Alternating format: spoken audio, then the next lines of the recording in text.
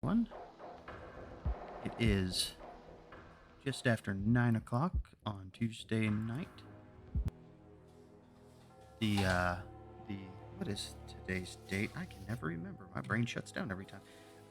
The 16th of January, we are starting up tonight's session of The Curse of Strahd, episode 7. Last time we joined our plucky band of adventurers, they had found the windmill, old Bonegrinder, that was beset and occupied by a trio of sinister entities that had a couple of children held captive that they seemed to be keeping with the intentions of consuming, either directly or using their bones to grind for bone meal for their decadently cursed pies, their dream pastries, which they use to addict the populace and cause wonderful dreams but a crippling need for more. Upon defeating one of the trio who fled the encounter, the party made their escape, but not before Taryn dispersed a copious amount of flour into the air, causing a very combustible scenario, to which she then flung a bolt of fire into the center of this structure, causing a chain reaction of explosions because of the sheer quantity of flour and other alchemical components that these three women had in their possession in the windmill, sending shrapnel into the heavens. Escaping with the children and their lives and a few locks of charred hair, our party continued down the road a ways before seeking possible rest for the night. Or do they seek to continue into the darkness to put more distance between them and old Bonegrinder, which still glows with the flames within at their backs as they retreat? And with that, let us engage in tonight's session. Being three kobolds. And so we are joined by Lord Offler as Taryn, Nolly as Wilhelmina, Yo. Tiger Soul as Grub, and Kajix Hello. as Renault. I can We're off never to a remember. good start. Do we prefer Renault or Renault? Renault. Renault. Okay. I wasn't sure But if we we're were off to a leaning good hard start. into the French pronunciation. Yes, I actually consciously thought about it because I was like, no, I'm not doing it again. At least not right away. I can't say I'm not going to do it again. We all know I'm going to do it again eventually. But yes, as I said to chat, you guys had, Taryn had created a, signal flare to the heavens. And as you guys are retreating into the night, do you guys wish to seek a potential campsite to attempt a long rest, or are you guys going to try to hoof it through the night? I think we were going to camp through the night. Make a camp for the night.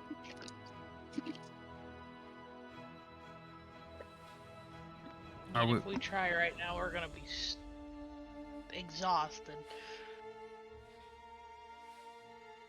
I mean, Two of us are... there is the chance of possibly needing to roll Constitution saves against exhaustion if you guys want to grunt through. But also, you guys are out in the wilds, so there's risk on it, and no matter what you guys choose, there's always going to be some measure of risk.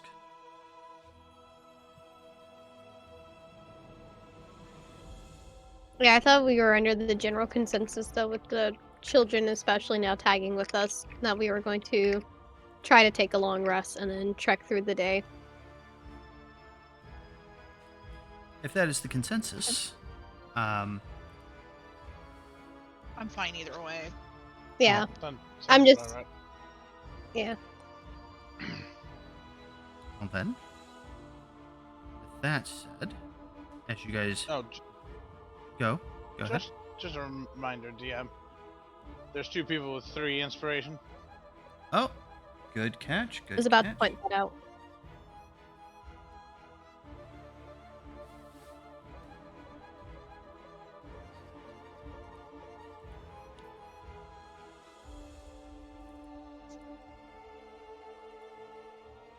Now, to be fair is to be fair. Yep.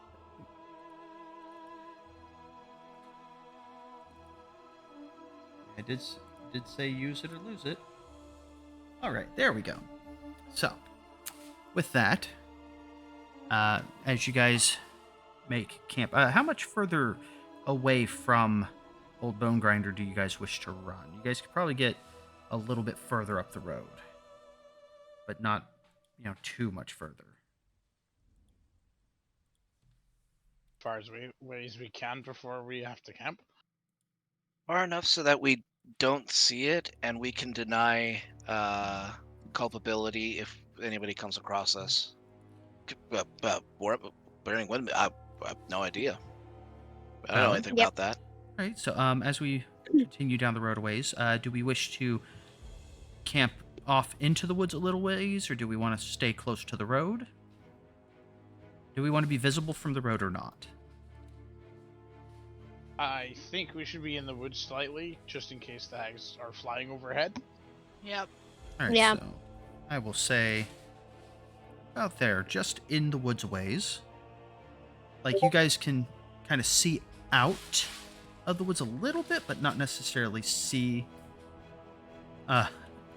like deep into, like, you can't see clearly to the road, but you guys feel that you're far enough away from the road that you're far enough away that you won't be seen from outside the woods before you might hear something approaching. The being hidden seems to be, you feel, in your favor here.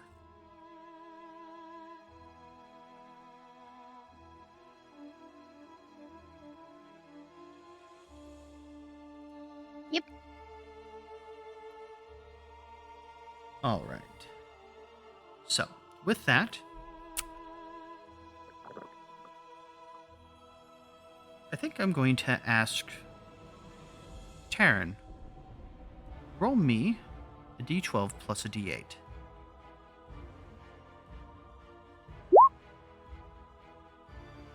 All right.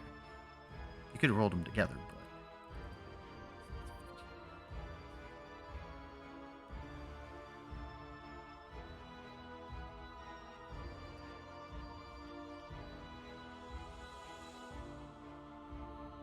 All right, so...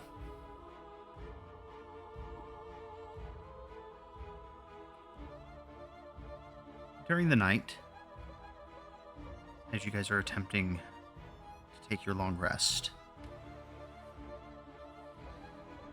who's going to be taking which watch, and are you planning on doing a doubling up or solo watches? I'll take one watch. Grub would take another. I'll take another. So you guys are going to break it up into 3 or 4 watches? I think that would probably be the safest. All right.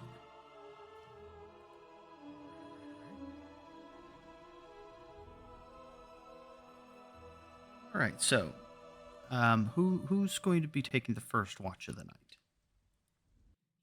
I'll take first watch.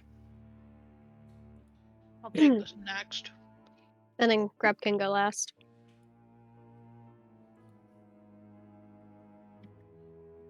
All right, so Renault, while you are tending the fire, keeping watch over your party, I would like for you to roll me a perception check.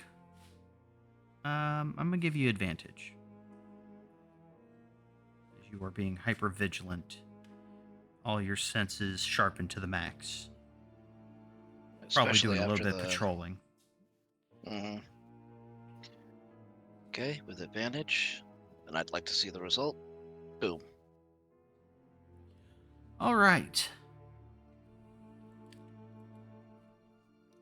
As you are kind of watching, scanning out into the night, into the darkness, you see a pair of eyes kind of glinting in the darkness and then disappearing as whatever it was that was looking at you turned its head and moved, and you see the eyes kind of appear again a little further to the left of where you first saw it, as whatever it is slowly is moving in a very, very wide, very distant circle around you, around the camp.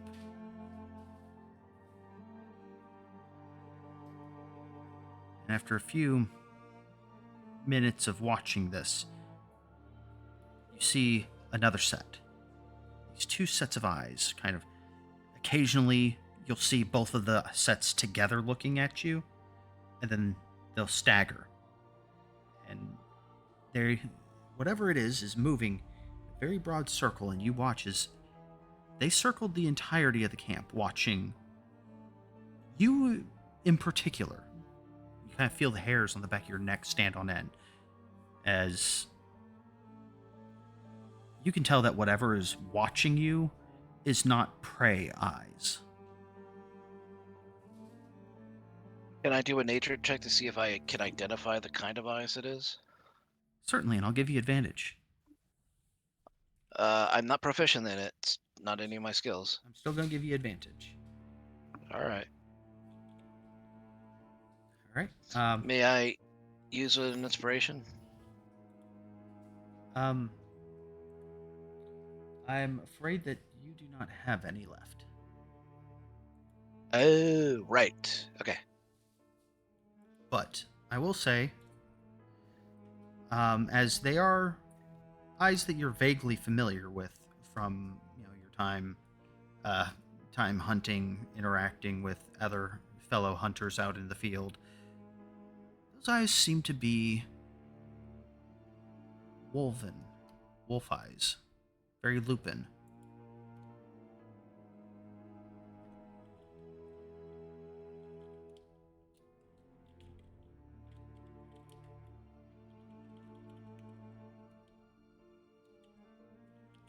I'm sending you a DM, or sending you a whisper. Okay.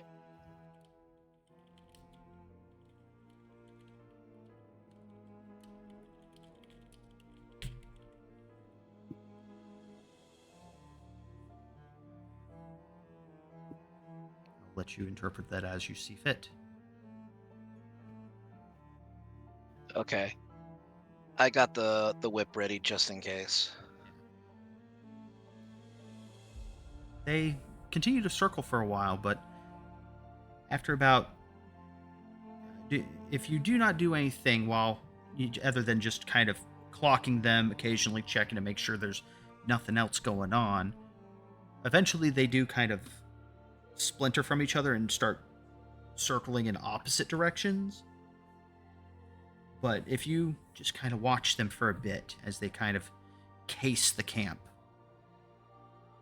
after about 15 minutes of this tense spectatorship, the eyes kind of stop moving and kind of stare at you for a steady 30 seconds before one of them kind of turns to the other. You can see one of the eyes disappear as the head turns, and then both of them turn, and you can actually hear just so faintly their footsteps retreating deeper into the woods.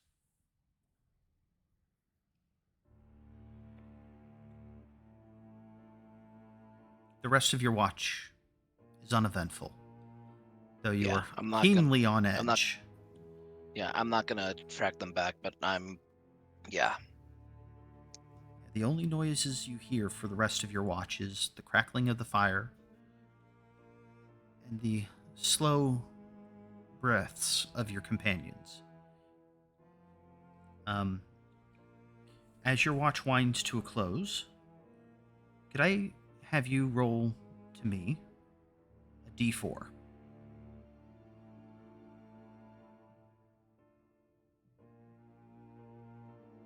Awesome. Awesome. All right, thank you.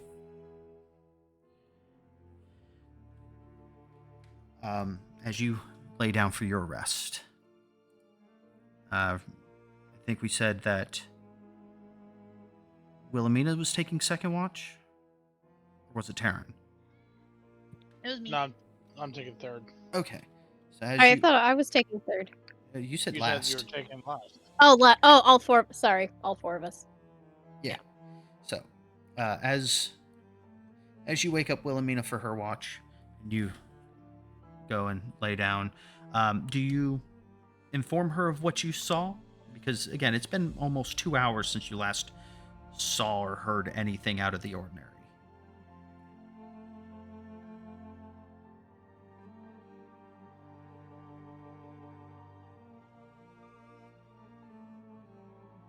Or do I find out anything?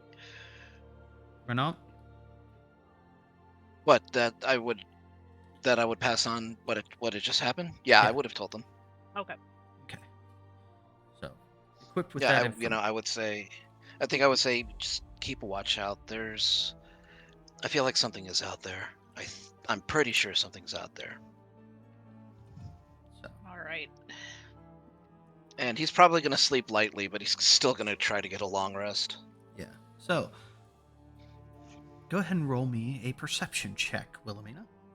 Oh, I am And great at those. I'm also considering how keyed up you are, especially getting that information from Renault. I'll give you advantage as well. Oh, You were probably not sitting down. You're probably pacing, keeping your head on a swivel. all right. Let me get my perception. You're so keyed up that outside of the crackling of the fire, and you kind of worry the fire more than keep accurate watch. Like you keep feeding wood to the fire, kind of poking it regularly, making sure that the camp is more than adequately illuminated to help deter whatever predator might be out there from wanting to approach. And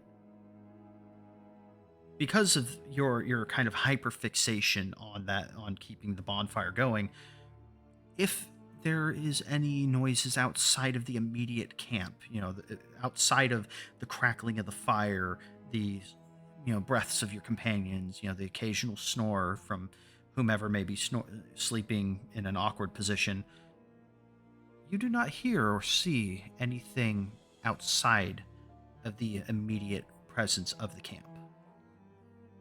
I'm a mama heading it up over here.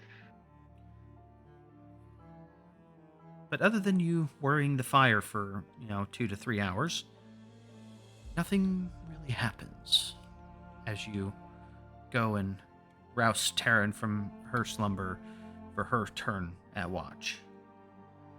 That's assuming, you did want the fourth. The fourth. Yeah, Grab will take fourth. You sure? Yes. All right. I mean, Wilhelmina's gonna tell Taryn what she heard from Renault before she tries to get some sleep.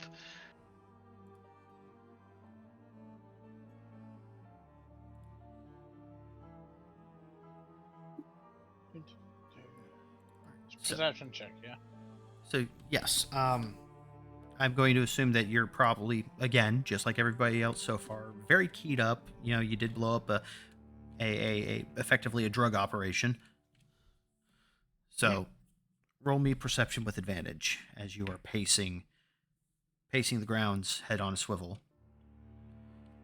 Yeah, much like Wilhelmina, that fire brings great comfort, so you are focused on making sure that thing does not die down.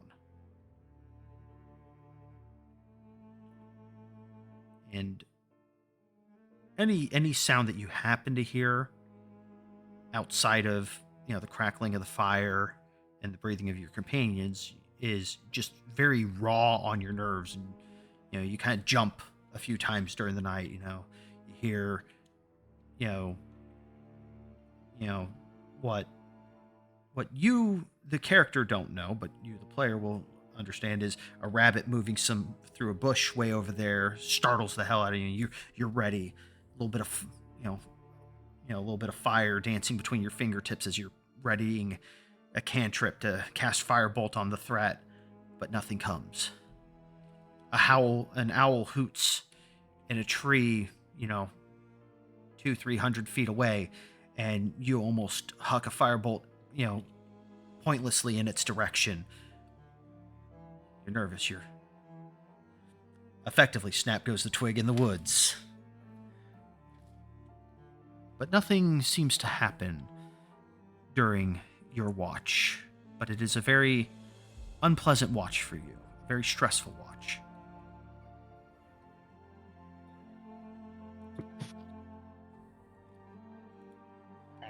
Um,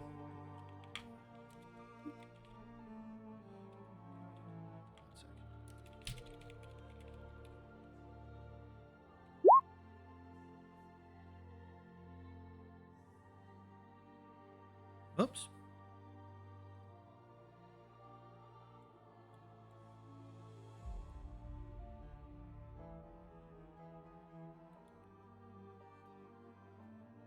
All right. So, again, your watch is uneventful. Stressful, but uneventful. But with that, you go and you wake Grub. And I'm going to assume you pass along the same information that you received. Mm-hmm. And Grub, you take your watch. And Woo. sounding like a broken record, as you are very keyed up, very tense, considering you have 2 innocent charges that cannot defend themselves, and there's predators out in the woods, especially considering the information you were just handed, and the trio of predators whose operation you guys just blew to Kingdom Come. Your head's on a swivel as you pace the camp. Roll me perception with advantage. Advantage and there we go. All right. So, with that, as you are watching the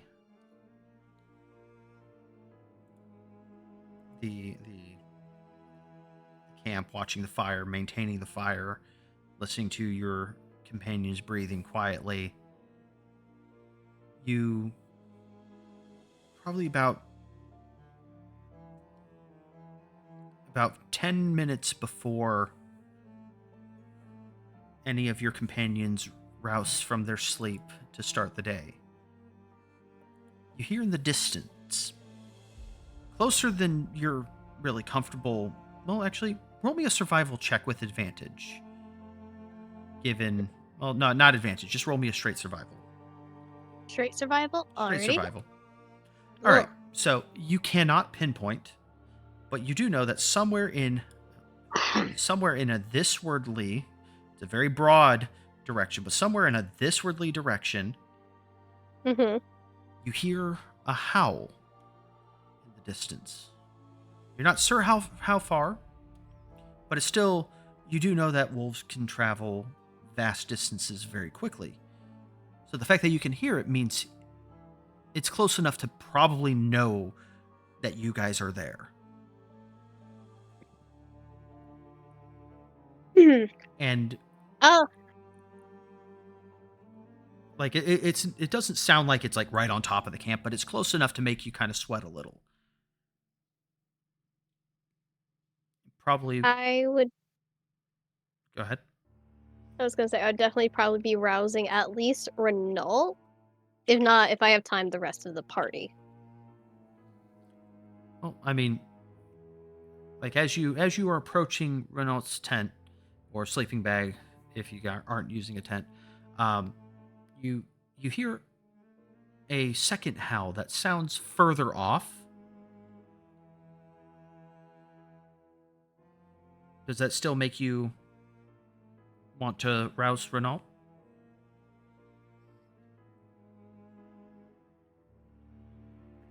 I wouldn't be able to with that low survival check. I wouldn't be able to gauge the distance of that one, but it was just further off. Yeah. Um, considering how possibly close the first one was, I would still probably rouse Renault a little bit, and especially with the knowledge that they were here earlier, All right. or that there was something nearby earlier. So, literally, as you are reaching down to wake Renault, Renault, as you feel consciousness return to you, as your companion is gently rousing you from your sleep, you also hear a howl. As you, this third howl, Renault, would you like to roll me a survival? Yes. Yes, I would. Normal. Yes. That helps you kind of narrow it down a little bit. It's definitely all the howls are in a south westerly direction. But as you wake, I will be applying a passive bonus onto this because of your familiarity with wolves in general. This you guys hear a bigger howl, like a bassier howl that Renault, you knew that the first howl that you heard when you first woke up was definitely a wolf's howl. Yeah. This one isn't. At least not That's a howl. It's definitely a howl, but it is not a wolf's howl.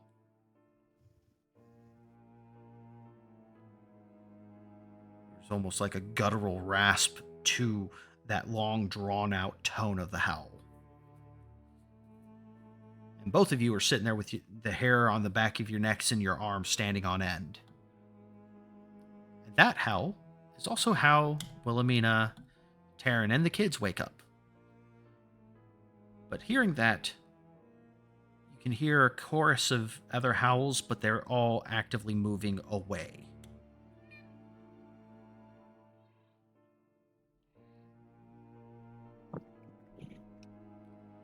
As though a pack of wolves calling out to each other as they are retreating back to their den for resting for the morning.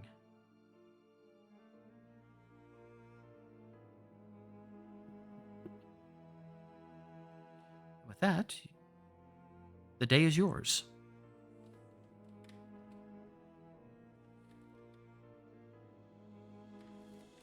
Once it feels like they're sufficiently enough away that Grub isn't entirely on edge, he just kind of sighs and he was like, "We need to find the next town."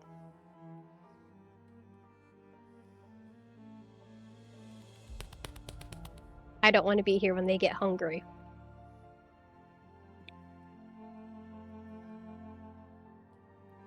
I mean, that's a fair assumption, shall we? And considering how hard it is to find food here, yeah, I think we should get going. Especially, well, Amina just looks at the two children.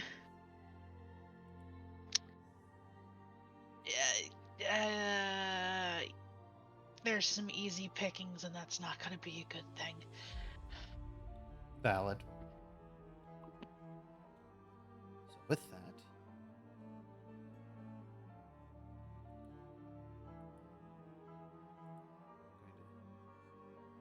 nice, decently sized reveal.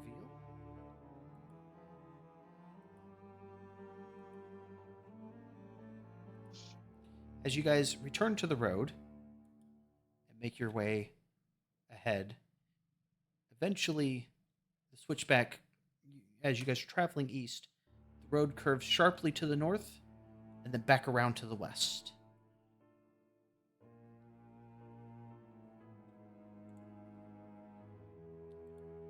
You guys were unfortunately not deep enough into the woods to be able to tell that the woods wasn't that much further through to get to the other side. Aw. Of course. But That's okay. as you guys make it to about here,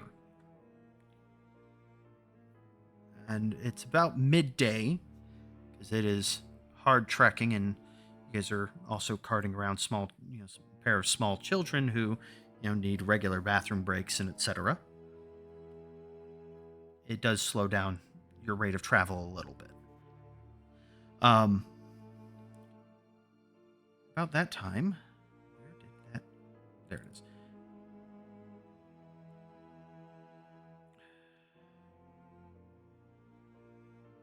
Nope, that was too far down. There it is. So, as you guys are traveling,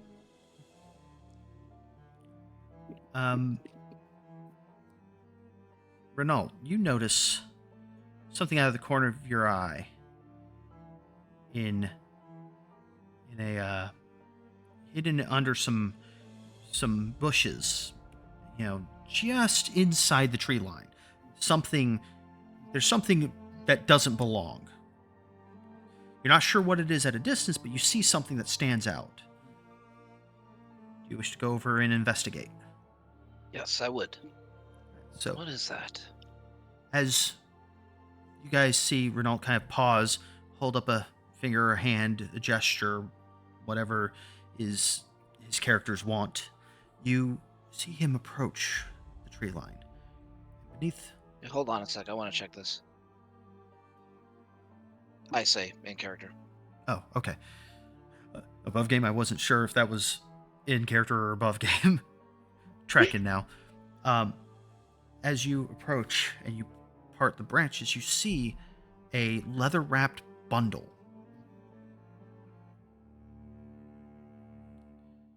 I would like to pick up a nearby stick. There's got to be a stick. It's a forest. Yeah. And if there are no kids around to pick up sticks to play with and break, then there's got to be a stick around. Yeah. Yeah, there's easily not necessarily a nice, makeshift quarterstaff worth of stick, but like a solid, fake wand worth of stick that you can poke and prod with. Yeah, a nice sturdy little branch that I use to unfurl this cloth wrapped package of whatever. So as you kind of poke and prod and negotiate it out from the bush to be able to unroll the flaps of it, it's like a length of decent sized length of leather hide that had been folded over 3 parts.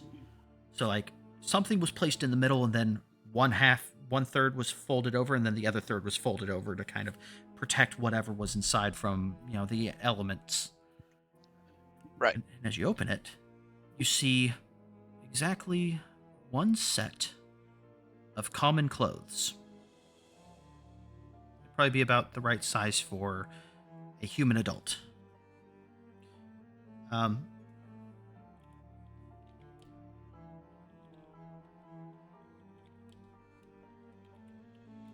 I turn to everybody and I say, 1 sec. I think we got a problem. Oh, sorry.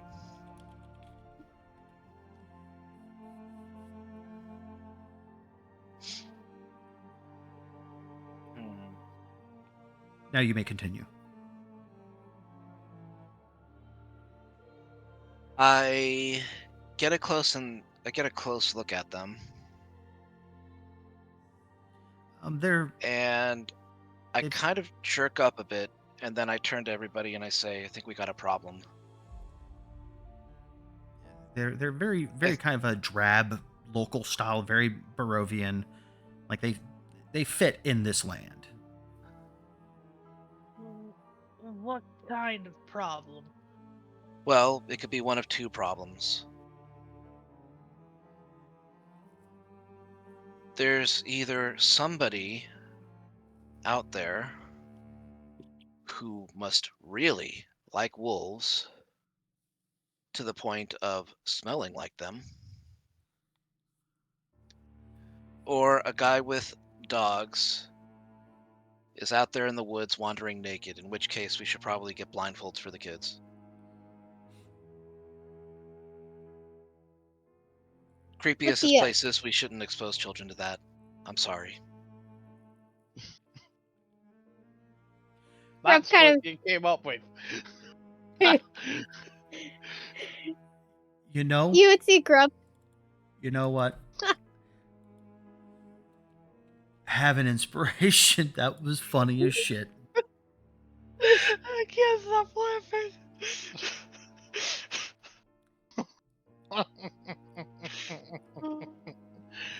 And beautifully Fucking delivered at that. Yep. Man, there's a man going calling the wild out there. That is for sure.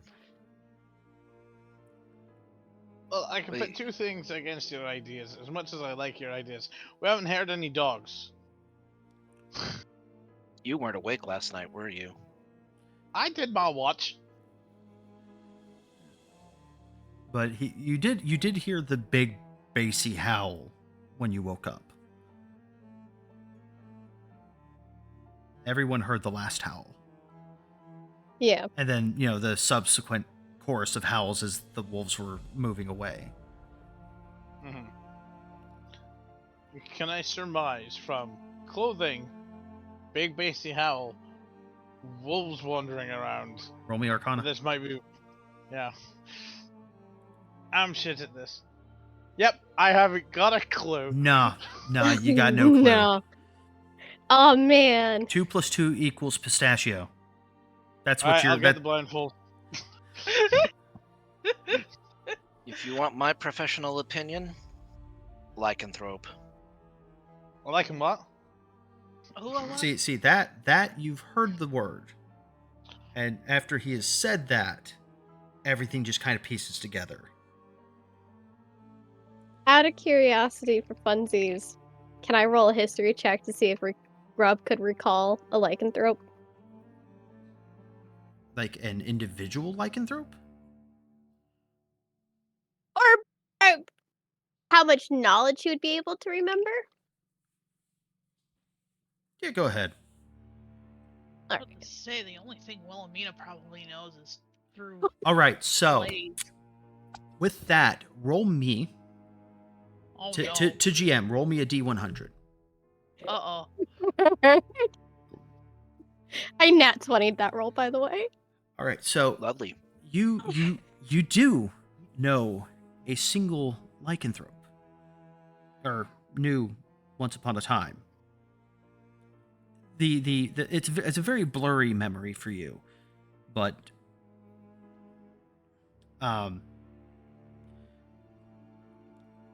there was this man that you knew in one of your at some point in history, named Benjamin.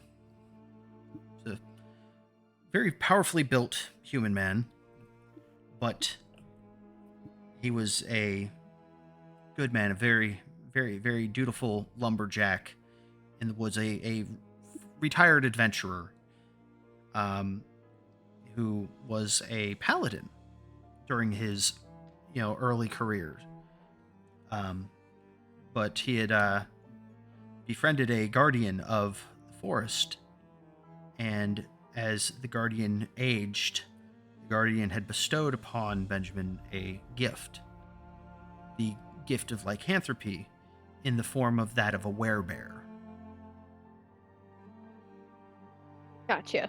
So you do know from your time with him, I'm giving you this with that nat 20 because, goddamn, especially with a +0, you deserve a little something. Heard. So he was a very adamant protector of the peace, the natural order. Naturally, he was an Oath of the Ancients paladin. He in his time with you had taught you that not all lycanthropes are good or evil. Just inherently, the the the, the prey drive of a lot of the more stereotypical quote unquote evil lycanthropes is just very, very strong, and sometimes it takes over, and there's nothing the the person afflicted with the curse can do. Um, Not all are bad. It's just unfortunately they are driven by primal urges of the beast within. It They're takes not bad. They're just cranky, Angry. angry. Yes. There are some who indulge the hunt, love the hunt, live for the hunt, and dive into the hunt every chance they get. And those are the ones that are your truly evil lycanthropes, the ones that you definitely need to be wary of. Unfortunately, from what Benjamin had told you, there is so much stigma behind the sins of those lycanthropes that all lycanthropes, regardless of their individual true nature or the more common nature of their animal, of their beast, internal beast, their beast within, would they all got Manifest. painted with a bad brush. So that is Yeah. why he didn't broadcast that he was a werebear. He kept it very close to his chest. You knew him for years before he revealed it to you. And he had been a werebear for easily 20 years before he told you. Okay. You had So- you had earned his trust enough to where he felt safe telling you. Okay. So with that memory, or jumble of memories, you kind of see Grub at first when the like the idea of a lycanthrope being mentioned. Like you see him being a lot more tense and ready to go. You know, like he's getting ready to be aware that to pull his sword out of as so much as a twig snaps too, as these memories are coming forth and whatnot, he kind of, his hand is still ready on the sheath of his sword, but he's a little bit more relaxed. Like he's ready to go if need be, but he's not as keyed up as before, and he just kind of takes the knowledge of a possible lycanthrope with like, okay, be on the lookout, but we may not have to draw swords if we don't have to. So they can be reasoned with. In my he kind of looks down a little bit. He's like, in my time I have, yeah, in my time I have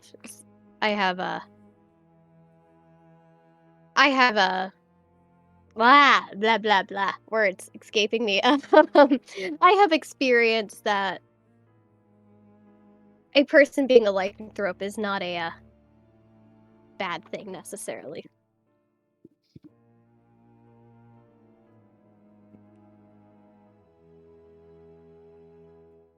Yeah, Irina would kind of quietly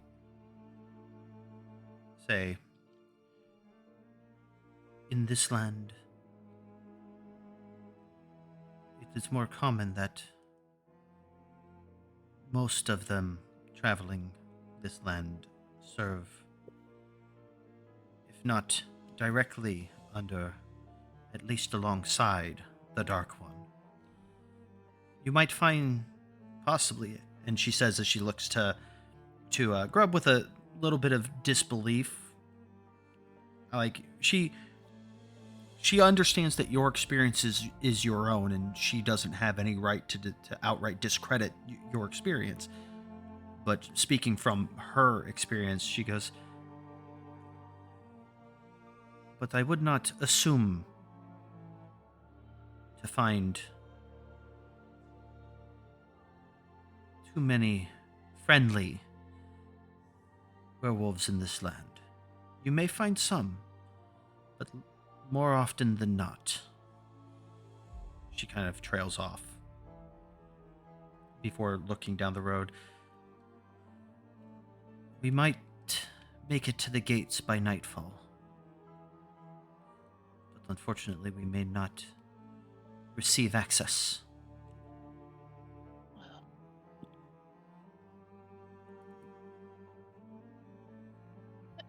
if we can't receive access, how do you suggest we get in? We might have to make camp and wait for daybreak. They close their gates and do not open them after dark. For any reason? Not for any reason. Okay. I figured I'd ask.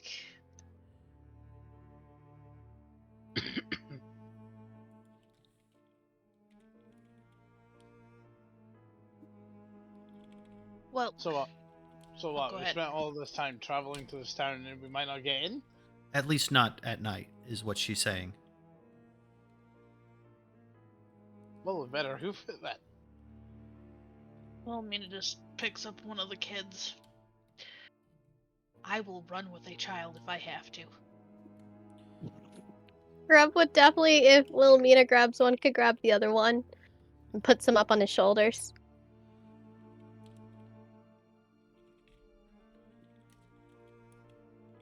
He is totally not phased by carrying a child. I mean, the way Wilhelmina looks at this, it's just like, the less these little kids have to walk, it does mean we can go a little bit faster until they need their bathroom breaks.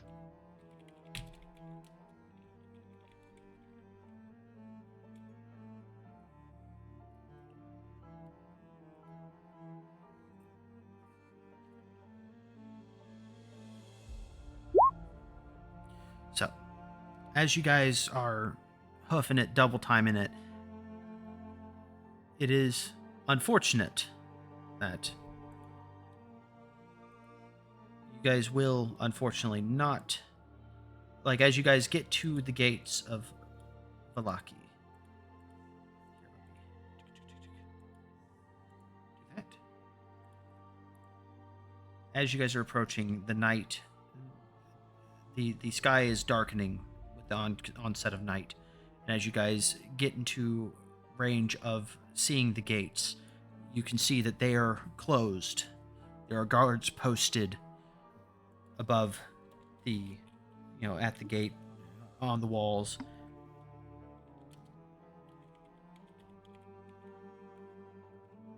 And you can see that they are, armed with bows and arrows, spears at their backs. And there's like two guys standing on either side of the gate, looking out, and as they see you approach, you can see them all in unison knocking arrows, not drawing, but knocking arrows, making ready just in case you guys prove to be a threat, as one of them yells out for you to hold. I am holding as best as I can with a child on me.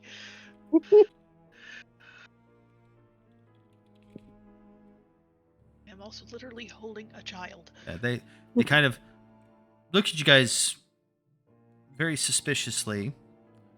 Let me pull this up. So, here we go. So, let me read this excerpt here. So, as you guys are approaching, the old Slavic road meanders into a valley, watched over by dark, brooding mountains to the north and south. The woods recede, revealing a sullen mountain berg surrounded by a wooden palisade. Thick fog presses up against the walls as though looking for a way inside, hoping to catch the town aslumber. The dirt road ends at a set of sturdy iron gates with a pair of shadowy figures standing behind them.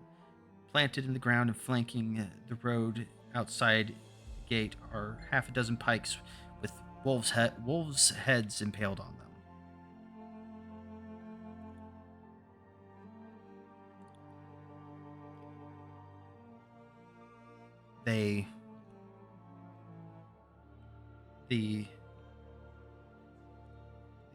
Sorry, not spears, they have pikes on their backs.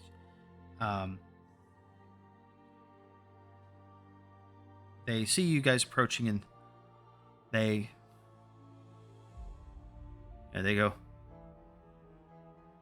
"What brings you to our gates this late?"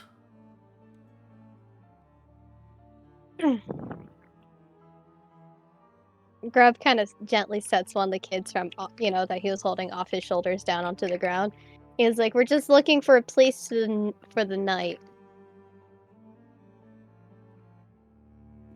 Kind of look A at each safe other. place for these two little ones." They kind of look at each other, look at you guys. Not the first time we've had that song sung to us.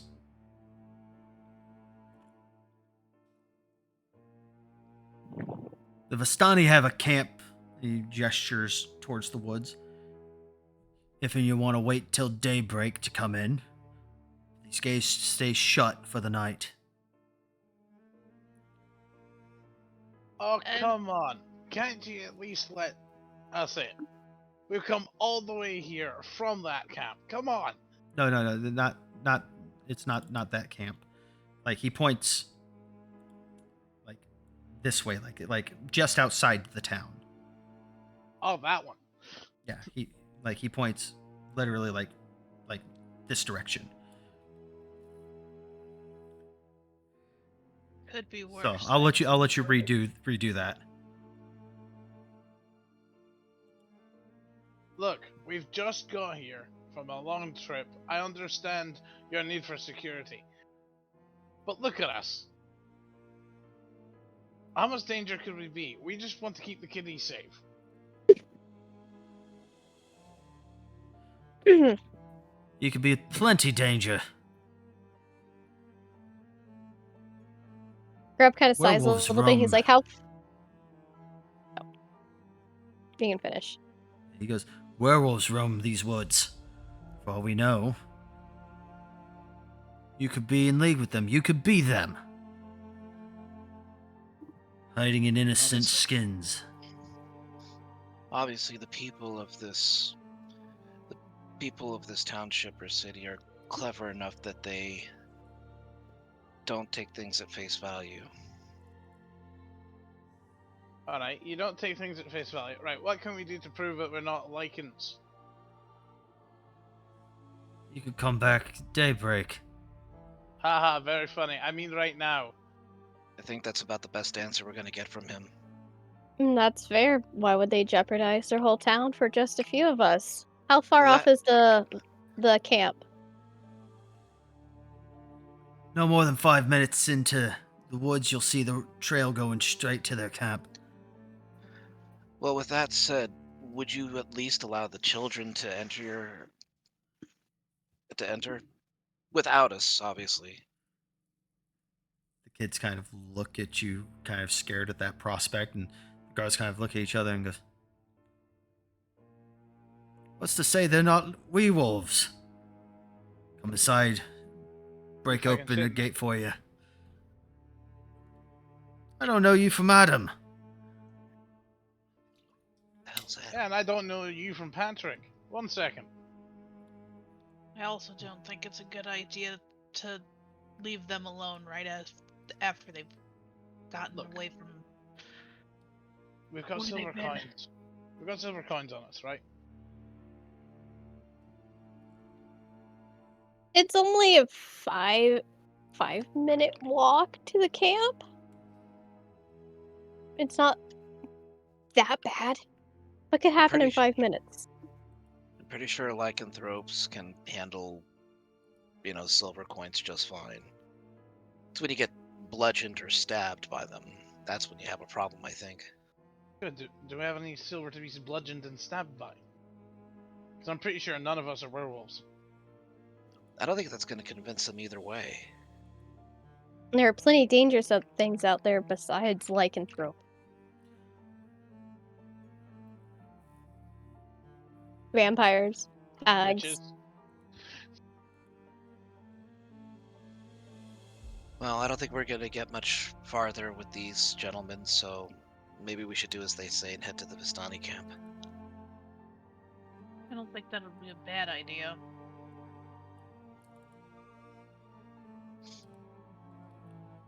Not even nighttime yet. No, Just start walking in the direction of the camp. it is. It's it's basically it's like just after dusk.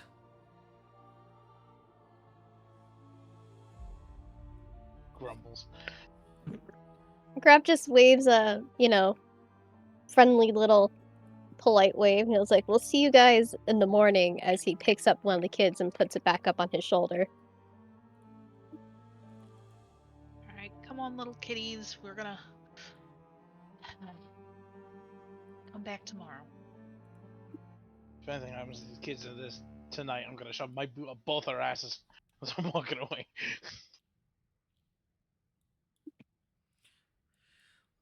All right. Maybe we'll have another delicious breakfast at this camp like we did at the other one.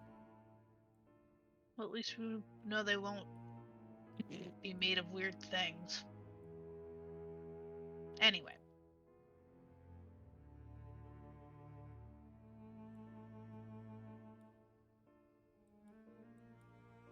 Hope's dashed of sleeping in a bed tonight. Oh, we'll get to one tomorrow. And a bath. Tomorrow. Okay, so as you guys approach, let me read this to you. So as you guys are traveling traveling along, you see a several footpaths that kind of come together and form a larger, like almost thoroughfare of sorts, a very very roughly beaten path. And you can see like there's tracks to carts, cart tracks, horse trails, horse prints, etc. And the woods part to reveal an expansive clearing, a small grass-covered hill with low houses built into its sides. Fog kind of obscures the details, and also the coming night, but you can see that these buildings feature elegantly carved woodwork and have decorative lanterns hanging from sculpted eaves. And atop the hill, above the fog, is a ring of barrel-topped wagons that surround a large tent with a column of smoke pouring out through a hole in the top. The tent is brightly lit from within, and even at this distance, you can smell the odors of wine and horses that emanate from the central area. And with that, welcome to the Vistani camp.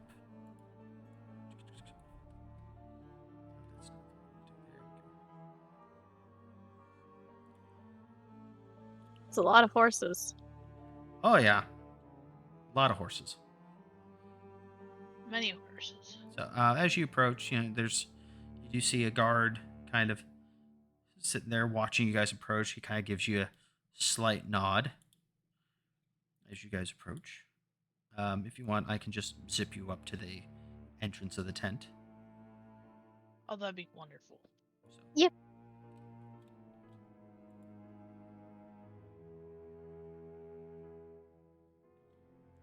all right, now let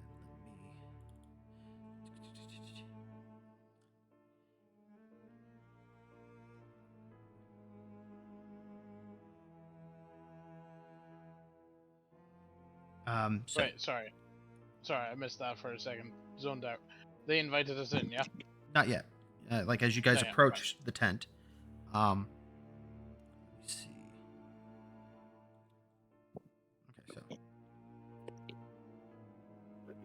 Okay, so sorry.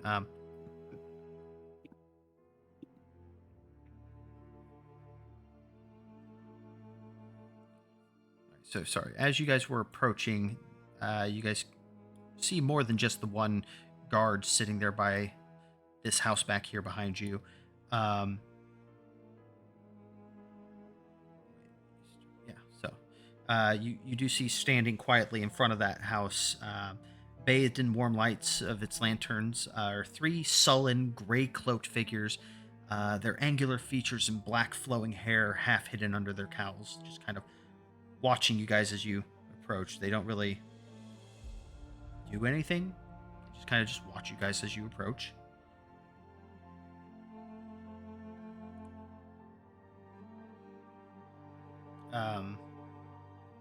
let's see.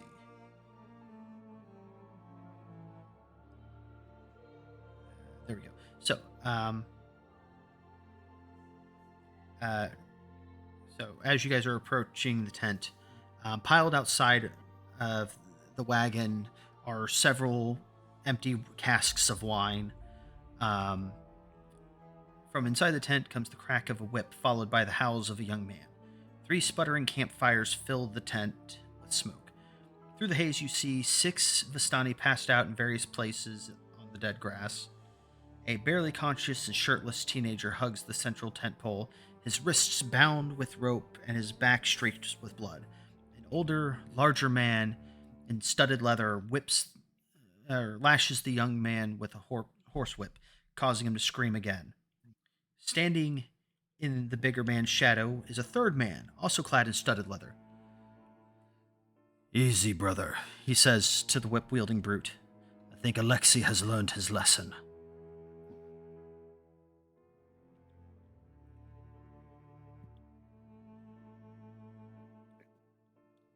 I would kind of say if, as they're approaching the tent, they could hear the whip earlier, or the cries earlier. Grub would have put, the kid that he's carrying down, and then kind of behind him, so when they approach the tent, they're not really seeing that violence. Yeah, that's fair. Just protecting the kid's innocence a little bit. Especially since he has no idea what's going on.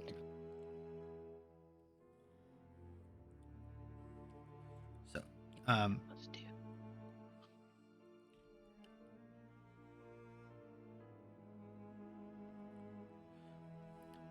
so as you guys approach, you hear that exchange.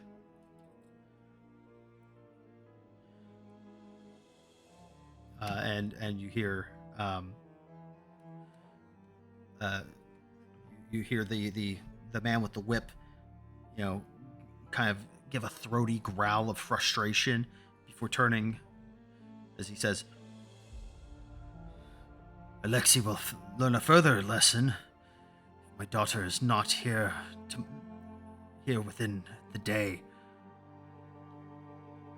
He thrusts the whip at the whimpering man's body. You were given a simple task.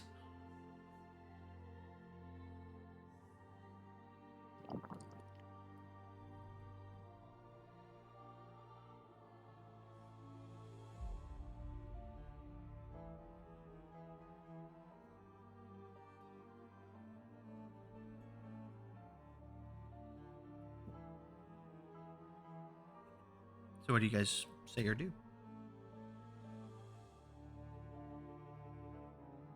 I'm not interfering.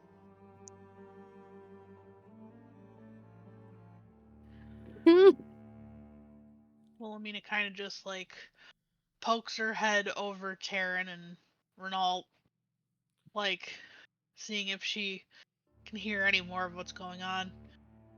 Part of this is because stage and drama. She wants to know the juicy detail. So they kind of turn away from leaving the man tied to the pole. They kind of turn as though they're getting ready to adjust each other when the one holding the whip kind of freezes when he sees you guys standing there.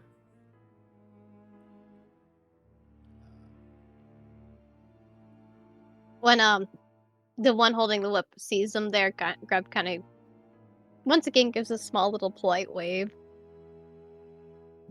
He was like, I am terribly sorry if we are intruding, but we were denied at the gates of Valaki for the night, and we were just wondering if there is a warm, safe place we can hunker down for the night before we continue our business in Valaki in the morning.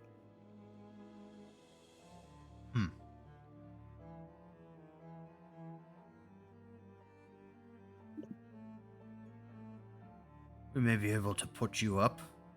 This man says he kind of steps forward. Um, he kind of gestures behind him. He goes, "Forgive my brother. I am Arigal. My brother, Luvash, is very strained at the moment.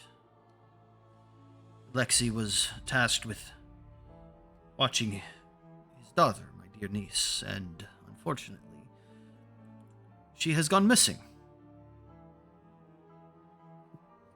Poor the lamb.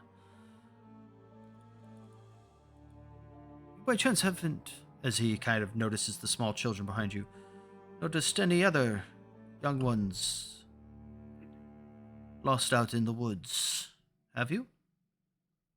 Unfortunately, no. But if your daughter was about the size or age of these two, we may have. He kind of stops for a moment, very, very carefully tries to pick his words as he says, we may have preemptively avenged her. How old is your niece? Is what he's trying to say. She is 7.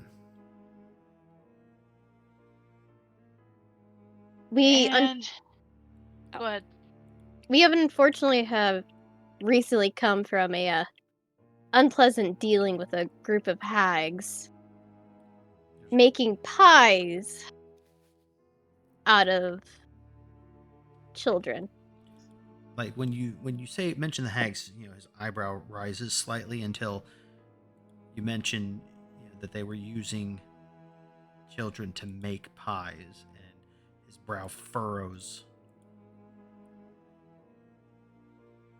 But we have not only injured the hags, rescued these poor children, we have also destroyed their location. Destroyed their bakery that they were running from. Hmm. So if you heard an explosion in the middle of the night, that was us. They kind You of just look see at a each little- other. No, we did not hear much, but then again, they look around at the passed out drunks filling the tent, and you guys can hear some laughter and drunken slurring and heavy snoring and just raucous noise coming from all these different covered wagons.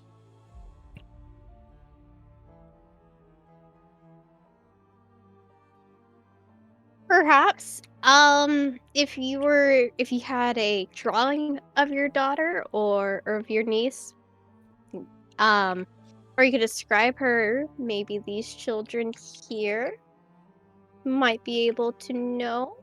And he looks down at the two kids, behind him to see if they would possibly help out.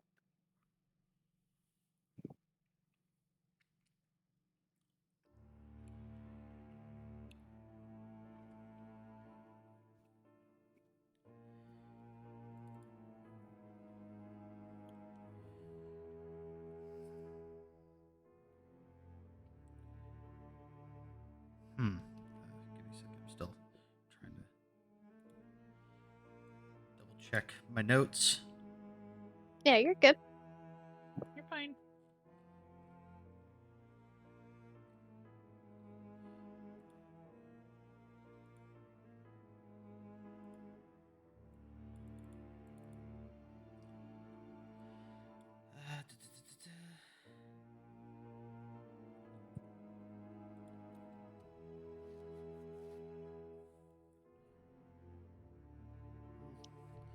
I do believe we have a tent that we can lend, or one of the wagons we can lend to you all to rest for the night. If you happen to That- find, my notes go.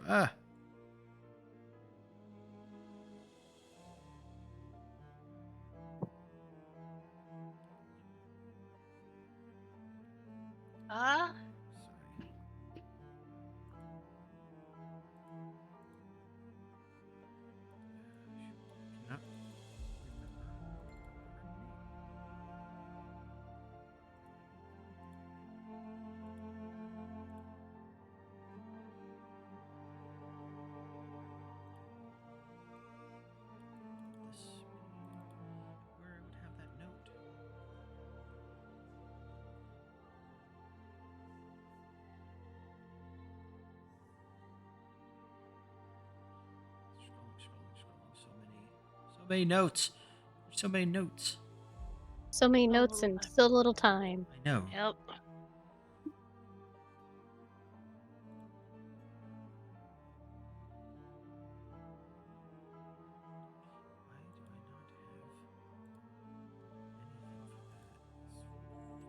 This definitely frustrates me. As we wait, we know there's a man out in the wild, naked.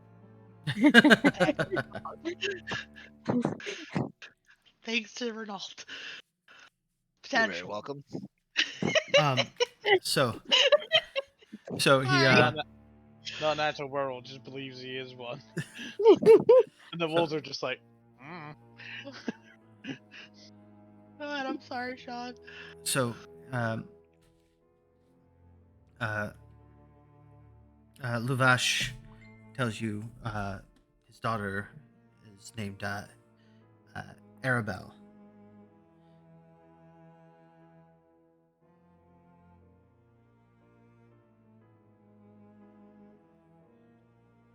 Okay. Well, then we'll be on the lookout for Arabelle. He describes her height, and she's about yay tall, and she's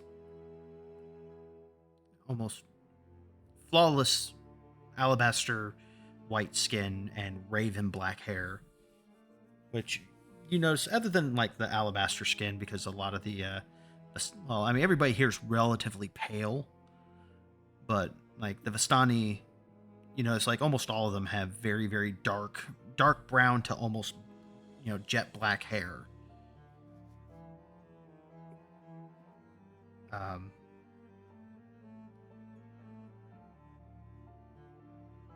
but after describing her,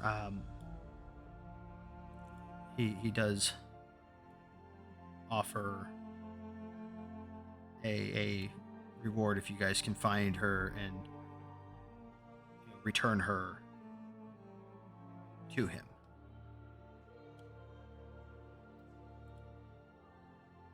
We will absolutely try our best if we can.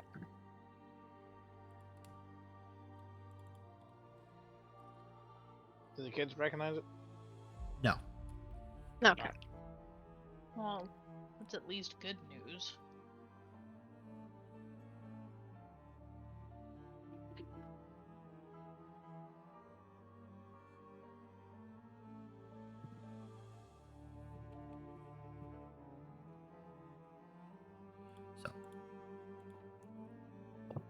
So with that, they show you to one of the wagons, and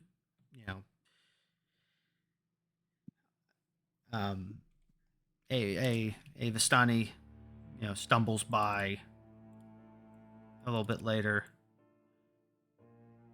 and uh,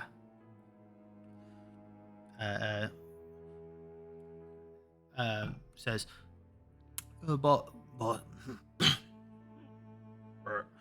but as he kind of hiccups and does one of those really, really nasty little belches that are on the verge of being extremely unpleasant. Kind of swallows it back, and as he goes, boss says, if you're willing to part with a coin to get you a cask and hot meal from the stove.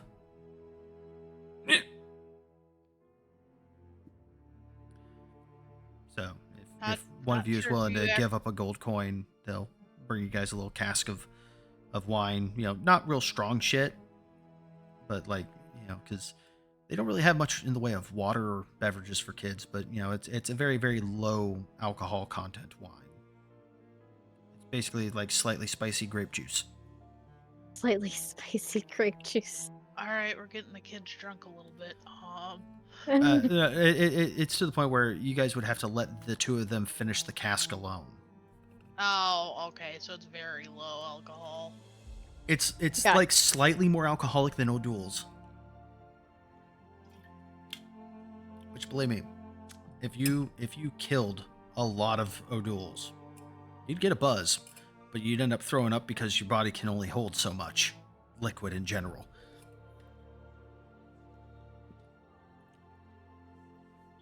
Gotcha. I would spare coin, however, I have no money listed in my character sheet. Which is Uh-oh. weird because I thought I wrote it in there at one point. Is it just 1 gold? No, it's 0. No, he was asking if that's what they're asking for. Just a gold coin. We'll Alright, feed you all. I'll give him a gold. I'll feed us all. I was about to say I'd also be able to do it. Yeah, no, yeah. He like, it's pretty straightforward. It's like there's you guys basically they bring, effectively like a couple of roasted rabbits that were just roasted on a spit over the fire, and some kind of starchy porridge of sorts, like basically a gruel. Not overly flavorful, but filling. Though, if you eat it with some of the rabbit meat, it's actually quite nice. And like a bowl of just this just a bunch of like a couple different kinds of fruits. Like they're not overly juicy or overly sweet, but they're like it's like a big bowl full of these apples that aren't very glossy. They're kind of sad. They're kind of sad apples. They're edible. Yeah, I mean it's food, it's sustenance, but other than like the rabbit, it's not very enjoyable. Ugh. But it's I will also better than nothing. I will also ask, since gold's changing hands, if they would have a pair of long gloves, because I lost mine. Hmm. Feeding what's his face in the basement. Yeah, he kind of sits there and looks you up and down. He goes, It's a skin condition. Don't worry about it. if he kind of like rubs his fingers together and holds out his hand.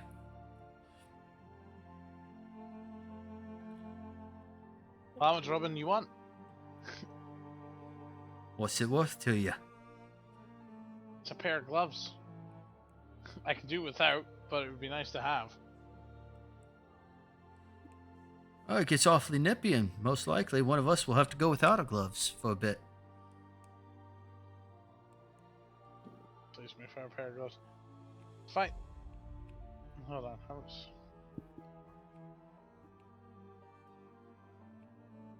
How's 60 silver sound? He just kind of gives a slight nod, and his hand's still there. I'll pull out the little human skin pouch I have and just tip out the silver coins into his hand. He doesn't even clock that it's a human skin pouch. I was gonna say human skin is actually apparently hard to determine from any other leather. Fun Yeah. fact. About the only way that you might notice it is if you're like, wait a minute, is that a nipple? Which I don't think that we have a nipple, so No, it is Barovia.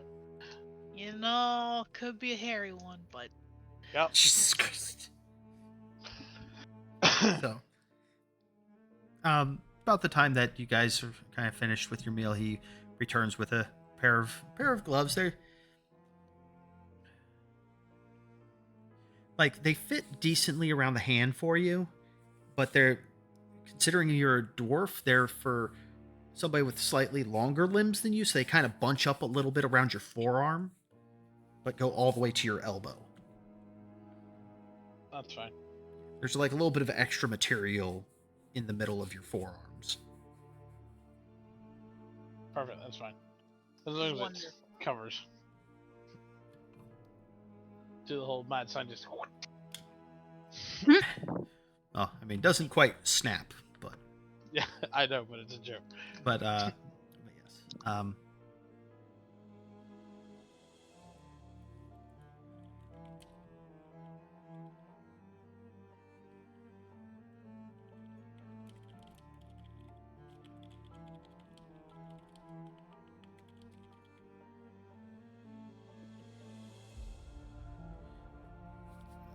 But as you guys kind of settle in to rest,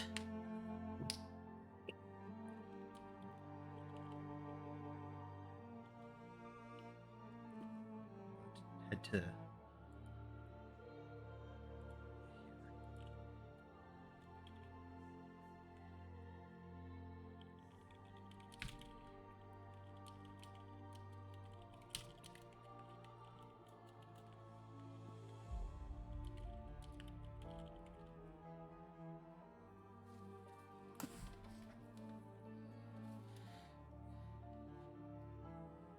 I've got to do some behind the scenes stuff while you guys rest and take your turns, take your watches. You're good. Gives me time to get some water. So.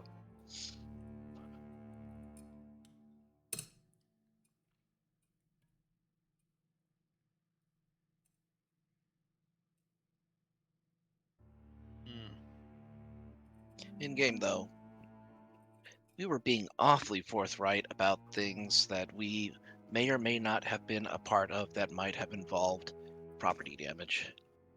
So we might want to be careful in the future. I wasn't saying anything. I No, know you but didn't Grub say did. anything. Yeah, I know Wilhelmina did, but it's like, well, may have heard an explosion. I mean, we also have a very odd-looking party, mildly odd-looking party with 2 random children.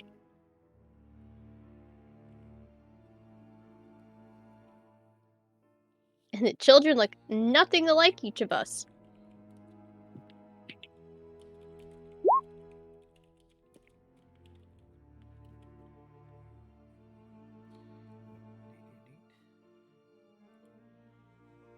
Let me see here. Switch back over here.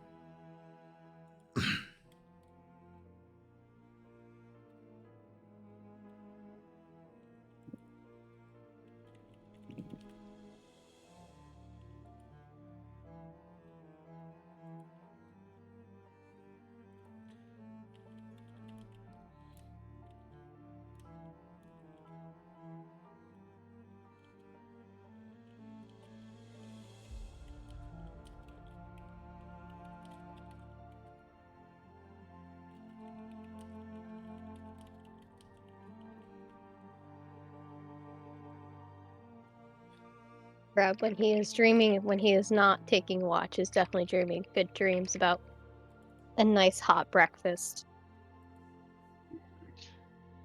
Not a pie. Not a pie. Why not? Breakfast pies are great. One time Only he's just gonna be certain- strolling through.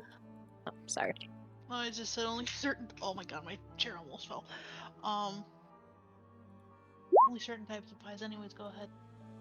I was gonna say at some point they're gonna stroll through a town with a bakery and there's gonna be pies in the window, and Grub is just gonna look at him longingly. Trust Then completely ruined. and then Wilhelmina's gonna go up behind Crumb and just be like, "Sure they aren't made of children?" Scared. Yeah.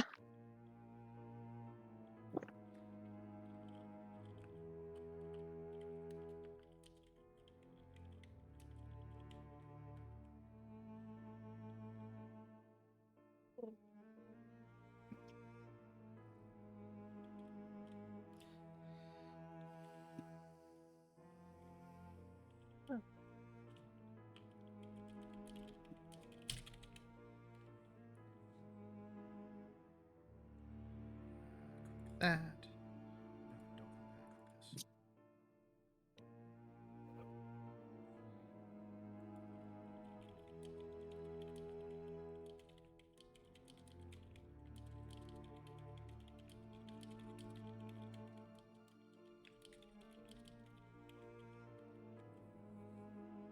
All right, so as you guys have take your turns during your watches, who wants to take which watch? Because while I'll you take guys are, first watch. because while you guys may be in a camp, I got Renault for first watch. You guys are in a camp of strangers, so I would assume that you guys would not just freely sleep. I'll third watch again. I will take last watch this time. All Take right. second watch. Okay. Awesome. Awesome.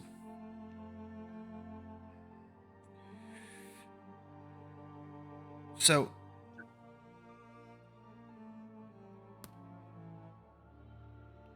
let's see. Grub,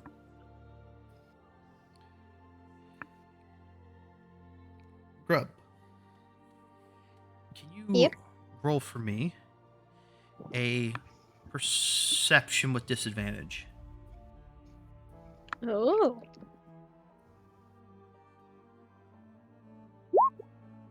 All right, Oh.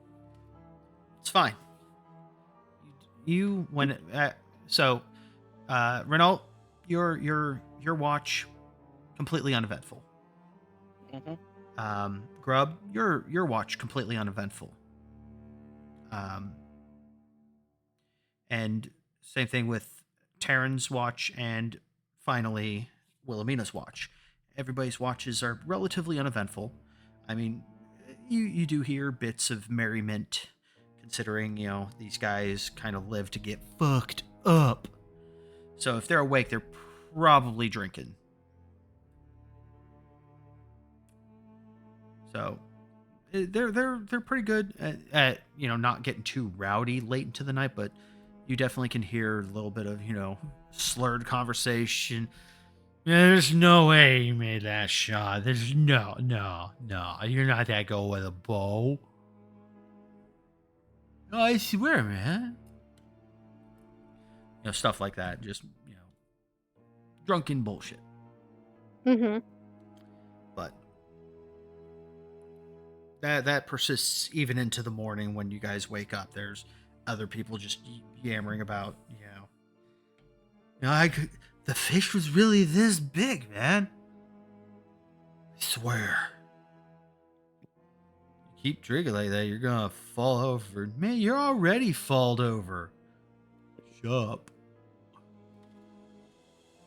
But,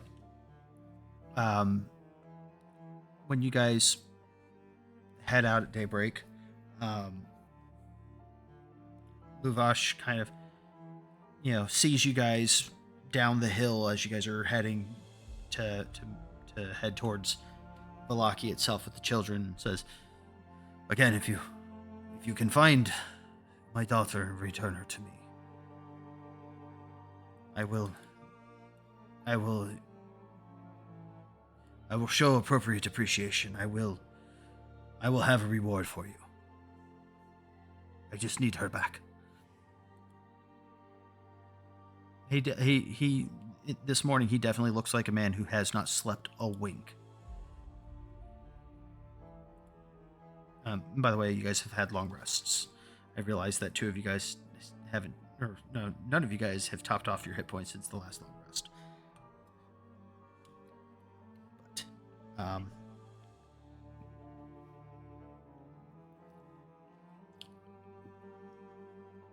so with that, I will actually migrate us over to the town of Valaki itself.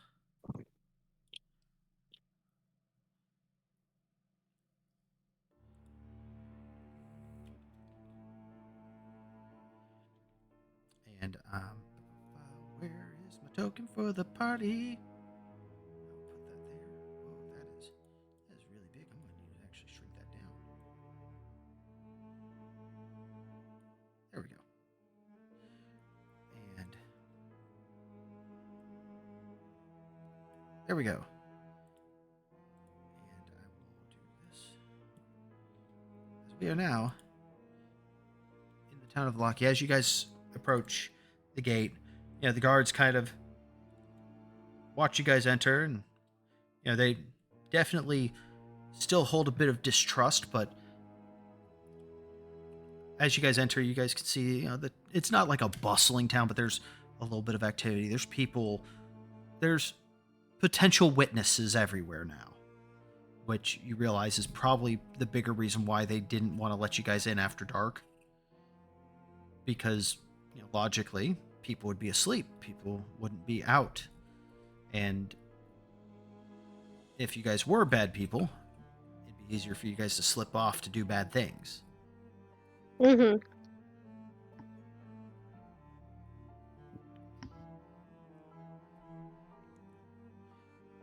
But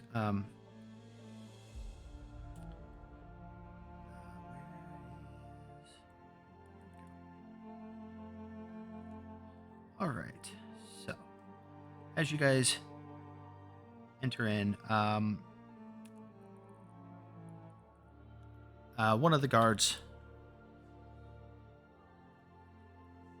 Actually, no. So as you guys are heading in, the first fork in the road.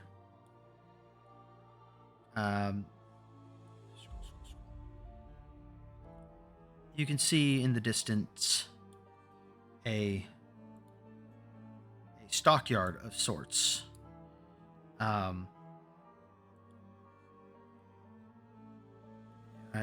you guys wish to head down that path, or do you want to continue forward?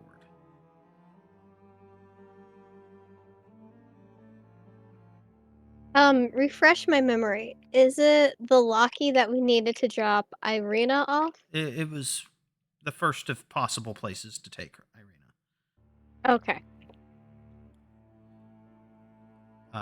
There is a church that she believes she could be safe at. So if you guys want to beeline for that, you guys can.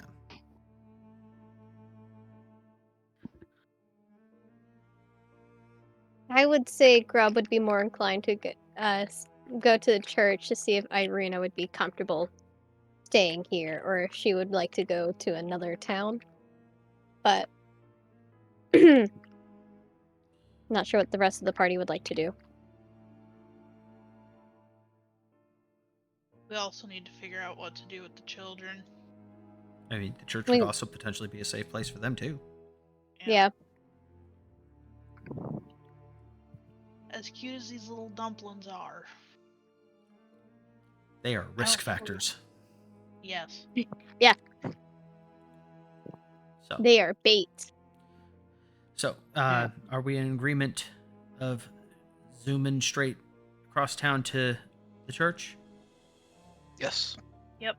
So, Yep. you guys, as you guys go through, you ask a couple of the villagers. Some of them aren't keen to interact with you, but you eventually find somebody who tells you that on the opposite side of town, you'll find the church. Just stay on this main road; you can't miss it. And as you guys run across the town, you guys arrive at the church. We're here. There it is. Ooh. I got too many things open. All right, so you find the church, Saint Andrew's Church. You see, this slouching century-old stone church. It has a bulging steeple in the back, and its walls are lined with cracked, stained glass windows depicting pious saints. A fence of wrought iron encloses a garden of gravestones next to the church. You see a thin mist creeping amongst the graves. You guys, particularly Grub, would recognize the. I think you guys probably might all recognize, and if you don't, it doesn't take long for the information to come across. This church is a church dedicated to the Morning Lord. Okay. Oh. As you guys approach the church, you see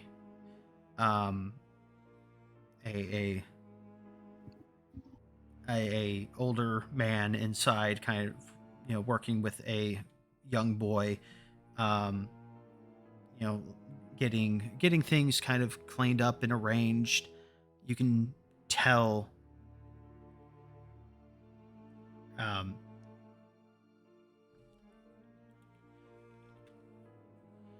that they're trying to get stuff ready for the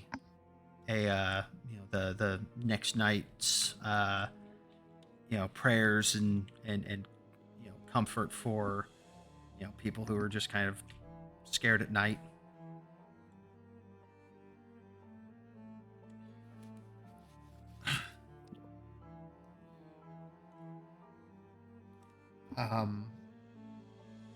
see, as you guys are approaching the steps, like you can see the young boy kind of come out and is like shaking off a rug before running back inside. But as you guys are approaching the steps, you can see in the graveyard a very like this very brawny lad with just a perpetually furrowed brow. Like the dude's got a very grumpy expression, walking around with a shovel, um, kind of going around and tending to the graves. Getting stuff prepared, but also for the next burial, making sure that whole graves are ready to be filled. Considering this is a dark land and it happens distressingly often.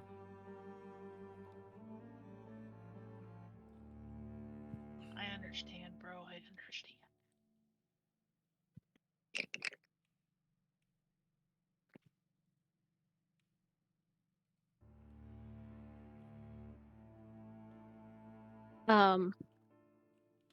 I think Grab would be like the first one to kind of approach up to the gates and kind of,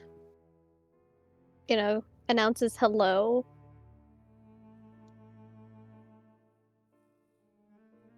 I'm assuming the gates are closed to the church, right? Oh no, the door was opened a moment ago as the boy came out, beat some dust off of a rug, and then ran it back inside. Oh, okay. So the church is open. You can head on in. Okay, yeah, Grab would kind of follow behind a little bit behind the boy, kind of when he got in the threshold of the doors, calls out hello. When you call into the church, you hear, oh, not used to parishioners arriving during the daylight hours. Welcome to St. Angel's. I am Father Lucian Petrovich. Welcome. Yeska, can you set about a pot of tea for the guests? I don't recognize any of you from my usual flock. What might I do for you?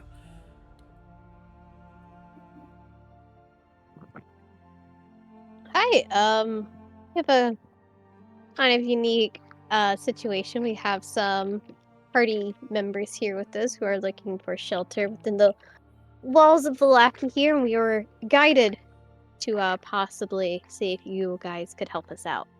As he kind of steps out of the way to, let Irina and the kids step forward. He smiles and goes, "The Morning Lord would not withhold his protections from any who sought it. You and the children are more than welcome to stay here if that is your desire."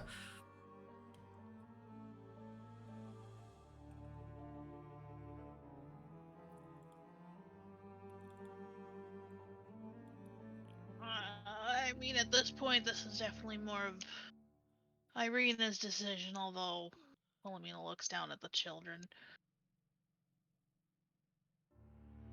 I have a feeling they are going to need to stay here.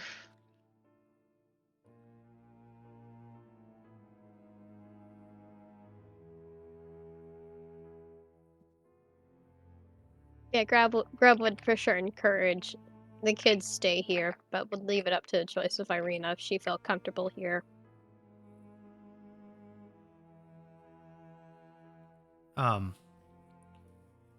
He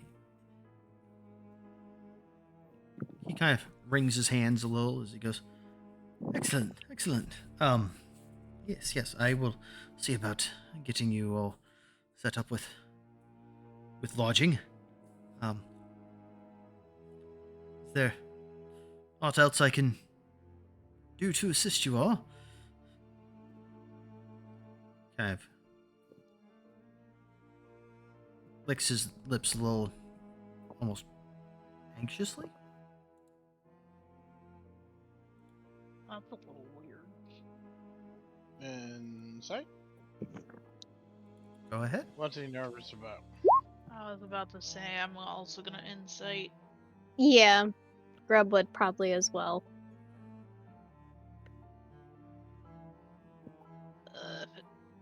Get off advantage. Just go on normal. Anybody and everybody may roll insight on this if you wish.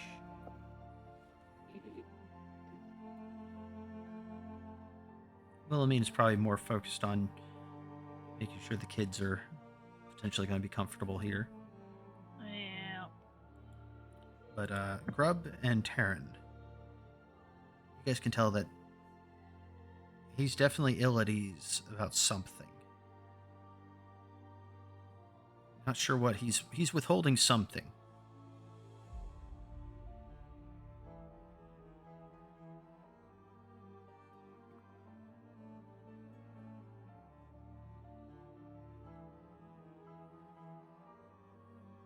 Grub kind of looks around.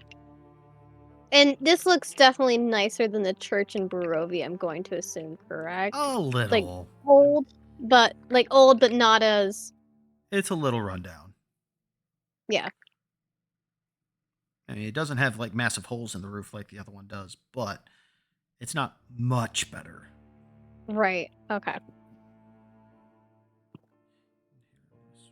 going to switch tracks to this. Can I tell this guy wants donations or something? That's not the energy you're getting. No, right. Is something wrong, Pastor? His eyes kind of widen a little bit as he goes,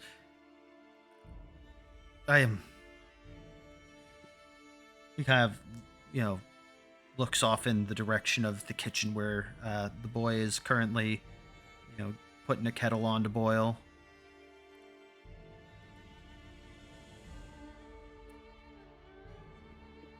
This is... Roll me a persuasion to see how open he's going to be to divulging. Alright, that'll be enough. He kind of heaves a bit of a sigh.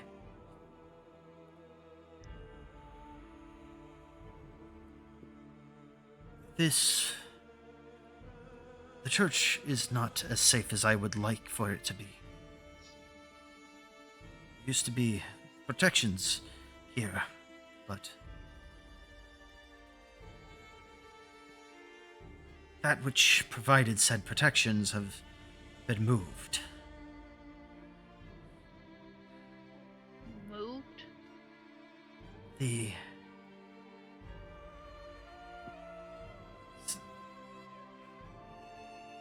This church is named after Saint Andrew, who, as he, walks with you guys. Irina is currently with the kids, kind of, keeping them occupied off to the side. He walks up to the altar, and he, brings you guys around to the other side. And you could see there's a door that has a door that should be very, very flush and hidden inside the altar that has been opened in a cavity within that shows a little chamber beneath that is a 10-foot square, 5-foot high chamber.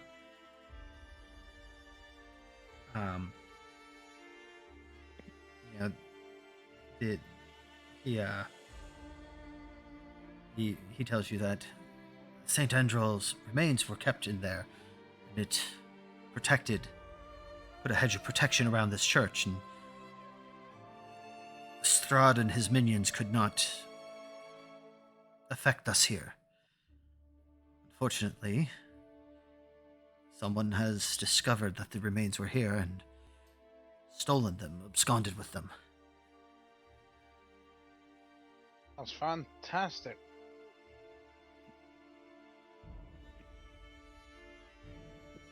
That was sarcasm, by the way, Father. I did not mean it in that jovial way.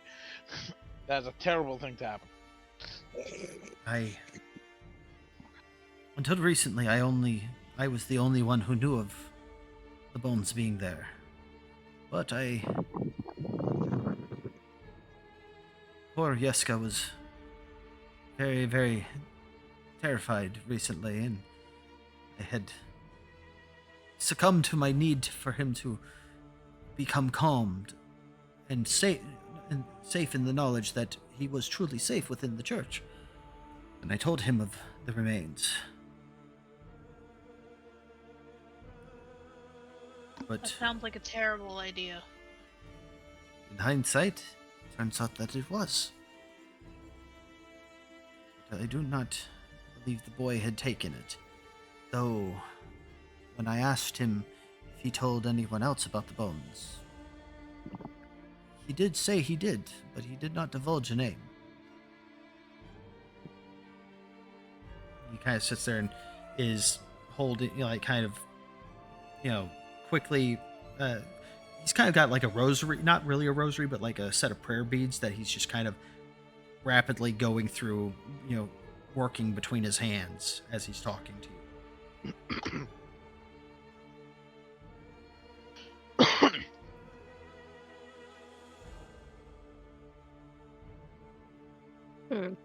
I have not reported the threat because the Burgomaster has a festival coming soon that I did not want to disrupt any potential positive impact that his festival might have with the fear that would come with knowing that the hedge of protection is gone.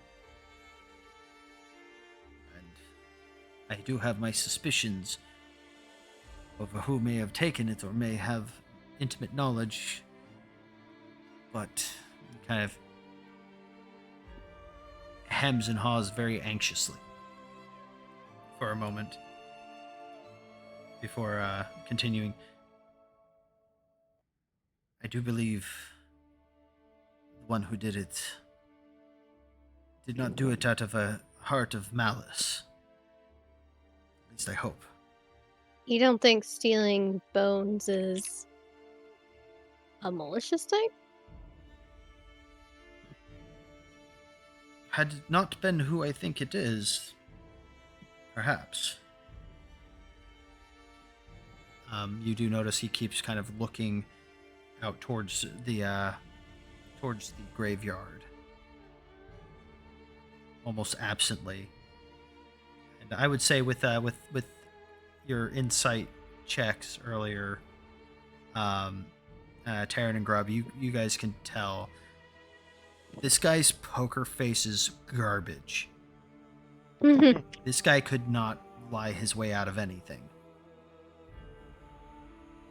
Gotcha. Honest to a fault. Just a sweet, doddering old holy man. Really just wants people to be safe and happy. And there was a boy out in the garden graveyard thing. Was that above game or in character? I'm asking you. Yes. There was a boy working in the graveyard. Alright. So we saw him on the way in. Yes. He kind of gave you guys, like, at first you thought it was a dirty look, but you guys get that a lot in this land. But when he looked away, his brow was still furrowed, and you realize that's just kind of default expression for him. Nice. I mean, if it's a boy out in the graveyard, we can just go ask him. Again, was that above game or in character? That one was in game. To which, the father kind of looks to you and goes, and he kind of sweats a little as he goes, I do believe it was Milivoj. The lad is so temperamental, I haven't had the courage to go speak with him.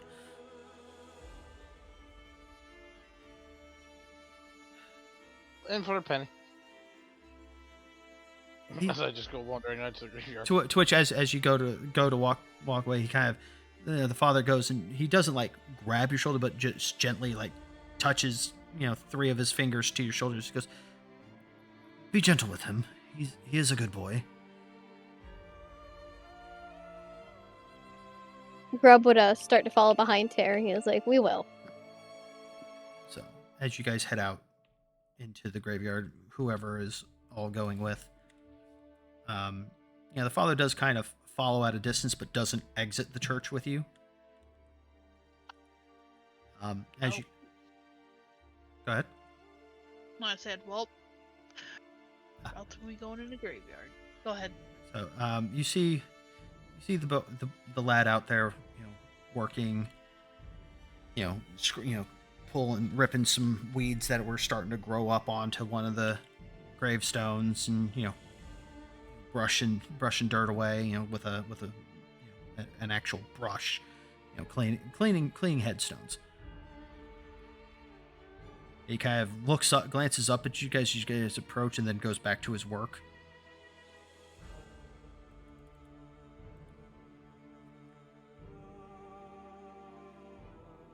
Yeah. And hold on. Can I speak to you a moment? He kind of glances up for a moment, again, very surly expression. Like, he definitely looks like he's fully aware that this land is shit.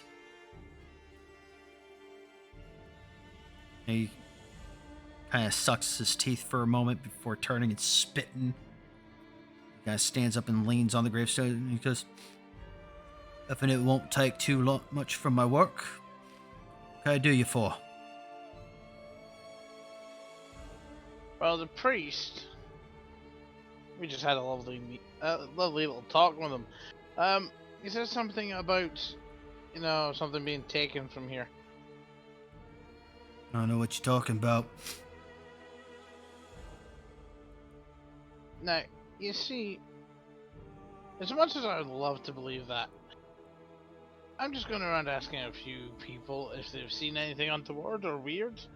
Because this thing in question that was taken, I know a lot of people knew where it was. While I'm doing this, I'm insighting him to see if he's got anything that is... Well, if he has a good poker face or not is the question. Shall I roll another one? Yeah. Oh, that's a good this time. See what he gets.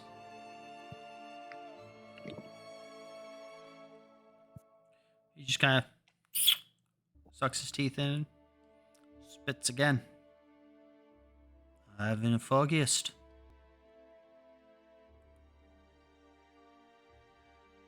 Can't get a good read on him. He seems on the up and up. Grub kind of tilts his head to the side a little bit, and he's like, "Would you be? Do you know of anyone who may be in the market of some bones, perhaps?" Let me roll for insight as well. What's it to you? Sure, go ahead.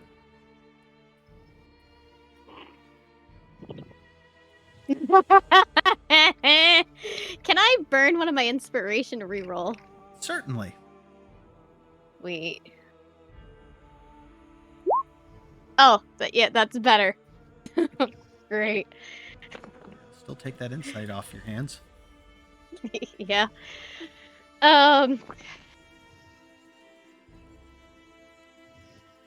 Grub kind of shrugs and he's like, "Well, you are, if you don't mind me. It does seem like you are kind of an undertaker. You might get some odd questions here and there about your line of work." Yeah, occasionally. Any of this recent?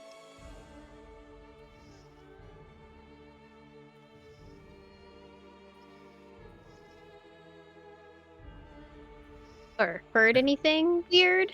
Or information given to you recently?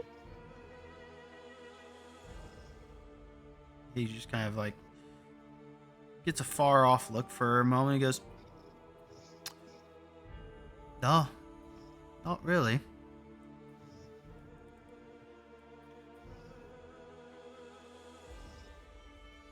Yeah, for Grub, he rolled a 4 and then a 2, so he can't read shit.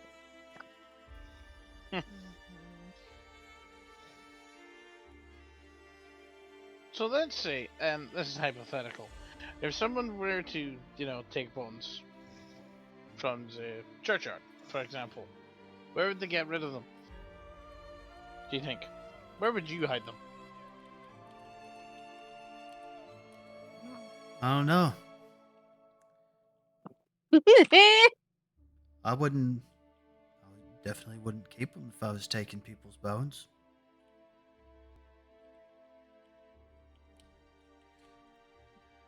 You know, assuming, of course, hypotheticals.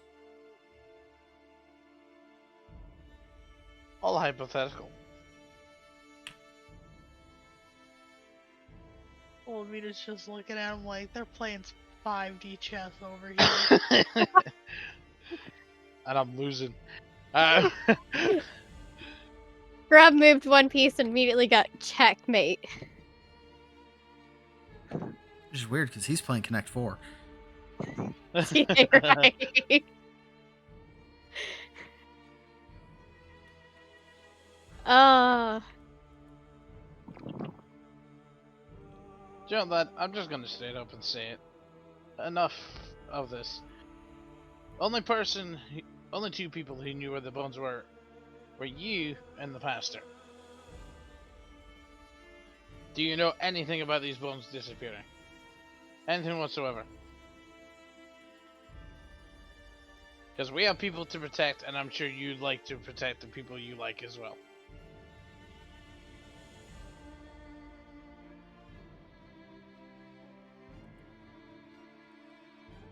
We've all got people we want to protect. I don't know what you're talking about. Can I do another insight on that one? Or have I done Sure. spun my lot? Okay, burning an inspiration on that one. Come on. No, that made it worse. to Well, my that's luck. impressive. But what's Impressive. funny is he still rolled lower that time.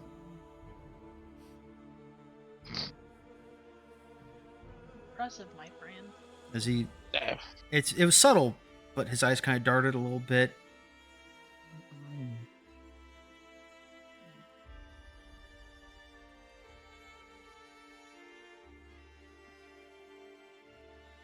Well, after seeing that little hint, that tiny little hint of crack, I'm just gonna.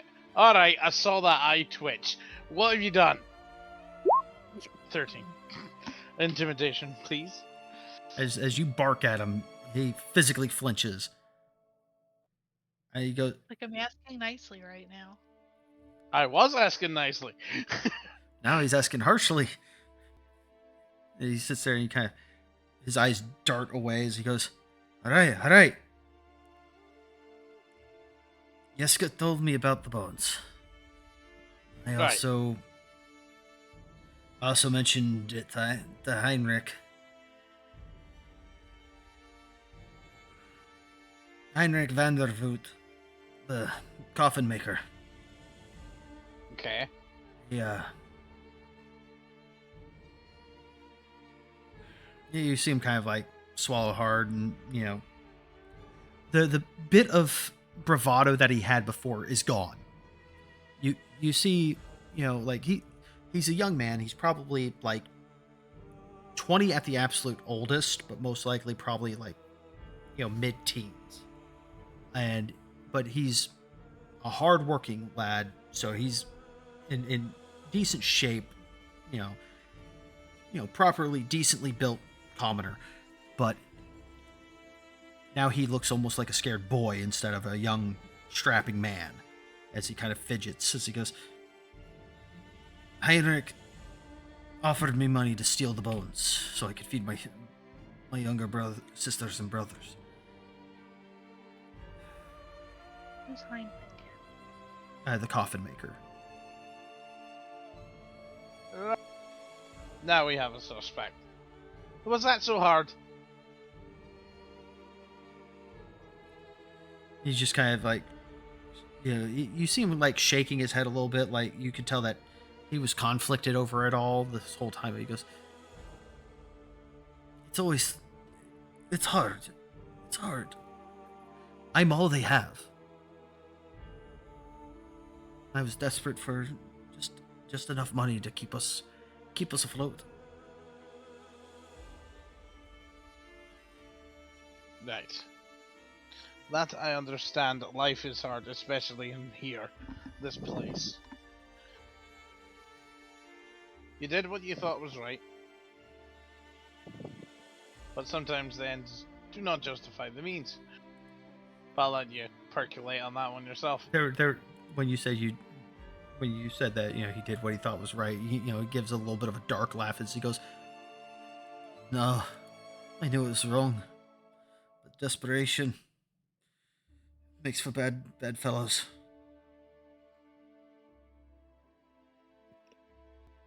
So does tequila, but still. We've got a coffin maker to go talk to. You might want to apologize to the pastor, young one, and tell him. There's a heavy sigh.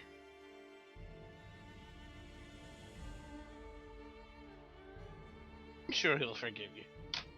As I pat him on the arm, since I'm not tall enough.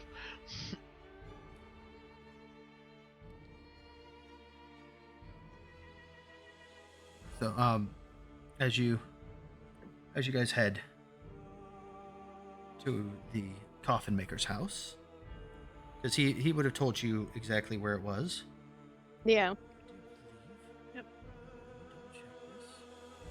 It's somewhere over here. Let me just drop the token there for now.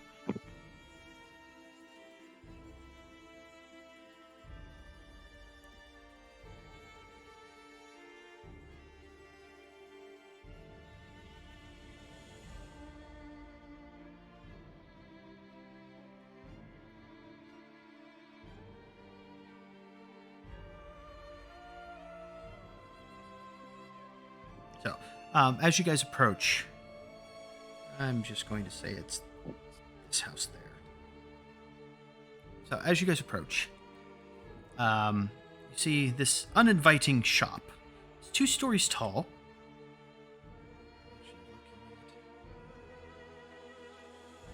It's 2 stories tall, and has a sign shaped like a coffin above the front door.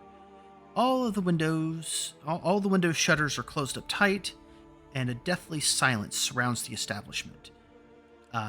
You can also see that that every window of his shop is a lattice work of iron fitted with squares of frosted glass.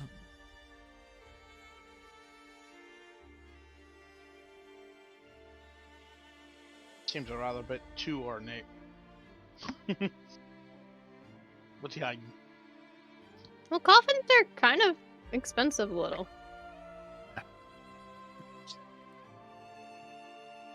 Can be, yeah.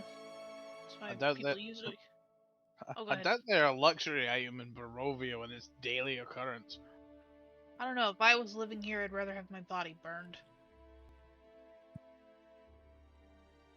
But yeah, What? It's true. less zombies that way. Walmeter just points at Crub. See? Someone knows what I'm talking about.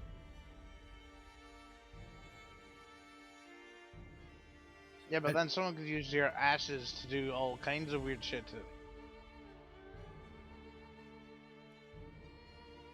As you guys, Much harder. Sorry, go ahead. I was gonna say you'd be much harder to find those people though. Oh, if Especially they're if on you're an urn on someone's mantelpiece, they're not. What if you're scattered to the wind? Like dust. Then there's too much holes in the urn, obviously. No, that's a good thing. Then you're all not in one place. That most people who have urns don't necessarily scatter them, they put them in mausoleums.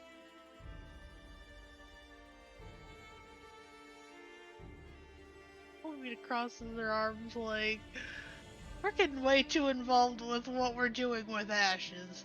Look, it's like a bargain sale for necromancers, that's all I'm saying. So as you guys approach the building,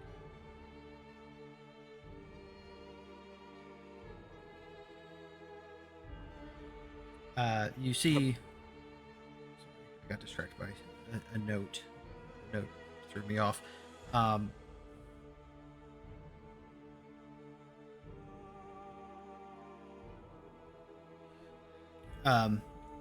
You see. So you guys see the house. What do you do? You see the shop slash house, whatever you want to call it. I burn it down. No. We do not burn down things right away. Come on, you knew that was going to be my answer. I mean, I didn't know, but I'm not surprised. I'm not going to burn it down. Grub would knock on the door. You knock on the door, you hear, "We're closed! Go away!" Well, perhaps you could direct us to another coffin maker then? There's no response. Alright, my nice hard-earned gold is going to be going to somewhere else. Not going to work. Silence. Do we want me to pretend that I'm dead and safe health? I've fallen and can't get up? I don't think that's going to work, even if you have a stellar performance. I kind of want to do this just to see. I was going to say, he was like, oh man, I can't. Man, our late grandmother really, really wanted us to have a handmade coffin by you.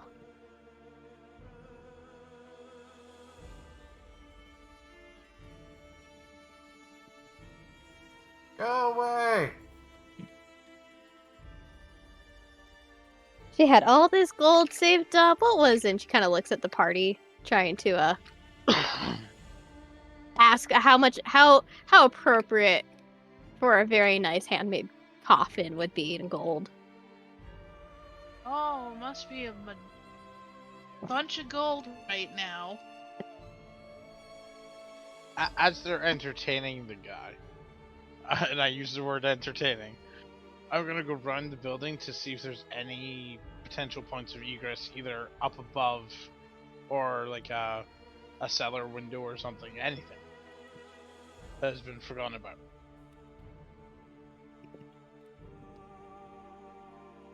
Hey, my Grub has a high persuasion. He would be There's- entertaining.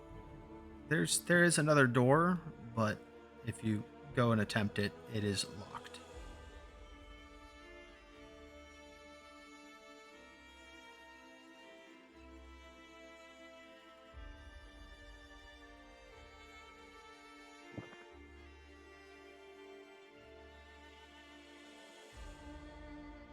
Any windows on the second story that have been left open?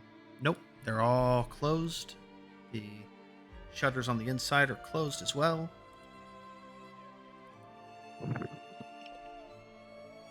What's the door like? Would it be possible for Grub to just break it? You're pretty certain that, you got the strength behind you to break it down.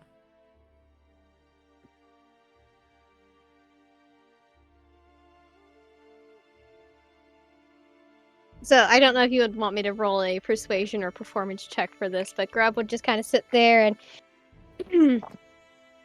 pull out his coin purse and pretend he's counting out how much gold he has. That, he was like, oh man, I think Grandma's will had something like, he counts coins in his hand. I will save you the roll because no matter what you roll, I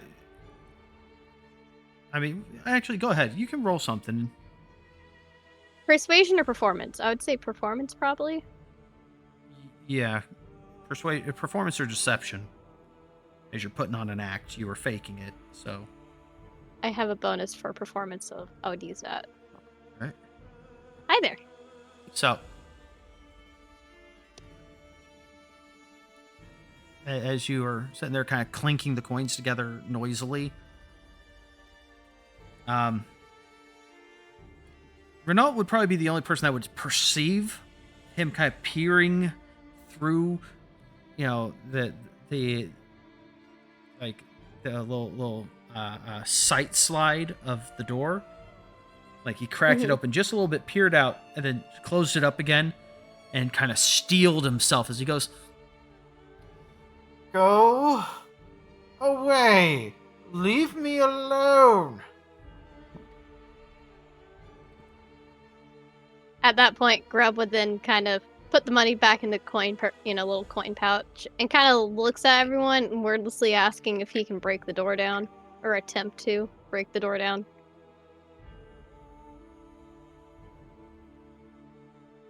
I don't know if that would necessarily be the best idea when we've already gotten guards look at us weird.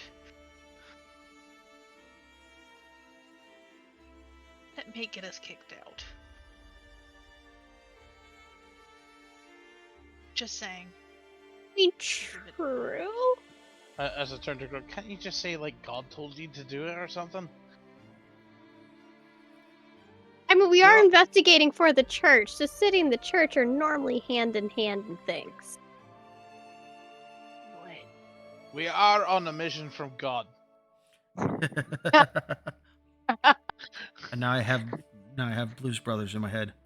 How much You're for your welcome. women? It's for your women. Right, so, anyways, are you knocking on the door with force? I.e., are you taking the door down? I would if anyone else does not have a better idea.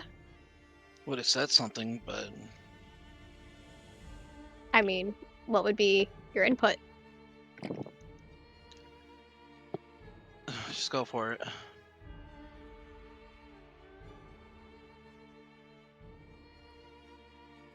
I mean, we won't know unless you say. Yeah. Do you have lockpicks? Do you have anything like that? I could try to pick the door. Yeah. Well, there we go. I think I. Hold on. I think I have that. You should still have some picks Yeah. left. I still have these tools. But to say Wilhelmina also has thieves' tools. I mean, I was gonna say something when the DM pointed me out, but then, I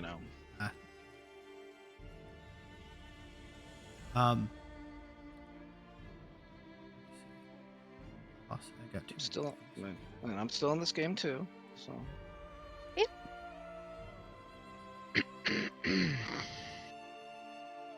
I close some of these little game tabs. I got so many things open.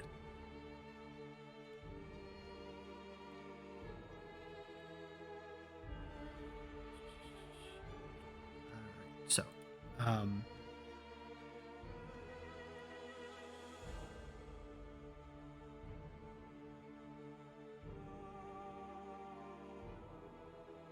right, yeah, go ahead and use your thieves' tools if you would like to try to pick the lock. Instead of... Right, tempting to do this with dexterity. Alright. Yeah. Didn't mean that to be advantage, but that's fine, I guess. Yeah, the first number's the one you're going to go with. So, as you're kind of sitting there, he realizes what you're doing a moment too late as you pick the lock pops, and as you guys push open the door, I will now bring you guys in. Oops, that is the wrong layer. All right, I'm going to take some liberty with placements, assuming that you guys kind of all pile in together. All right, and now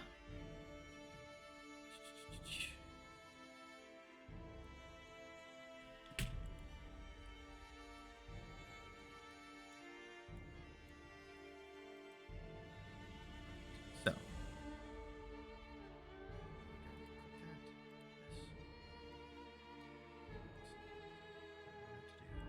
there we go. So as you guys come in, you see Heinrich kind of cowering there in his chair. And, he swallows really hard. Very visibly scared. He's got both hands up.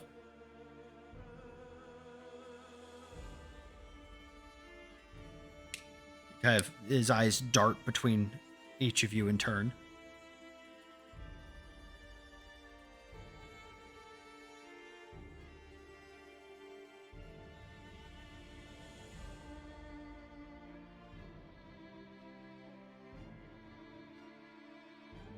We are not gonna do anything. Puts hands up. When you say that, he kind of goes, a little hard to believe when you broke into my shop. You didn't lock the door. He just kind of blinks and stares at you. Wait. I didn't? No. I'm no lawbreaker. Do you think that I would just simply walk into a place if the door was locked? You know what? Roll me deception.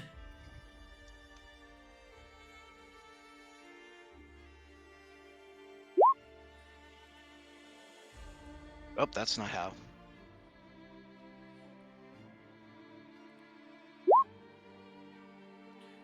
Well, I was giving him disadvantage anyways. I didn't mean to roll that publicly, but yeah, no. He kind of stares for a few moments as you can see the wheels visibly turning.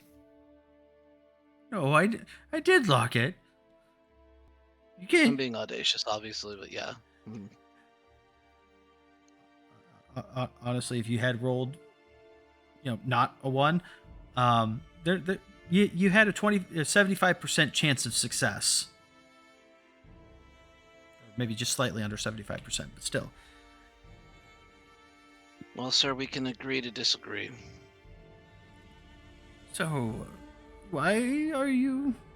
As he kind of, he does a quick visual inventory. There's a whip, there's a sword, there's a long sword, there's 2 women, and you are all in his store. Oh, what's a woman got to do with anything? Well, neither of you are like actively armed to the teeth. Oh, fair.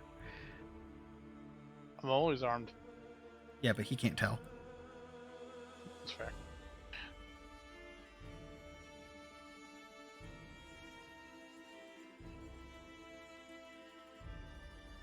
Well, is anybody going to answer this gentleman? He asked us what we're doing in here.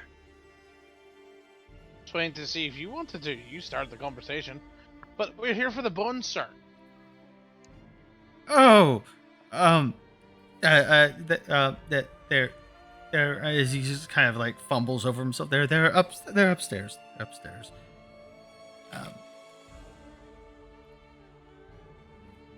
Real- right bones? Oh, sorry. Let me double check my notes to make sure that they're upstairs in the bedroom wardrobe.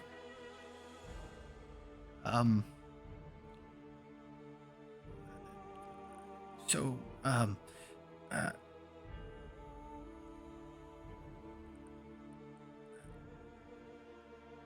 me, I will say as a party, I will say, considering that all 4 of you guys are kind of like dogpiling on this guy metaphorically, I will let you guys discuss amongst yourselves which 2 of you are going to roll intimidation with advantage, as all 4 of you guys are working together to intimidate the shit out of this guy. I have a 5 bonus for intimidation. Hold up, I gotta check my sheet. I have a 3. I have a 6. I mean, again, this is all of you guys together, so it really doesn't matter who. Like, it's not that Wilhelmina's doing the intimidating. It's all of you guys together. She's just one of the ones rolling it. So go Yeah. ahead, you 2 roll your intimidation with advantage. Alright. Very respectable. Alright, give me a second. Intimidation. Yeah. With, Oh God. with the effective combined total of a 20 and a 26, respectively, as the Jesus. four of you guys are kind of looming over him. He sits there, he goes, this a nobleman named Vasily von Holtz. He was promising me good business in exchange for his help. And you see him like grimacing as he keeps darting his eyes upwards towards the floor above. He goes, he lowers, he's speaking in hushed tones now. He goes, there's vampire spawn in this building.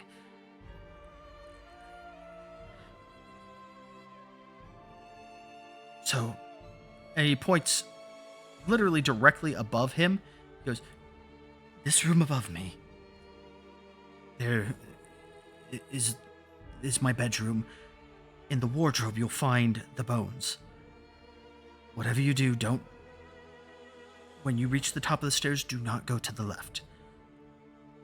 Unless you are wanting to roust the vampire spawn that are hiding in there.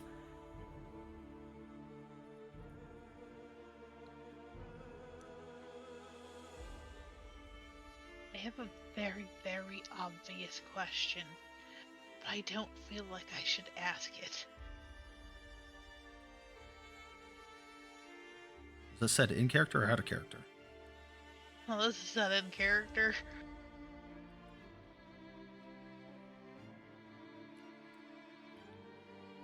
I mean, if no one else is gonna say it, I will say it. Why do you have vampire spawn up there? I was offered a lot of money. By who?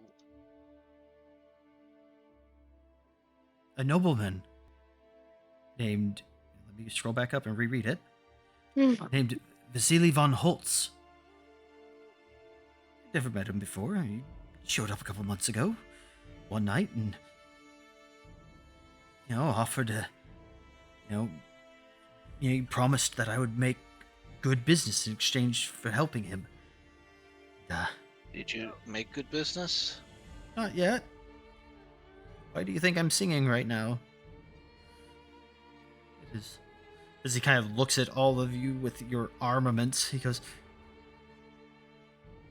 it is not worth the potential repercussions of upsetting you all, especially in this proximity. I mean, do you actually understand what he meant about getting good business? I didn't at the time. Now you do. Yes? Yes, unfortunately, a little too late to go back on the deal.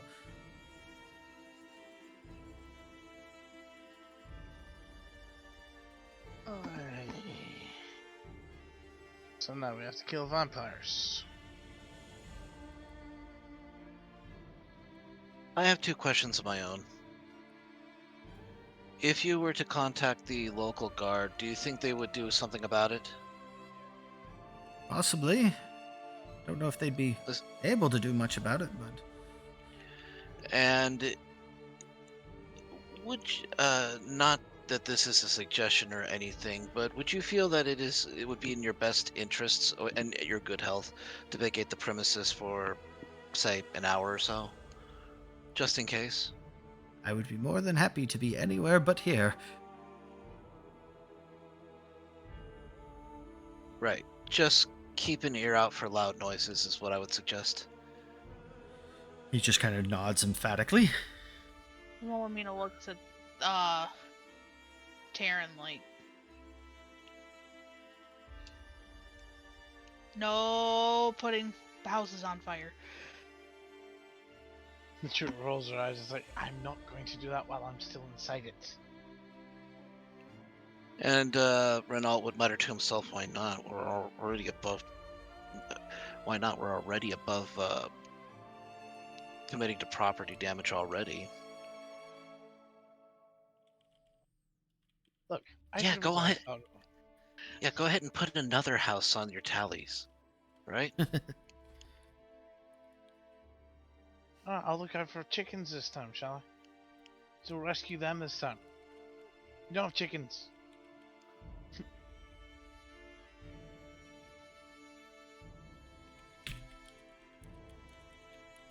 I'm assuming that would pass. Right.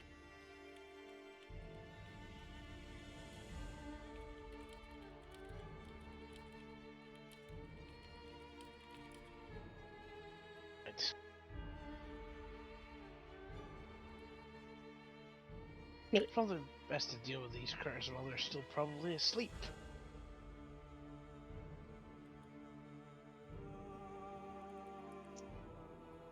Grub kind of sighs a moment as he gets like a slight headache and has a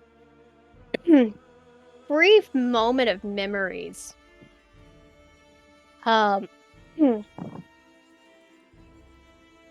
he kind of sighs and he's like, I am not confident with leaving the spawn to the hands of the local militia. There are perchance a few people that could take care of it, but it could be risky.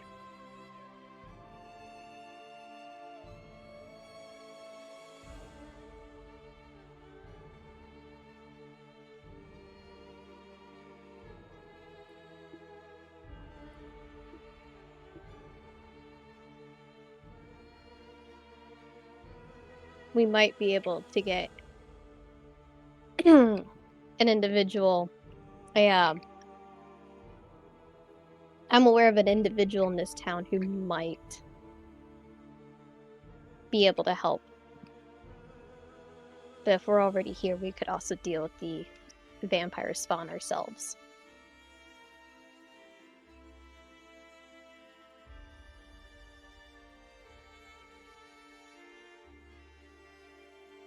You know, I think it's worth considering the fact that we are actively engaging in a discussion as to whether or not to throw ourselves and our services at vampire spawn.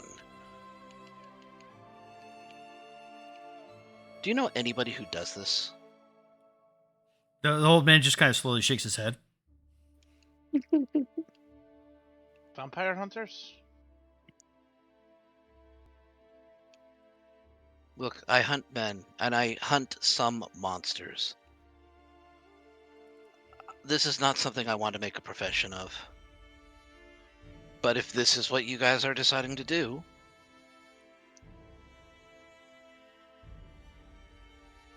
Look, if you're willing to leave it up to someone else, I'm all for it. If I don't have to fight, I don't have to fight. But at the same time, 2 bloodsuckers upstairs, right now. Possibly asleep. This is above game. Don't the vampire spawn have advanced hearing and theoretically could hear us scheming below them directly? we don't know that. I don't know anything about vampire spawn. Same. Just asking above game. I'm gonna tell you nothing on that front. That is fair.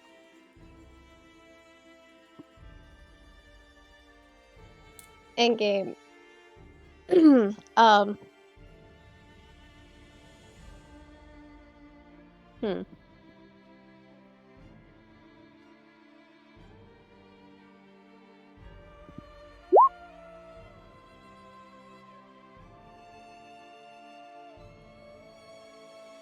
Understood, Nolly.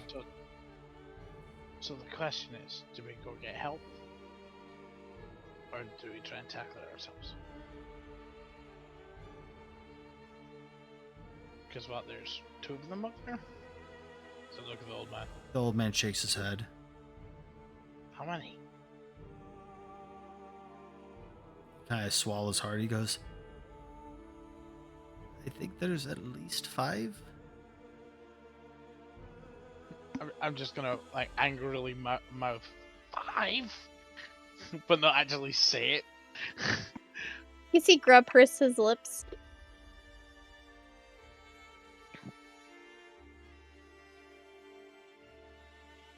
Alright, we need to go get help. I might know someone who could do that, who could help. Well, let's go.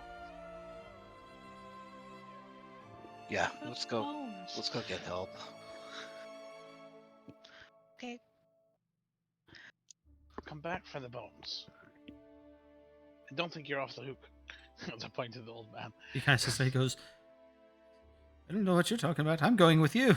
I'm not staying in here after I've spilled my guts. Or else I'll end up, spilling my guts. He says with like a very far off stare. No. Oh no, they drain you first as I walk out the door. Did that for a reason. Once the termite infestation gets, bad enough, you usually have to condemn the house. I expect it's worse for vampire spawn. So you're saying now I can set it on fire? Not yet. No, I'm sure that we have to have officials on hand for that.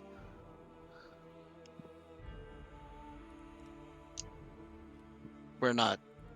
What is it? What would the equivalent of licensed exterminators be?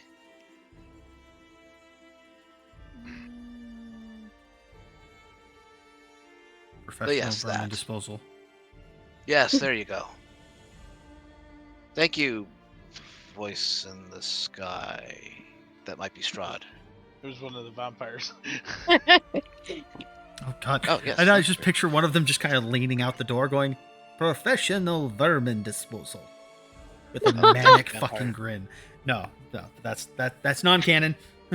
That's not canon. But if it were, I would have said thank you. Uh, And then like 4 more heads poke around the door frame. You're welcome. You're welcome. Then everybody screams and runs. Muppet style. No, I'm kidding. Anyways, Yes. went too far off the rails there. So, as you guys Yes. head off,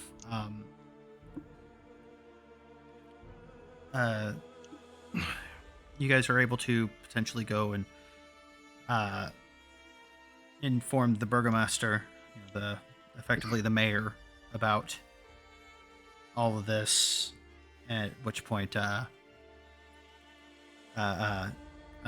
Heinrich would once again spill his guts, and because he has no interest in playing this game anymore.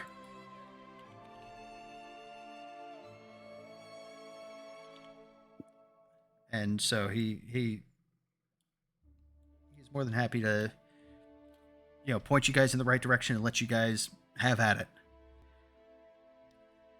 The burgomaster knows full well that, especially should news of the bones get out, that, the tentative peace of his city, his village would, be ruined. So, you see as he turns to his right-hand man, who is this hulking brute of a man. Clad in studded leather armor, and he, you see him, he's got a battle axe, that he's actively holding in his hand. But you notice he's got a very interesting part to his attire. He's got this large fur-coated mantle that is draped down, hanging over. Let me double check. Over the right side of his body, his left hand holding the battle axe. The burgomaster goes, Izek, take your troop. Go with these individuals and stamp out this threat to my city. Izek just kind of gets a little bit of a grin as he nods, and he will go with you guys. As such, Heinrich would go with another group of guards to be incarcerated for stealing the bones.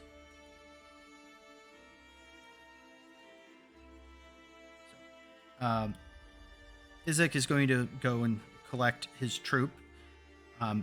You guys have a bit of time to kind of look around if you wish. There's going to be a few minutes before they arrive. So you have free reign to explore the house if you wish.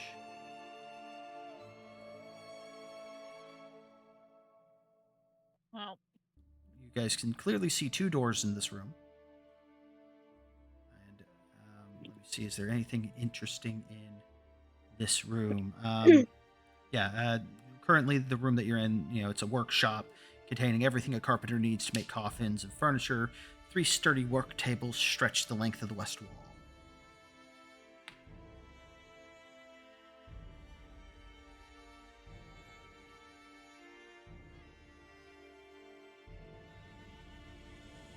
All right, Taryn, you approach that door.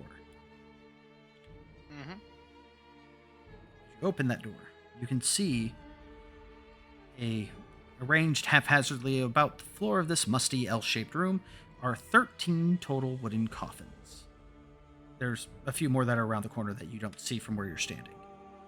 You also see 2 other doors. One immediately to your south. I had to double check the compass roads. And one next to it. And then you can see what you know is the back door over there. Or wait, no, I'm on the wrong layer. Over there. Also for chat. There we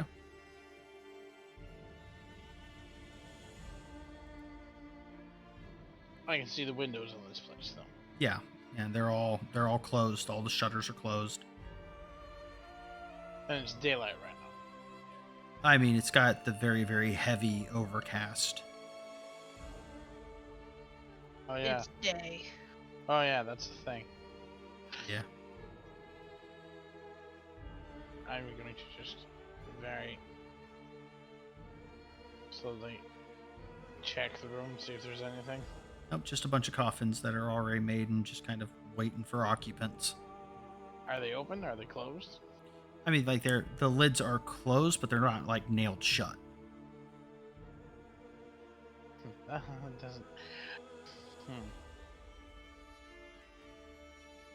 I'm just scouting it, so I'm just gonna come back down here and try this door here, which I'm assuming leads to a hallway. Or, ooh, staircase. As you open the door, you can see the stairs going up to the 2nd floor.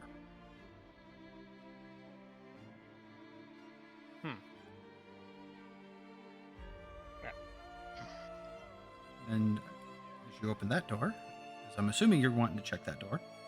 Yep. You see a table with 4 chairs in one corner of the room, with a lantern hanging from a chain directly above it. 2 well-made cabinets stand against the east wall. If you happen to peek in there, you can see that the cabinets are packed with worthless items that Heinrich had collected over the years. Thanks. And around that time, Wilhelmina probably opens that door because she heard you kind of come Yep. up before darting back up. Blah. Meh. Just kind of like squishes her way through. What are you doing? All right, so I'm going to advance you guys to up the stairs. Oh, fun. See, oh darn it, it's doing. Sit still for a moment. I got to tinker with the settings because I realized that I screwed it up. Not set to update on drop. I hate that it doesn't do that by default. Okay, so put you there. Put you there. Put you there. Put you there. Then. Alright, so Oh boy. he said, don't turn left when you reach the top of the stairs. Which door do you want to open right. first? Ping which door you want me to open. That door. Okay, good. Make sure that you were getting the right directions down. I Yes. know my right from left. Hey man, sometimes people think, right from the orientation of looking at the map itself. So, as you open that door, you can see it is a kitchen. Contains a square table surrounded by chairs and shelves of provisions. It's not necessarily like a kitchen where one cooks, but definitely like, cured meats and stuff, make sandwiches. Mm-hmm. And as you go and open that door, you see this modest bed chamber holding a cot and several well-made pieces of furniture, including a table, a padded chair, a bookshelf, and a wardrobe. You did say something about wardrobe, so. So, roll me a perception check.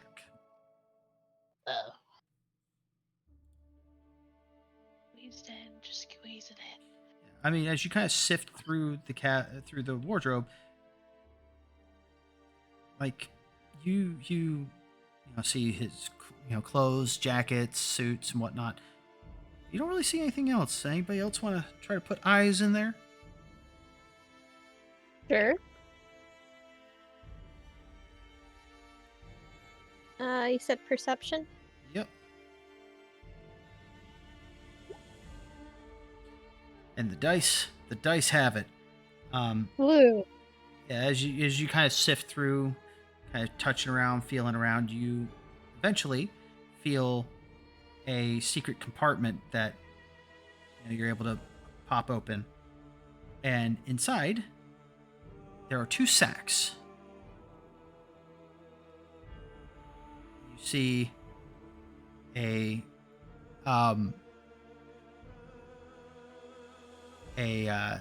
one of the sacks, a large one, contains bones, which you guys ration out. It's probably the bones of Saint Andral. Then a smaller sack, which has 30 silver pieces and 10 gold pieces.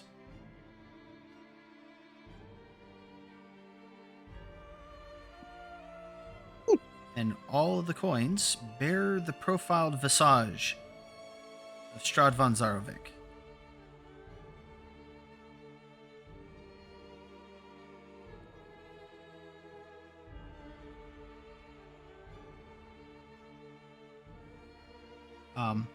Around that time, you guys can hear, the sounds of armored individuals approaching. Armed and armored individuals.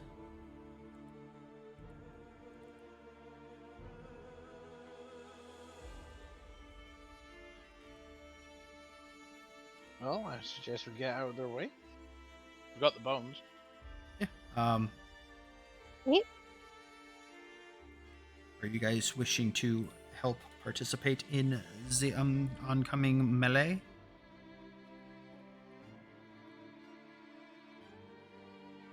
Good question.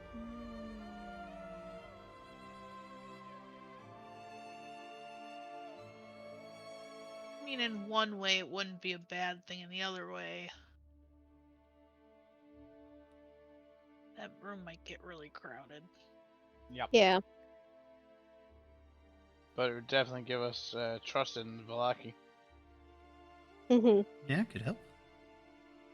Yep.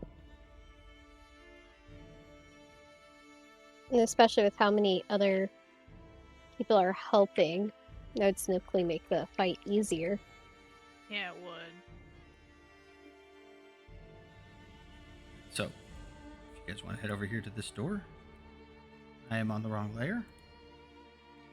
Back over here. I'm going to open the door for you guys. As you guys approach it, and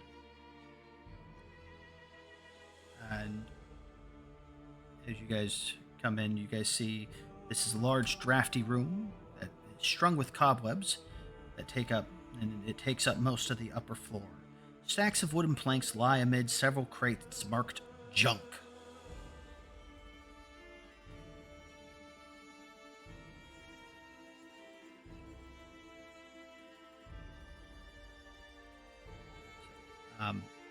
I will have you guys, Alright, fine. I'll go in first. as you guys are entering, or you guys kind of file in together with 4 guards and Izek. So I will let you guys position yourselves where you guys wish to in the room, and then I will place the guards accordingly to kind of fill spaces. Okay. I will wait till you two are done with your stuff. Oof. Oh, good. There's a lot more room. Yeah. Oh, I thought this was going to be a lot smaller than I thought for some reason. Yeah. There. I think I would get to there. All right.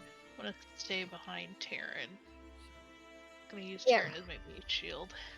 Thanks. All Love you too. right. So I think I will put. So. Did I moved the wrong thing? No, I didn't move the wrong thing. Okay, good. All right. So Izek would be there. Double check what these guys have equipment wise, so I can make sure I have them positioned appropriately.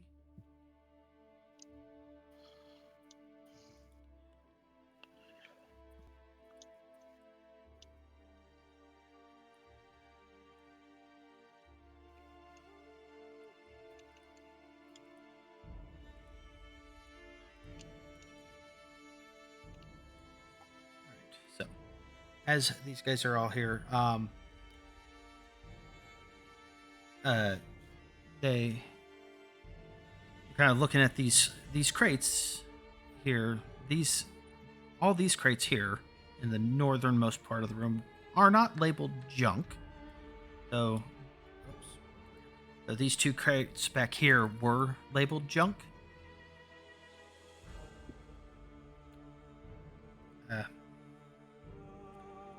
Izek kind of stands there, kind of hefts his axe and goes, "Well then, shall we kick this off?" There's a bit of a kind of a almost manic gleam in his eye.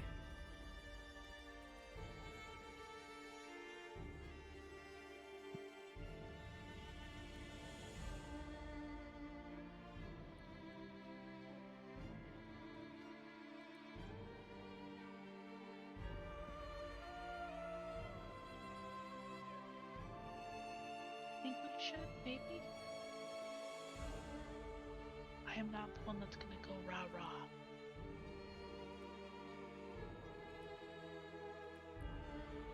Grub kind of just slightly smiles a little bit, just slightly, and goes, "I think it's time to kill some vampires spawn." Right. So, Izek just kind of grins, and you see as he kind of brings his battle axe up into the air, he brings his right hand out from underneath his cloak, and you guys notice his right hand, his right arm, unlike, his left arm looks perfectly normal, but his right arm has barbed spines and elongated fingers with, these long, sharp nails. That does not match his the rest of his visage, the rest of his appearance. As he brings the battle axe up in both hands and he swings it down into the crate right in front of him.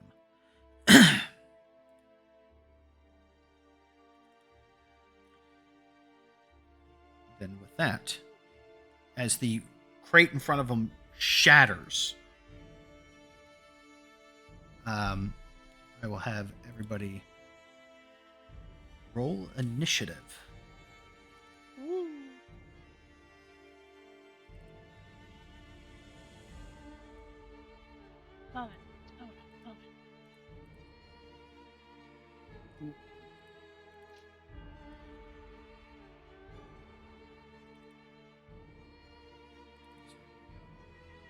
I suppose I could use an inspiration to reroll initiative.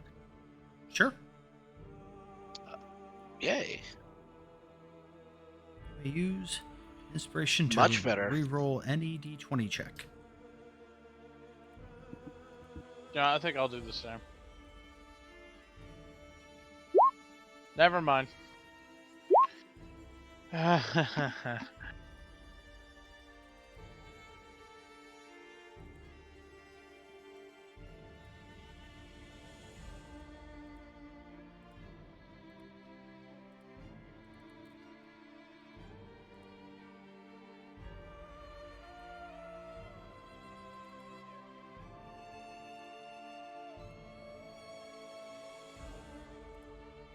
Right.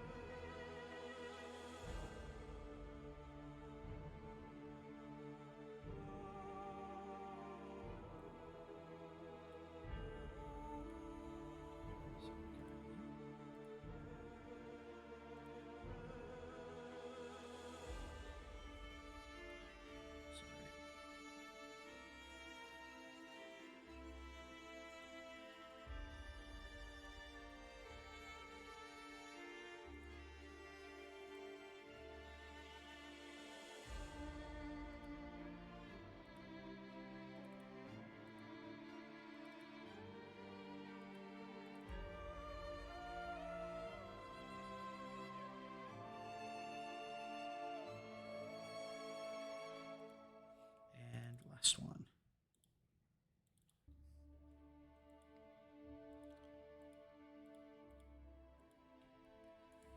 All right, so before we dive into this, I want to ask, are we good to keep going for a while, or would we like to wrap tonight's session up here? That largely depends on Lord Offler. Yeah, I don't work tomorrow, and I'm still good to go. I think we'll be fine. All right. Okay. There's still the distinct possibility that, we might end up having to call it a little early, or not early, but before the combat is over. But before I do anything else, Yes, change music.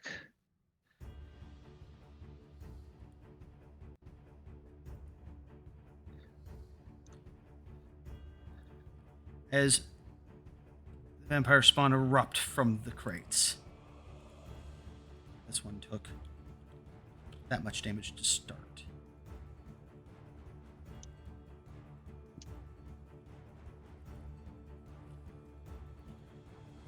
We'll just have to assume that it was bad because we can't see it. So. But unfortunately, as they erupt from their barrels, screaming in fury, this one's going to lunge out and attack the guard next to Grub to the north.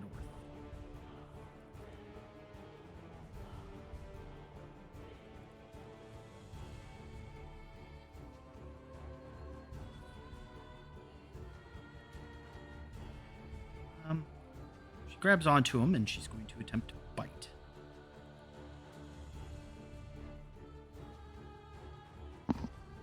Oh. So she jumps on this guy and abruptly bears him to the ground. Immediately. Damn.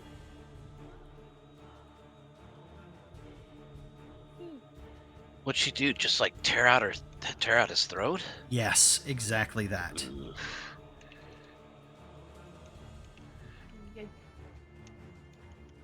And that is her turn. This one did not take kindly to what Isaac had done. He's going to lunge at him.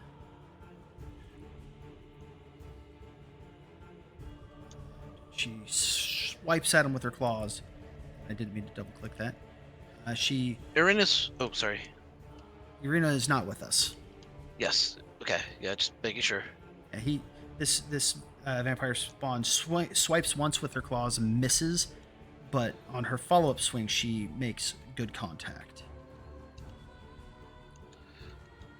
And carves into him, drawing a little bit of blood. Here for now. I shared this because he's currently a companion working alongside you guys. That's it for his turn. Scarred watching one of his companions immediately effectively get, ruined, is mildly horrified, but he's going to he's going to dart forwards and thrust with his spear.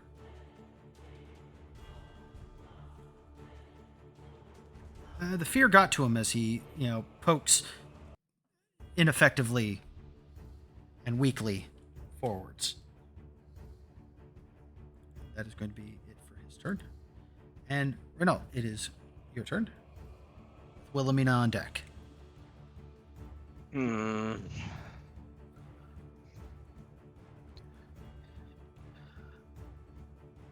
This is the one that Isaac messed up, right? That one there. I'm probably gonna regret this. I'm going here. All right. Now I can get that tasty advantage with a silver sword. Boom. Yeah, that's any spice you throwing on that? Yes. I am going to do... Wait, is it... It's not prone, obviously, right? Not yet. Okay, I would like to do a trip attack. All right.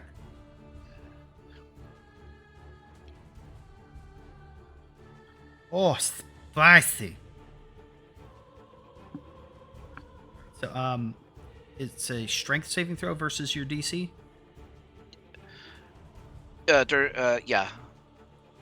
And I'm against my dexterity modifier. What's that DC? Is that 14 or 15? It's 18 plus proficiency bonus plus dexterity modifier, so... 8 plus proficiency plus dex. So that's a 14 that it needs to beat. I'm going to say because you had crit, I was going to reward that with they have disadvantage on their save, and it's a good thing that it did. Or else it would have saved. Yeah. Okay. Because it had rolled a 20, but because disadvantage, it rolled a 10. Okay. Action surge. Sorry, I'm doing that. That is a sizable chunk of damage. Action surge. Does this one have disadvantage? Is it like threatened by myself and Grub? It's effectively in that square. Okay. Mechanically, these are. I've got them set fully now in whatever squares they're technically in. Okay. Well, I'm still going to attempt another attack here. Right, that one will be a straight roll. Yes, that will be a straight roll with the silver short sword. That'll hit. And I will put another trip attack on that. All right.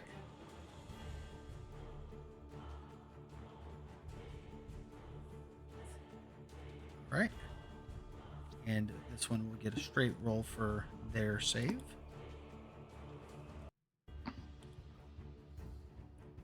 And see, if this one had advantage, it would have saved. Because with advantage, it would have had a 20, but it rolled a nat 1.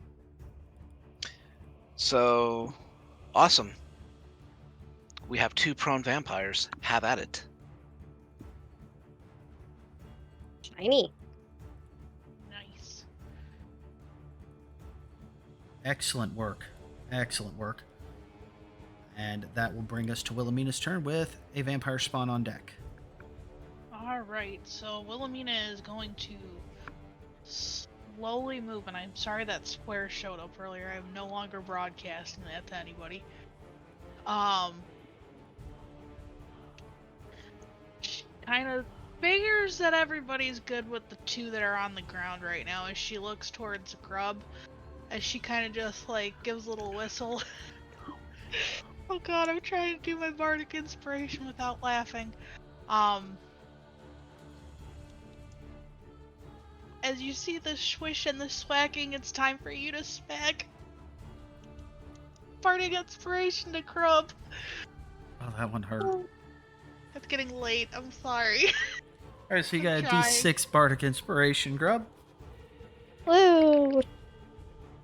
It's getting late. I'm trying. All right, so that's your bonus At least action. At least you're trying. Hey, at least I tried. And then I am going to use Toll of the Dead on this one. All right. Second. I was like, sheet, don't be stupid.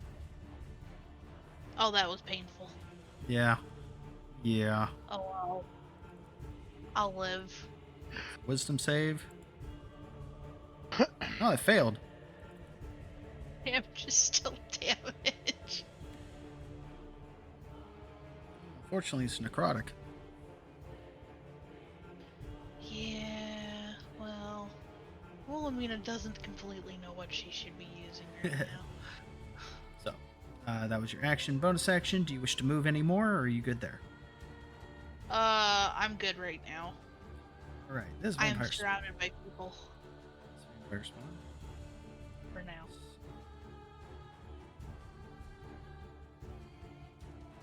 This vampire spawn's going to dart up and it's going to. Terrence, seeing as you just went, roll me a D4.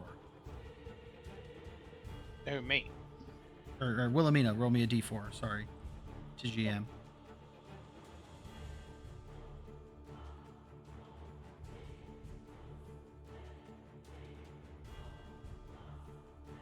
All right.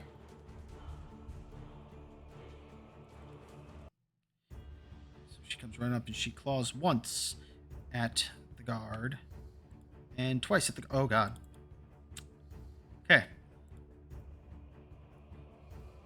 So you watch as she buries her claws into the guard and wrenches him around before slashing across his throat and almost completely decapitating him with the slash.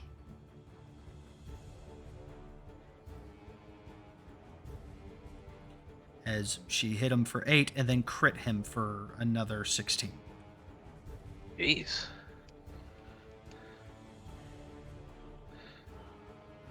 Grub and Ren are probably wearing a little bit of his blood from the force of that impact.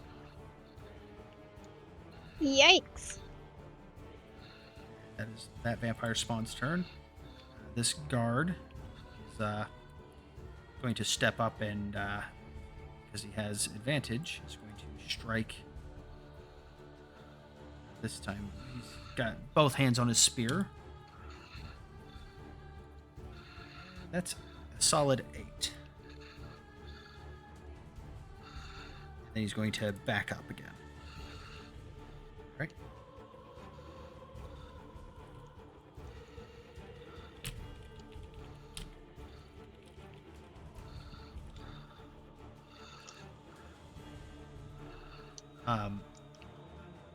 That is it for his turn. We got a couple more vampire spawn.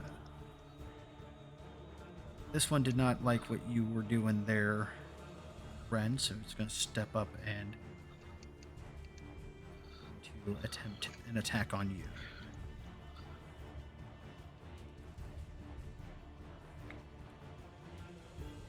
That is a miss, and it's going to try again. No, it's not. Not yet, at least. Well, you can if it wants.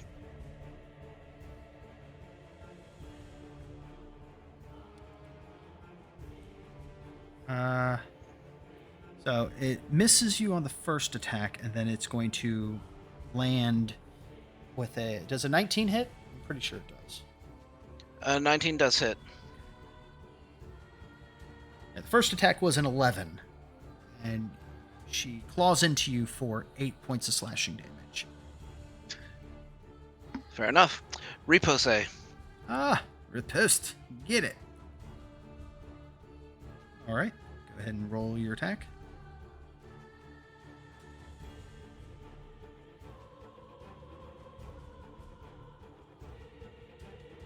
That will hit.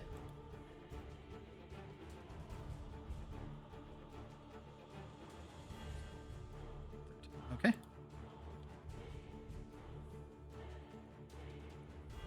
It did Making not... sure they pay for it.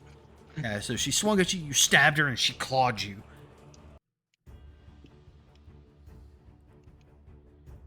She did not appreciate that. This one here is no longer prone as it uses half its movement to get back up. Fortunately, because, again, it did not like what you did, it is going to turn and claw at you.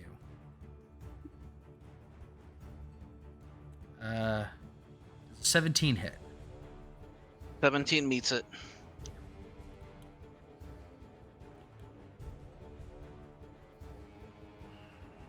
So she claws at you and rakes you for 8 points of slashing damage, and swings around again and claws you a second time for another 8. Jeez. The second attack was a 23 to hit.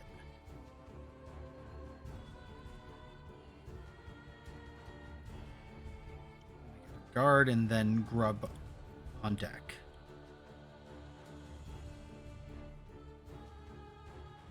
Watching all of that.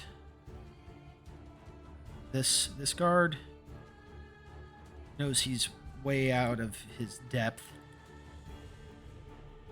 He's going to throw his spear. He's going to attempt weakly to try to trip up an enemy, and he's going to miss horribly as he throws the spear into the wall. And you hear him go, "I think we need more backup." And he's going to turn and start running.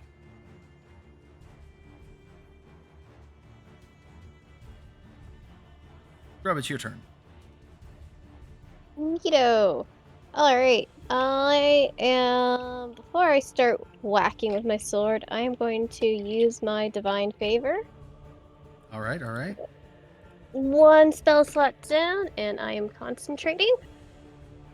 And I am... This one has taken... of the ones that you can reach, this one has taken the most damage. Yeah. Alright. Yeah, I will probably be... Yeah, I will definitely go swing at that one with my wonderful two-handed sword. And... Yes, okay.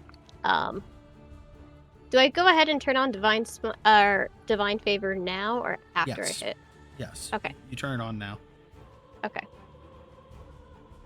Tell me that hits. No, that misses horribly. You better put some fucking spice on that. Alright, yes, I will, since that is a nice, beautiful looking crit, I will go ahead and pop one of my smites. And remember to, let me double check your character sheet, make sure we got everything toggled correctly. So That'd I'm going to... be...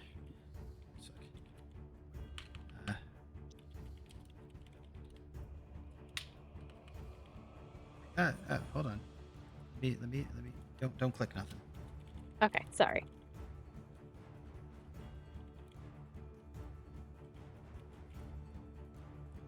Well, I've initiated the smite. I don't think I can just stop it, you know?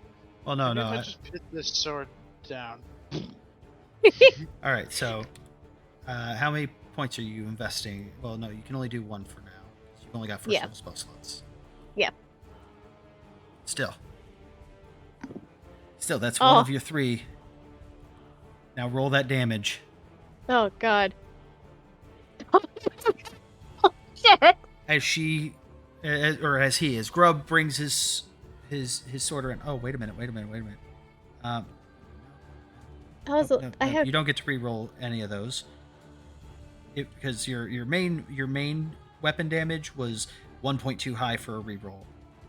Okay, So that's but that's a lot. so that's I don't think I need a reroll. yeah. So as he swings and slams his sword into this vampire spawn, the blade burns with the brilliance of the morning sun. All of the vampire spawn hiss and recoil in response. And this vampire spawn has a large, smoking, charred gash carved into her chest. As she kind of looks at it in disbelief and raises her gaze to you and screeches in rage. I think that's actually it for your turn, because that was your bonus action and your action. Yep. But just to clarify, that did not kill her with that much damage? It got her damn close. Heard. Can I share with the class how much damage I did?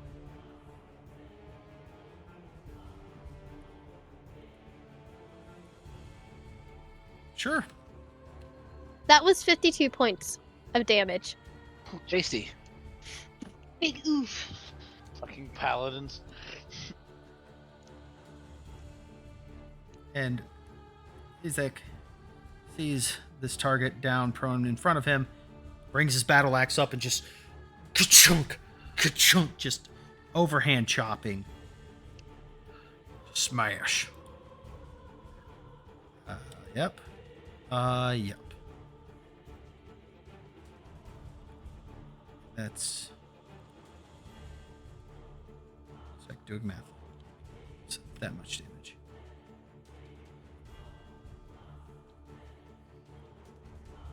Wait. What's up? My hit points aren't updating. Oh, you might need to reload it. It is updated on my screen. Okay. And it is updated for the viewers as well. So yeah, it happens sometimes, and if it does do that, you just got to reload the page, and it'll update appropriately. There it is. Okay, got it. Well, unfortunately, you are the most readily available target. Yeah.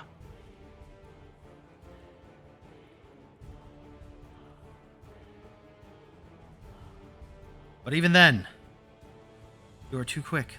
You're too agile. As your survival instincts are screaming at you, your adrenaline is in overdrive. You duck under the first swing and you lean back almost into the claws of the vampire on the opposite side as you bob and weave as a nat 1 and a 8 total. An 11 and a 9 total on the rolls with advantage were swung at you.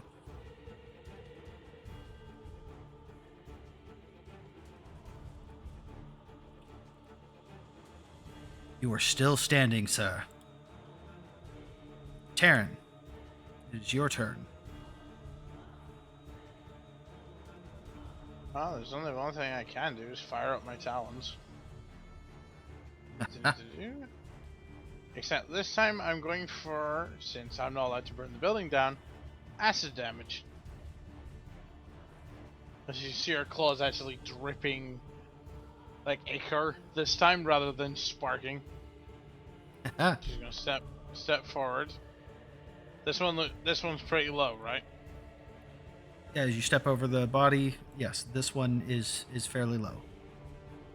Alright. All right, good. Yeah, that one's the one with the smoking, charred, gasping chest wound from the critical smite with Right. divine favor. So smack. Yeah, that unfortunately will miss. Yeah. And that was your turn.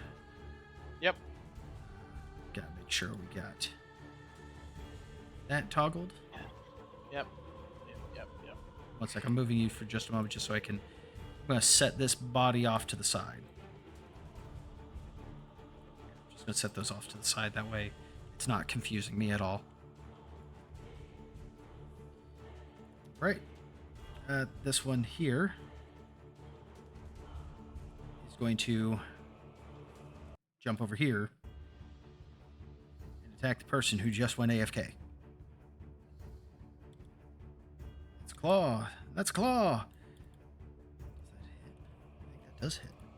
Yeah, that does hit. As Grub gets lashed from behind, the first claw just kind of scrapes across his armor, ineffectively, but the second one kind of catches a talon along the back of his neck and lacerates across, splitting him open a bit. Nice little splatter of blood. It's its turn. This one is going to rise up.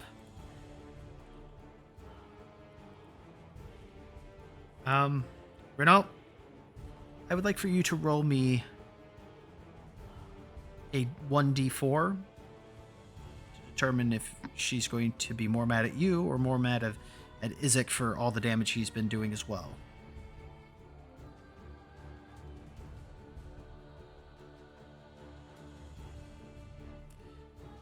Well, she don't like Izek. I don't think she doesn't like either of us, but yeah. Her hatred for him is just slightly more potent at the moment.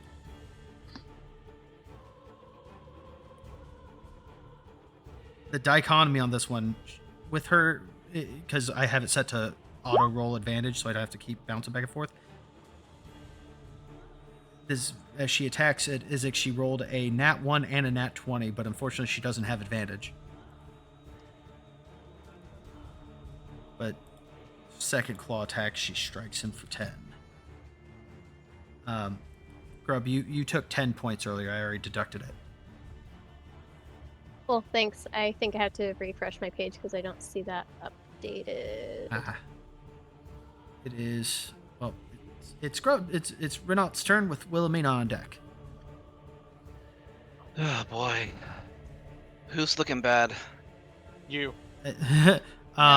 Both of the two that you started off attacking at first are looking the worst. This one's got a smoldering wound from Grub, and this one just has lots of chops and hacks. Oh wait, no, I just realized something. Mm-hmm. Yeah, I just realized something. Uh-huh.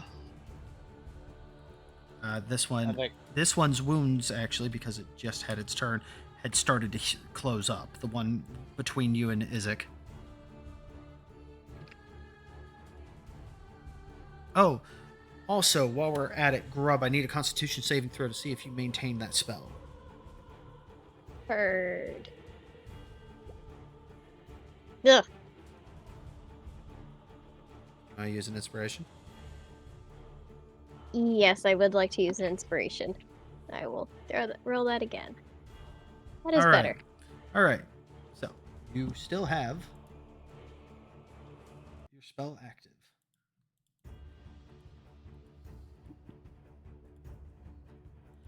All right. Oh yeah, actually, I still have Wilhelmina's inspiration too, right? Oh, yeah. So Yeah. go ahead A and 1d6. roll that d6, and if it's higher, I will let you have that inspiration back. Okay. All right. It would be enough. Okay.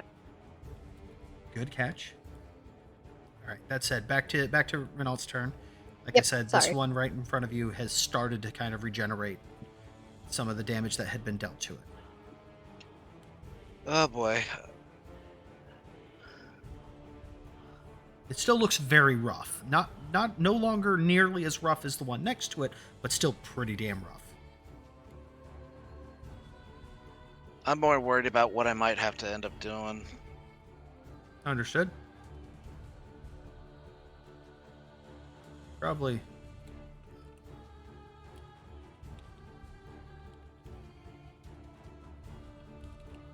Just make sure it's to me.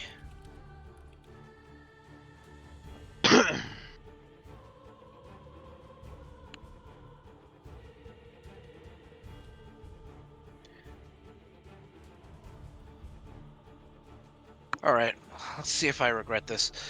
Second wind. All right.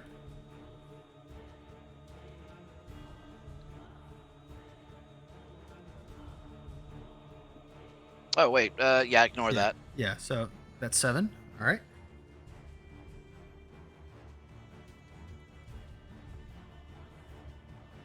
Wait, no, that's not.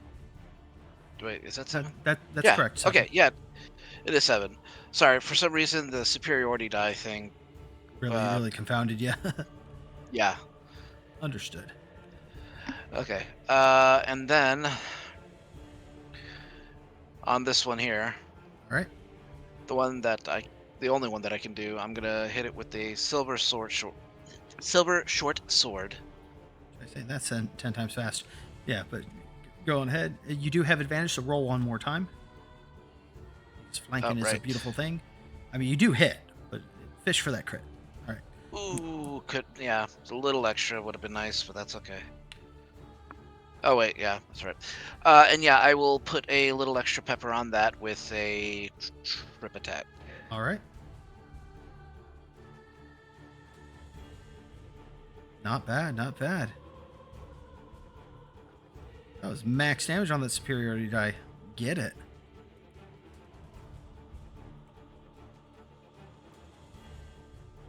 As you stab into her, and now I got to roll her saving throw.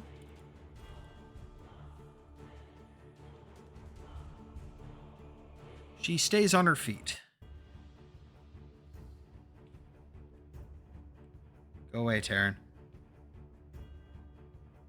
Alright, so that was bonus action. That was action. I'm 99.9% certain you're not going to want to move. No. That brings us to Wilhelmina's turn. 'Cause I'm assuming you're not going to move from there, correct? Oh hell no. No. I meant Ren. I was. Yeah, I mean, no, I'm not going to. Yeah, no. Didn't think so, but needed to ask to make certain. That's Wilhelmina and more vampires and more guards on deck.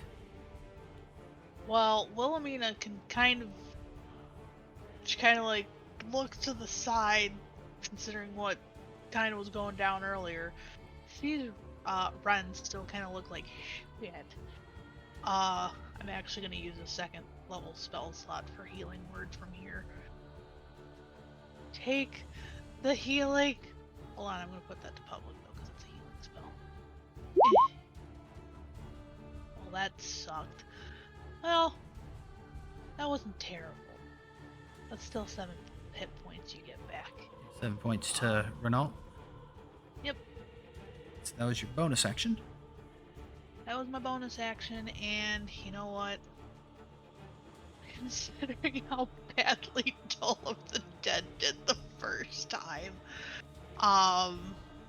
she's gonna try to get into at least this one's mind a little bit. That one. All right. And it's my favorite spell across every single game. Well, that also is kind of shit, but I tried.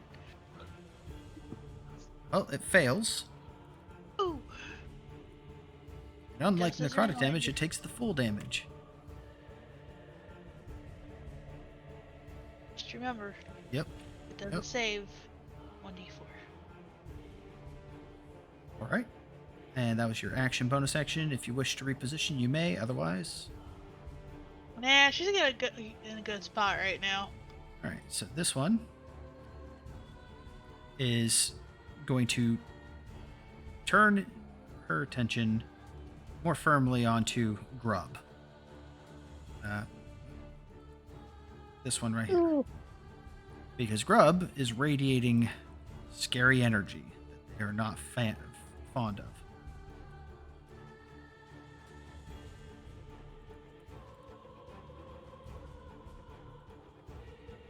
The first claw attack scrapes harmlessly off your armor. The second one, as almost like she's trying to knock your weapon out of your hands, scrapes across like the back of your hand.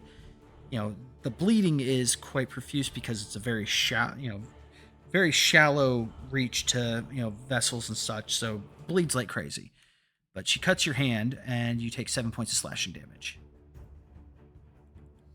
And I need a Constitution saving throw from Grub.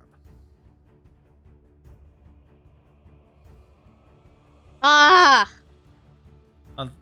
So now you can use that inspiration if you want. I would love to use that inspiration, because no. Dear God. Okay, you still have it. That is its turn. This guy is going to...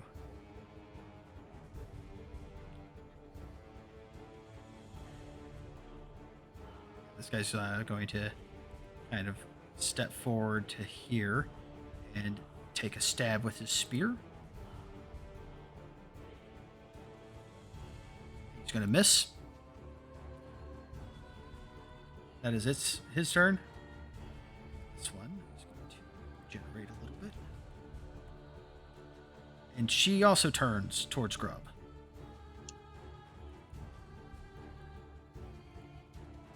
And she scratches at Grub, attempting valiantly to menace him with her claws, and she just kind of, her claws just kind of skitter and scatter across your armor, unable to find soft meat to bury into.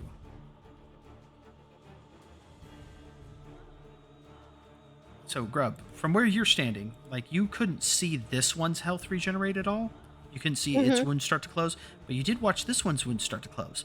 But this one here that you done screwed up, as it turns to face you panting, its wounds are not closing. Wonderful. It is going to lash out at you aggressively. Fair enough. It successfully hits with advantage on the first attack because of flanking. You take 10 points of slashing damage. But the second attack misses, and roll me a Constitution saving throw. I swear to God, if I fail this one more time. You need to go pick up Warcaster ASAP. Yep. Anyways, that is it for its turn. This guy is going to use a dash action. There.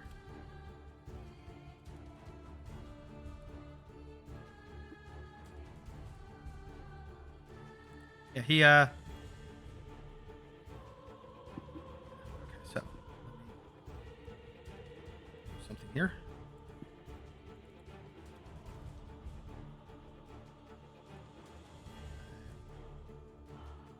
You guys can hear some yelling outside. Oh boy.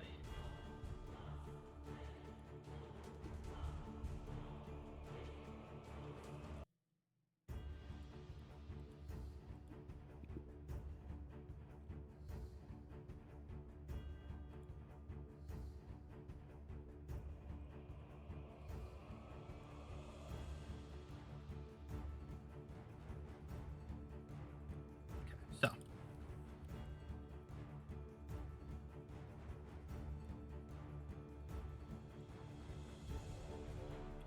Alright, so that is his turn. Rob, it's your turn. Ooh. Alrighty. Well, considering she's not healing and she looks terribly rough, I Very am once rough. again going to whack her with my divine favor without the smite this time, though. Well, I mean, you get to decide on the smite depending on, after you land your hit. Fair. But That will hit. yay! But yeah, I only have 2 more points left, and Yeah. considering how this fight's going, You might want to save it for the next crit. yep. Alrighty. Me? Not terrible.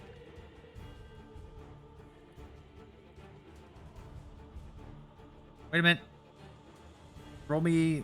Do a GR roll for 1d10. Okay.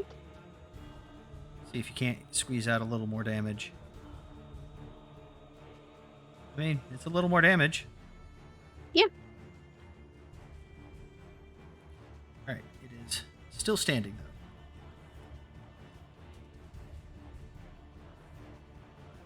That was your action. I don't think you have any other bonus actions you can use right now. Unless I want to drop concentration and go to another spell? But No. you probably don't want to do that. No. That said,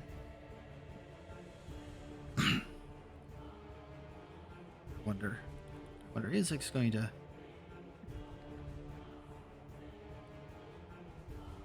Yeah. So, Wilhelmina, Taran, and Grub, you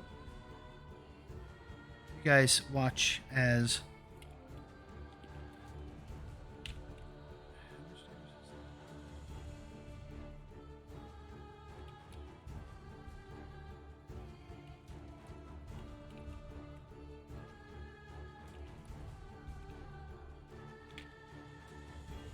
All right, so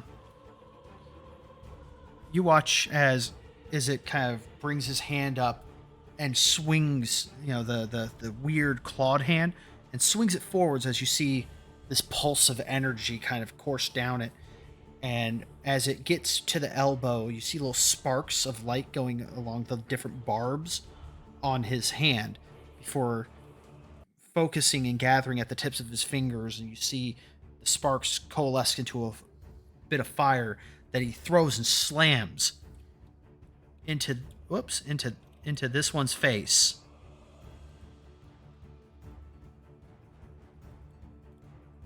And it screams in agony as he literally does just enough damage to kill it and effectively incinerates its head.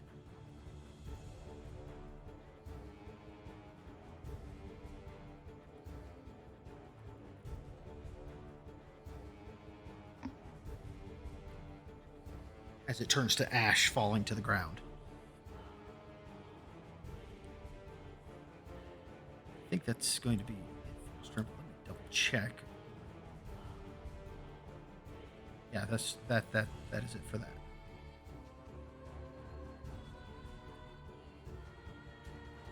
And that would bring us to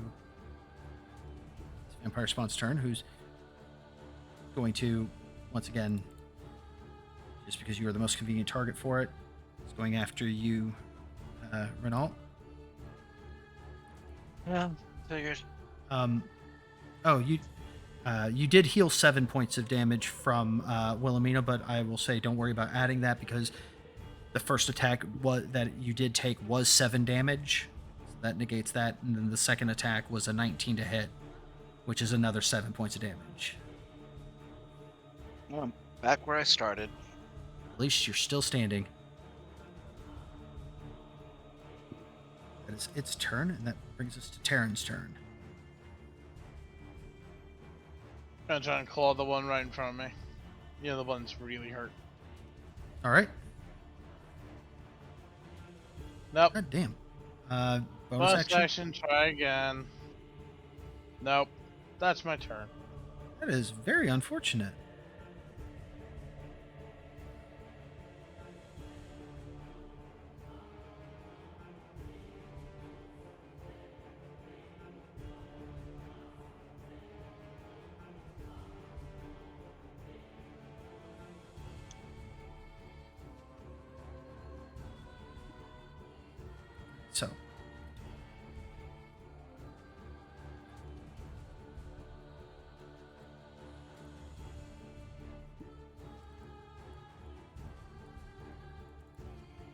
So, you guys can hear running up the steps.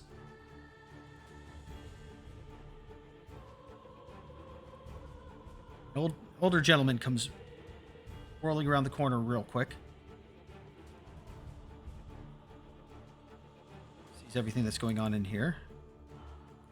That would actually be the end of his movement.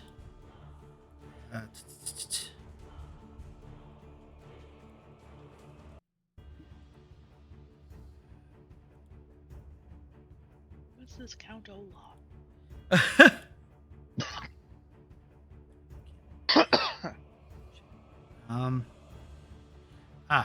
That's what he'll do. All right, so. No, he won't do that. Yeah, he will just use his bonus action, or not bonus action, uses action to dash up.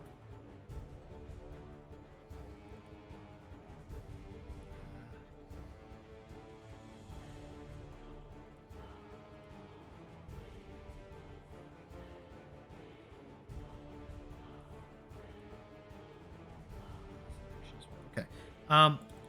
Yeah, so fortunately that'll be it for his turn. That brings us to up around with this one, who's going to lash out at Grub. Flanking with advantage.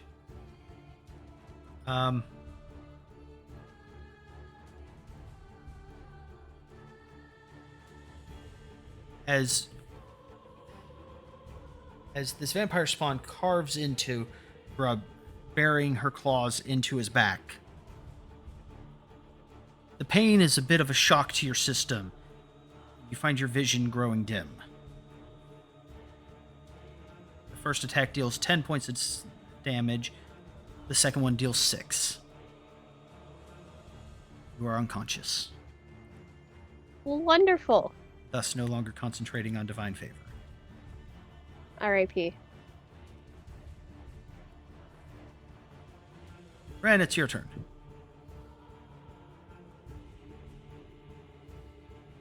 Okay, who's looking bad among the spawn? This one right here is the worst off. Which one died? The one that was between you and Izek.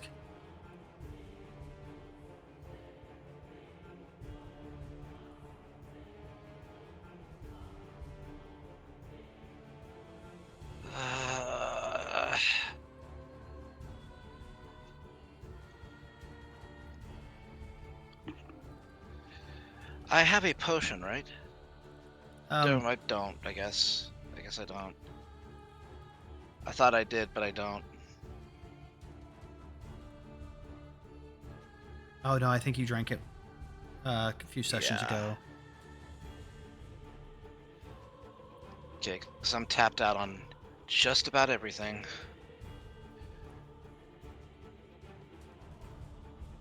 This one's looking the worst, right? Yes, sir. Then that'll be the one I attack. Just a straight roll, no superiority die, just a silver short sword. Fuck. Unfortunately, that would miss.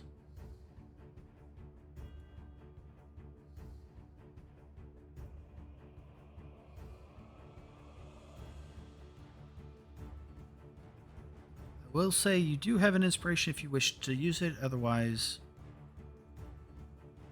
I thought I used my inspiration. For my initiative. Yeah, you did, that is correct. Thank you for being honest. And I don't have mine either. Yeah, I would love to have one, and I don't want to lie about it though. So That's fair. That's fair, and I appreciate So- that. yeah, so I'm gonna have to. I mean, Just gonna have to call it my turn. yeah. I mean, it would defeat the purpose for me to give you an inspiration now for your honesty, but at the end of this encounter, you will get one for that. Got it.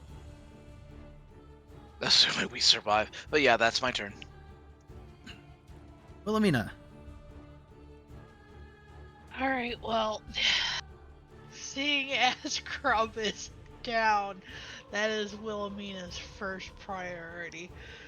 Unfortunately, that means I'm low on my second level spell slot again. Alright, let's go! Goodbye, second level spell slot. That was slightly better. Slightly. Oh, that only went to GM. That's That fine. That's fine. That's was- 9. Grub, you wake Woo, up to Grub. as divine healing enters into your body.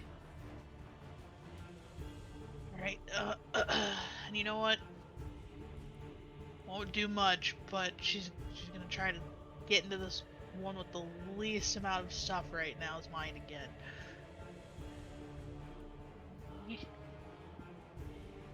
Well, I'm consistent. on the damage dice. So that was the same one that you Yes. hit last time. All right. That means it's intelligence saving throw, and I'm not even going to bother factoring in the minus 1d4 because it failed anyways. It clutches its head. All right. Does not appreciate. All right, as long as I keep doing it before its turn, Yep. or before my turn, I think it's like, screw you. As Grub is currently prone,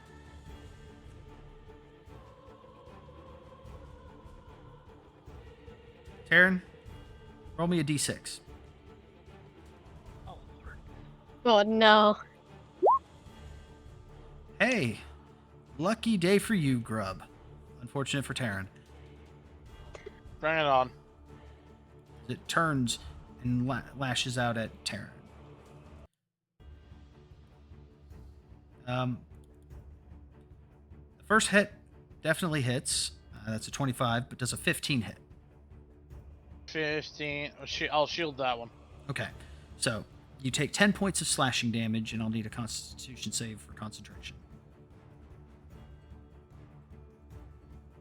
All right, you're still concentrating. That is its turn. This guard is, he's gonna get ballsy. He's gonna go here. He's gonna go for it.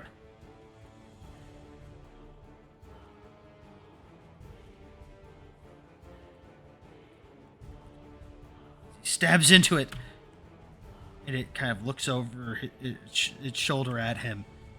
And he's, gritting his teeth, and he looks up, and it glares at him, and he goes even paler than before. He just insulted it, basically.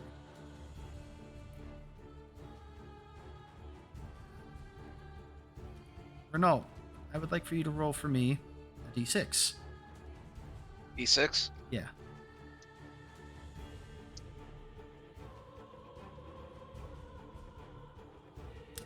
This one whirls him around and is going to lash at the guard.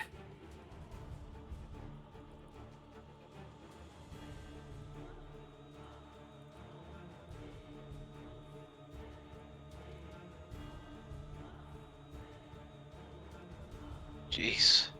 Goodbye, guard. Yeah, that was a 25 to hit and a 24 to hit. Oh Jesus. They don't have much hit points. She rips it. Probably literally ripped his head off and threw it over her shoulder. That is her turn. This one.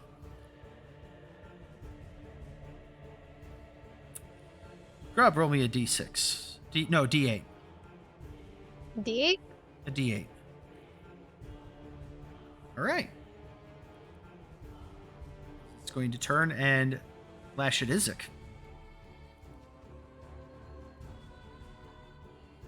It hasn't fully registered that you're getting back up. It doesn't realize that you are potentially a threat on the field yet. She fails to make contact on the first strike against Izek, but the second strike she does.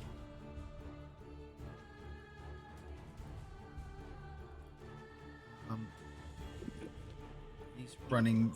He's out of the fight. He's going for more help. Grub. Woo!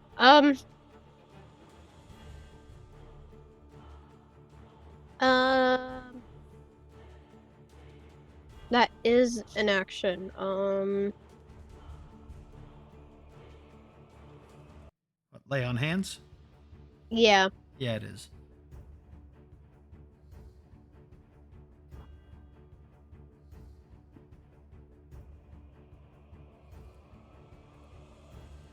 I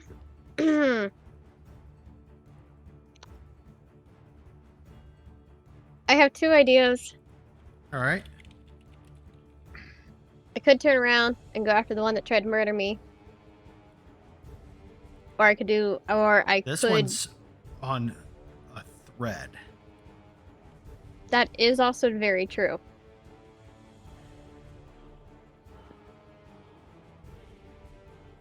Alright, fuck it, we ball.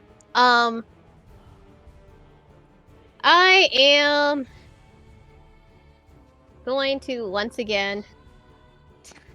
Oh, I'm going to burn it down to my last spell slot. Shit. Hmm.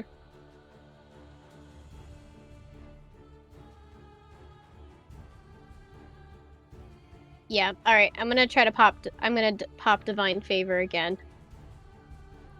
And All right. go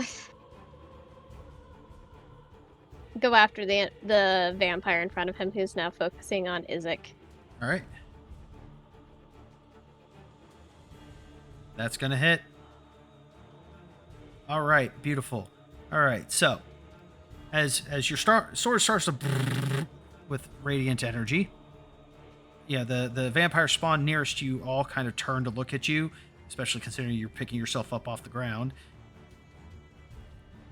As you carve into this one, the burst of radiant energy causes her to just immediately turn into ash with a primordial scream of anguish that I'm not going to do right now because I have children sleeping. Fair enough. As funny as it would be to attempt to scream and scare them awake, that'd also be very mean. I applaud you for your civility. Then I'd have to stop the stream immediately to go put them back to bed.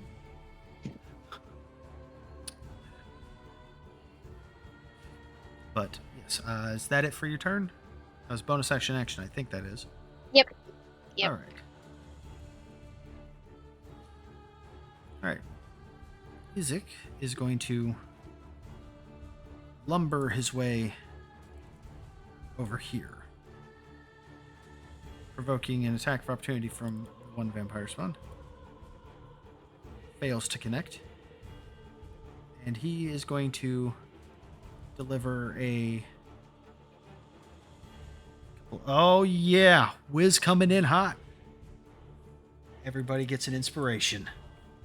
Thank you, Wiz. Yeah.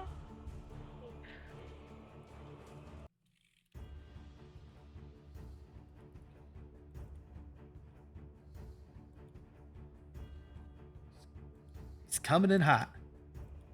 Saving the day. All right. So, with that...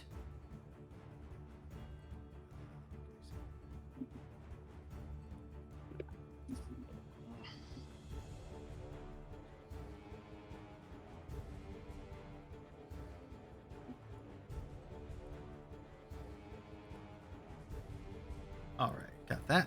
All right. So now he's going to deliver a couple of battle axe chops.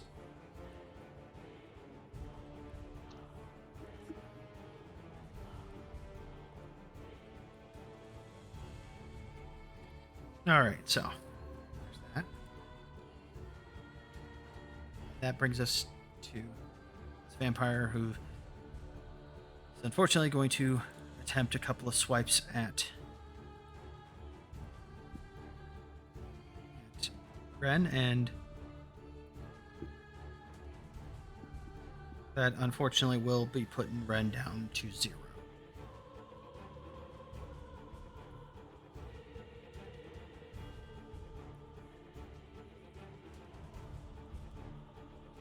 Okay.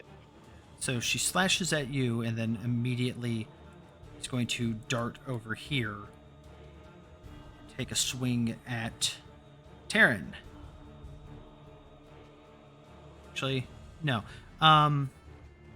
Grub, or no, Renault, because you were the unfortunate one to have just taken that bit of damage. I want you to roll to me a d4. All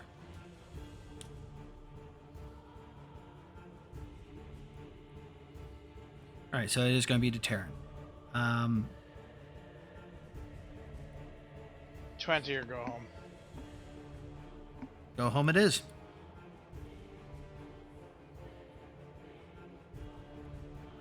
Now it's Taryn's turn.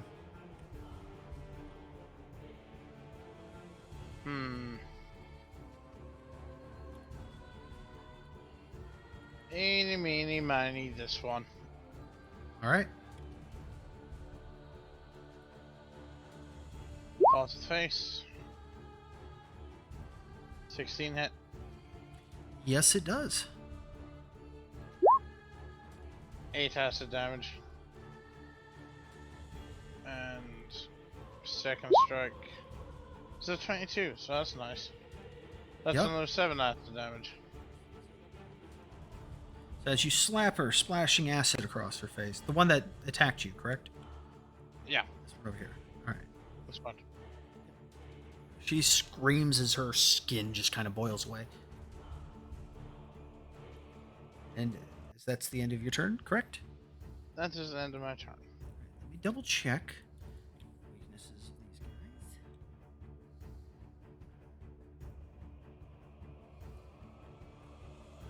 Check this.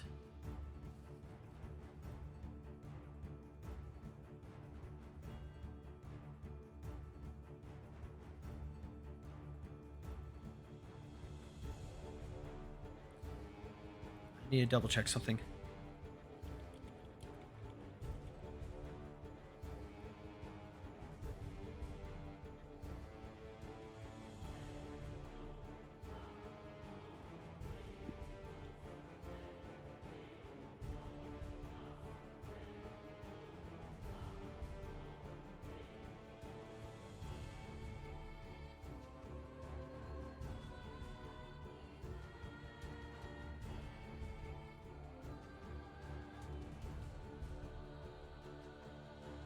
All right, so that's unfortunate. All right, so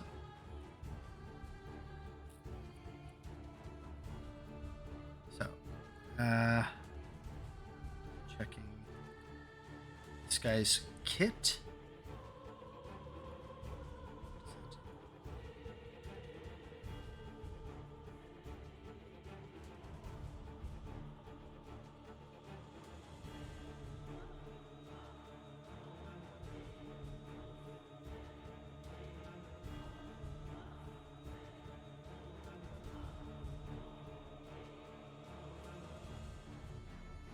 I'm sorry.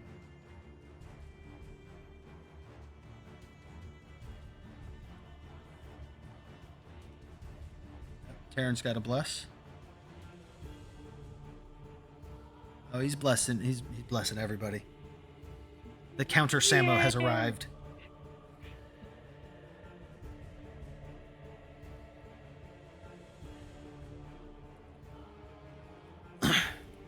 But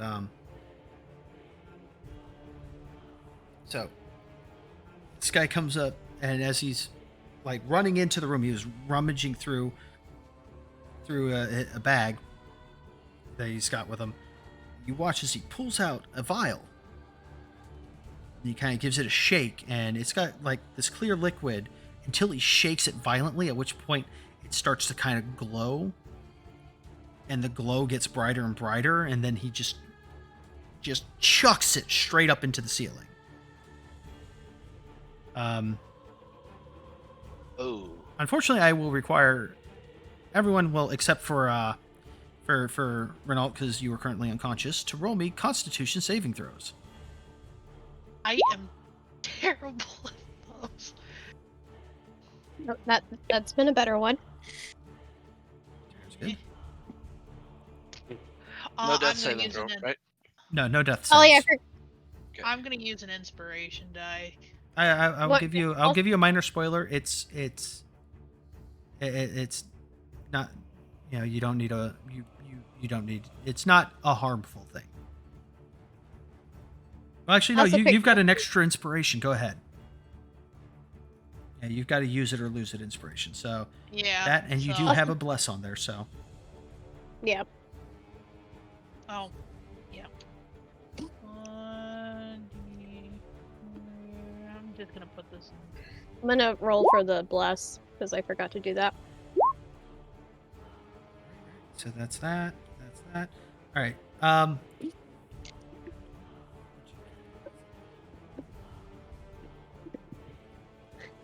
fine. All right. So, Wilhelmina, you're the only one that really saw what this guy did. Like, so as the dude threw it straight up, he kind of ducked his head and covered his eyes. But none of you guys realized what was about to happen, so none of you guys had a chance to react. But as it hits the ceiling and the glass breaks, this brilliant flash of light momentarily blinds you, and you hear all 4 vampires start screaming bloody murder.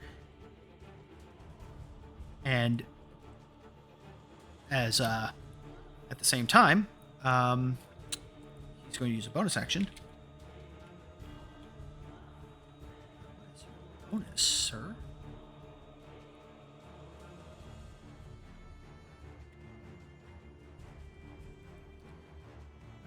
As he sits there, he snaps the fingers. He goes, "Rise up, young man. We're not done with you yet." And Renault, you heal 6 points. And as your eyes open, it is brighter than you have seen since you arrived in this land. The guy threw a bottle of daylight, condensed daylight, into the ceiling.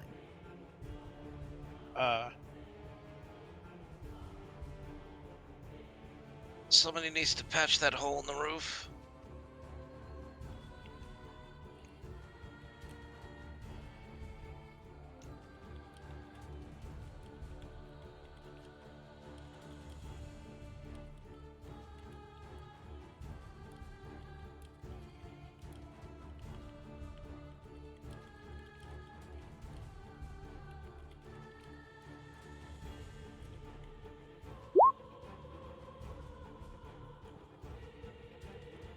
Am I disconnected?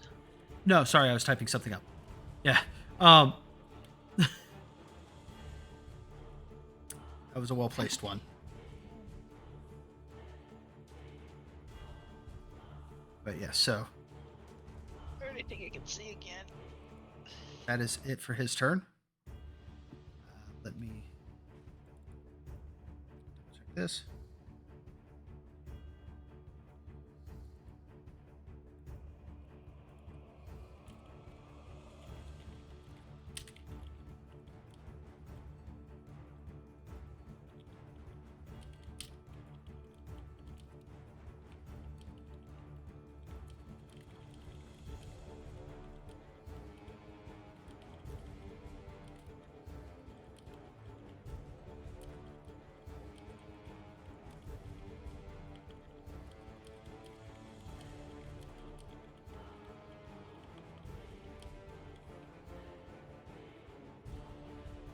All right, so at the top of the round, this one starts to scream as her skin starts to blister and boil.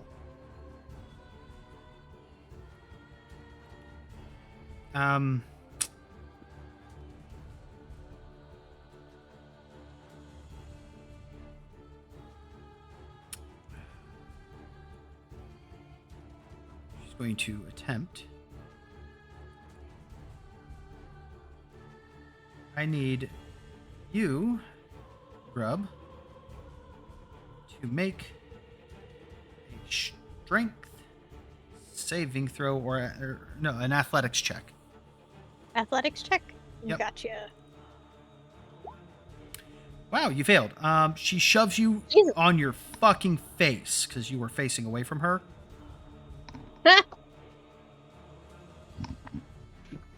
So you move forward and, well, actually, no, you don't move your square, but you are knocked prone. You will get an attack roll, an opportunity attack if you wish, but it will be a disadvantage because you are currently prone as she leaps over you.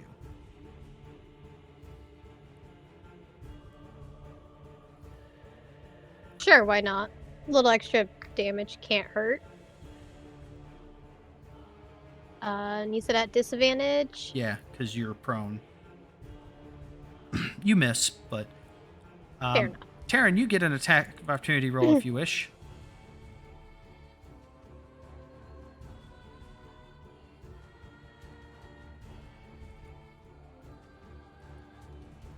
That'll hit.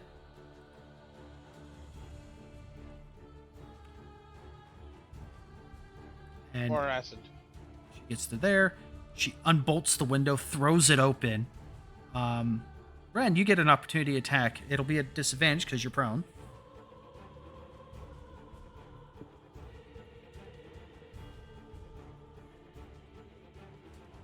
Damn. That'll miss. as she leaps out the window, just screaming the whole while.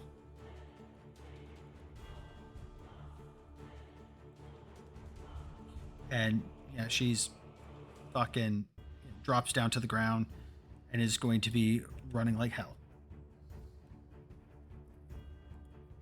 Ren, it's your turn.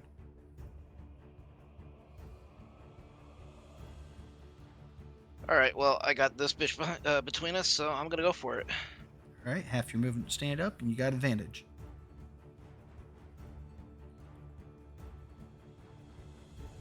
That'll hit.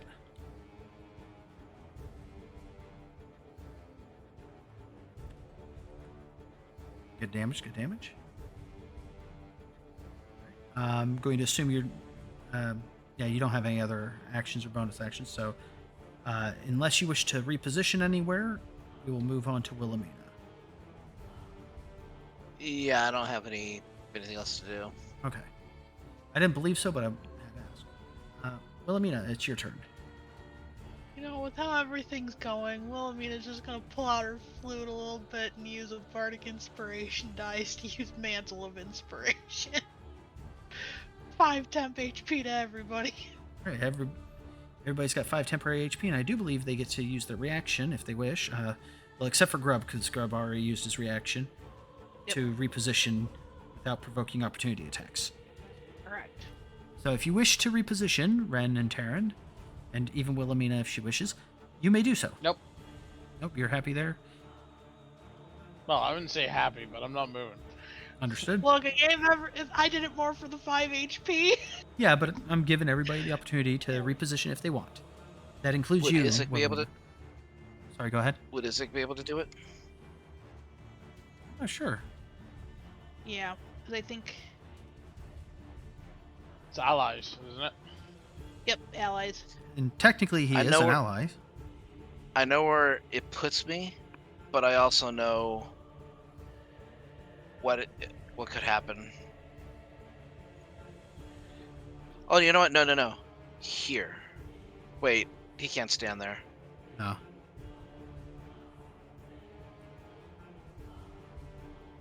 I mean, I could technically move right here. And he could leap himself over to there. And then it's at least 2 of them. Yeah. Yeah, okay. And then I'll just hope for the best. Right. So that was your reaction. Terran's reaction's down. Grub's reaction's down. This one gets to here, and this old man's going to turn around and swing his club at him. He's trying to He run didn't away. use his reaction. He's going to miss horribly. So one sec, I gotta retrack. That's scrambling over anything and everything it can. It is running. It wants nothing to do with that daylight. Why are you still here? You're dead. All right. Thing is, these are a bunch more turns that are, a bunch more reactions that are not available. Out the fucking window. Oh, They just left. that's right. That's right.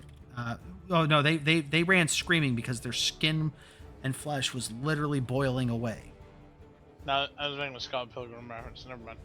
Oh, yeah. Grub, it's your turn. As you pick yourself up off the ground using half your movement.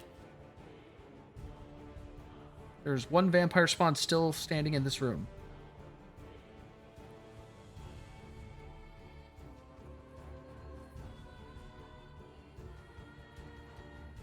I was muted. Yep, I am terribly sorry about that. if you're hunting Ow. for any kind of advantage, you can move one more step to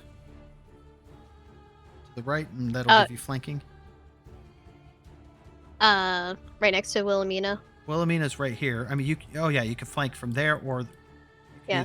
either here or there. Either one works. Yeah. So, given everything, that might be the best one. Yep. And considering the spawn's the last one in the building, He's going to hit her. Yep. It's going to be all or nothing. Roll one more You time. know what? Just roll again because you have advantage. Oh, that's right. Yep. That'll hit. Yeah. All right. For this one, I am burning. Oh, only one. One of my smite. Yep. I am going to burn my smite with that as well. And Oh, 1 second. so I. We're going to actually re-roll the whole darn thing because you also forgot you got to click your normal divine smite as well. Oh. Okay. Yeah, the undead is just for if you're hitting an undead, you get an extra d8 on top of everything else. Okay. Gotcha. All right. So I'll just click that button again then. Yeah. There you go. There we go. There we go. That is some nice juicy damage. Yeah. Very juicy damage. All right. Is that it for your turn? Yes, that will be it for my turn. Izik's going to, kind of lumber over. He's going to get right here. He's not going to hit her. He is going to try to grab it.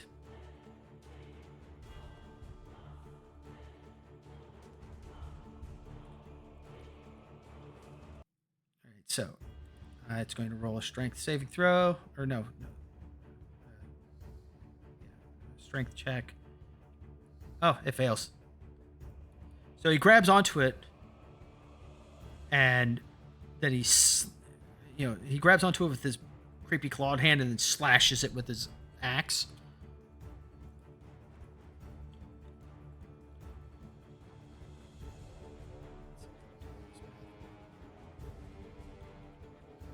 Is that much damage? At the start of its turn, it burns. It's still there, but it's screaming in agony.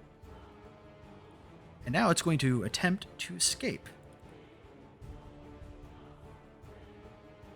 Try to slip away. He's going to attempt to maintain his hold.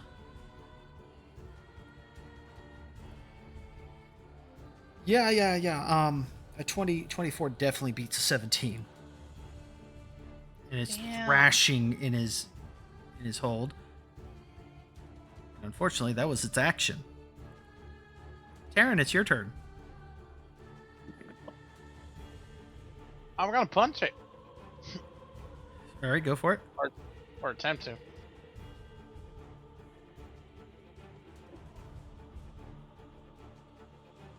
Where's the button? There it is. That'll hit. That'll hit. It's looking very, very rough.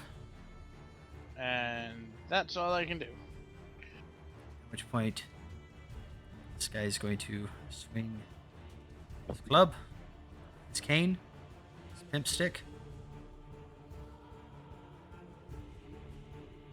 Actually, no, that's not actually exactly what he does. He pulls out, you see him reach into his bag, pulls out a length of wood, and slips around and buries it into its chest. Oh! See? Told you. Vampire hunters. Bill wouldn't make a profession out of it. With that, last one in the house dies. I will drop us from initiatives.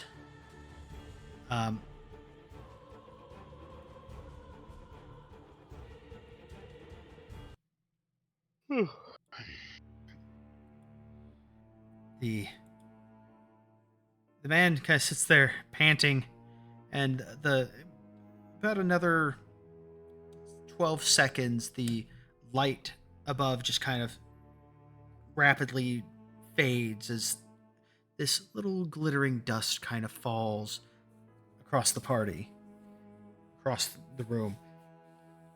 The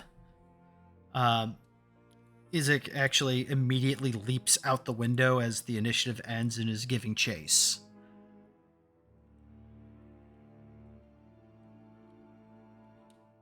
Can we see any of these vampires from here?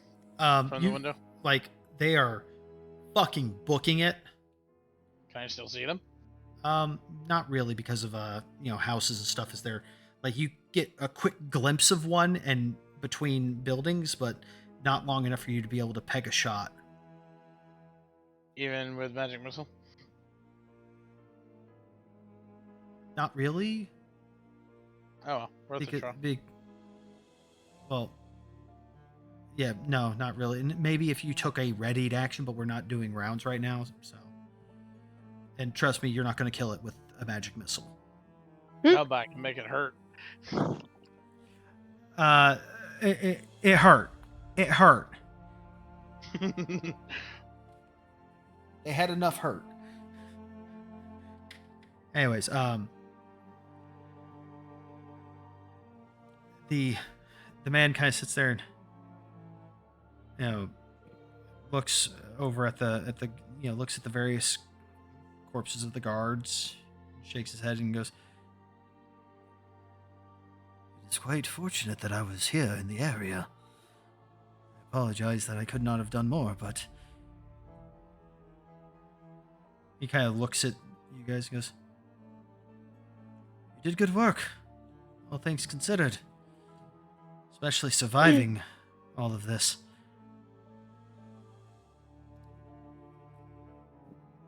And he kind of fishes around in his pack for a moment, checks on his other side, and goes,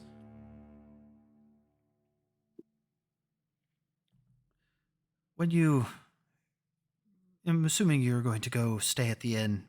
If you do, let the innkeeper know that you helped out at Heinrich's shop. I'll have something waiting there for you." Kind of nods and turns and, with cane in hand, makes his way out. And as he leaves, you guys can hear the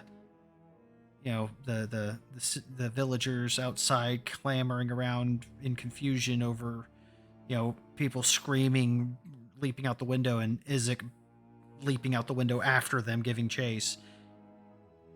We draw tonight's session to a close.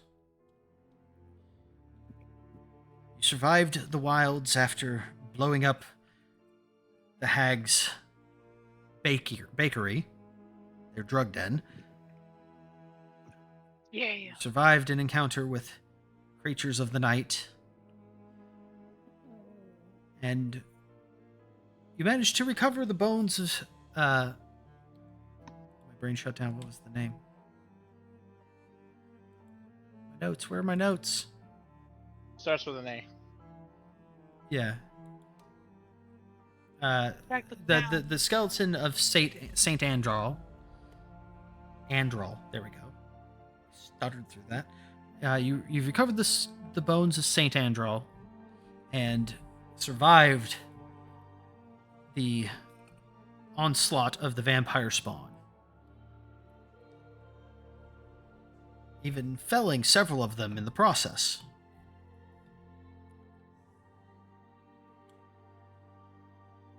As we look forward to the near future, you have much to do, and no telling where the end of all of this might be.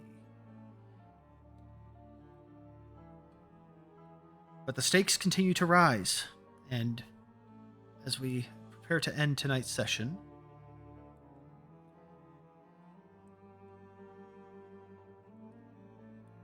I would like for each of you to roll me your hit points, because you're leveling up to level 4.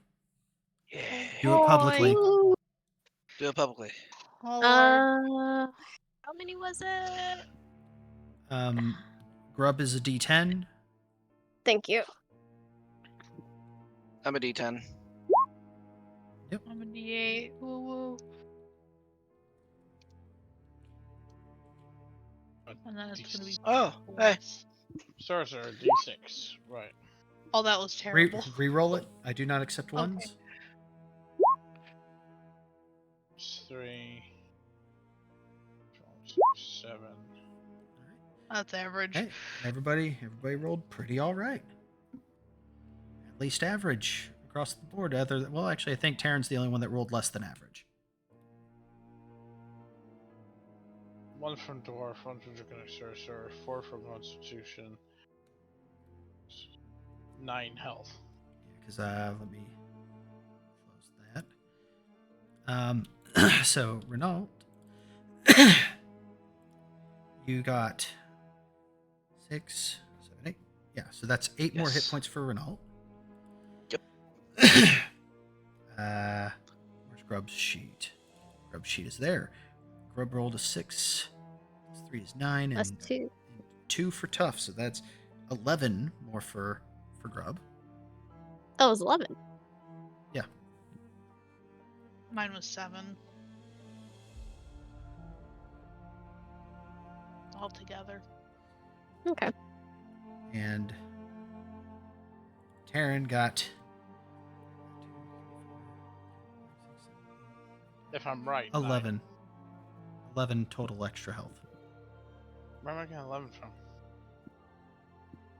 3 plus con plus. You have Tough. Yeah, no, I thought no, I didn't take that into account. Yeah, you're right. Yeah, my bad. It's early. Yeah. But still, go ahead and you guys can level up at your leisure, but you guys will have the benefits of having effectively a long rest as a perk of leveling up. So what's your health, Grub? Total. Yeah, no, that is total 54. Those went from 54. 40. I'm 3 behind you. Ooh.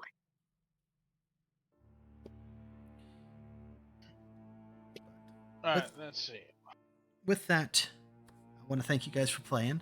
And I want to thank chat for coming in, watching us, enjoy our shenanigans, and I also want to thank Wiz in particular for coming in with the blesses, with the inspirations, and I will take that into account. The redemption of additional healing and buffing in the next loot, which you guys will acquire when you guys get to the inn. Nice. But with that, I need to check something over here. I have to make a decision. I should really take Warcaster, but I kinda want something else. I will be getting my charisma up to 20. I mean, like, those of you who do not have at least a +4, that might be where you want to put your points into. But also getting advantage on Constitution saving throws if you have spells you like to concentrate on is also really good. There's just a lot of really good options. I can also put my constitution up to 16. Which an increase to Constitution does give you a +1 to hit points per level. Woo! I'm gonna do that. That's the best bang for my buck right now. Yeah. I can't remember. This is so stupid. I can't remember what maneuvers I took. I know one was trip attack. I know another was repose. You had riposte. You had trip attack. Pierce didn't. Or am I thinking of the other one? The one from Avernus. I think that was Avernus. That was also higher level. But with that, I'm going to deafen for now to wrap up the stream. Thank you guys for coming. Thank you guys for hanging out. I'm Yeah. already eagerly looking forward to the next one. Yeah, no Thank you problem. for hosting. Oh, and also, before I go, I need to remember, because of your honesty, an extra inspiration to Renault.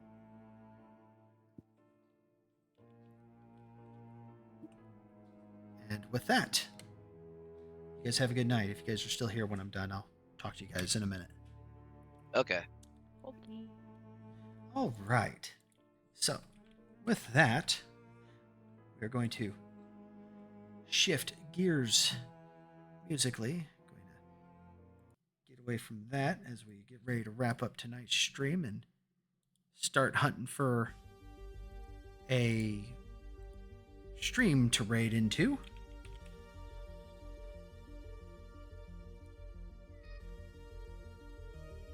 But with that, let's see. Who is streaming? Who are we raiding? Is anybody streaming Dungeons and Dragons? Oh, somebody is.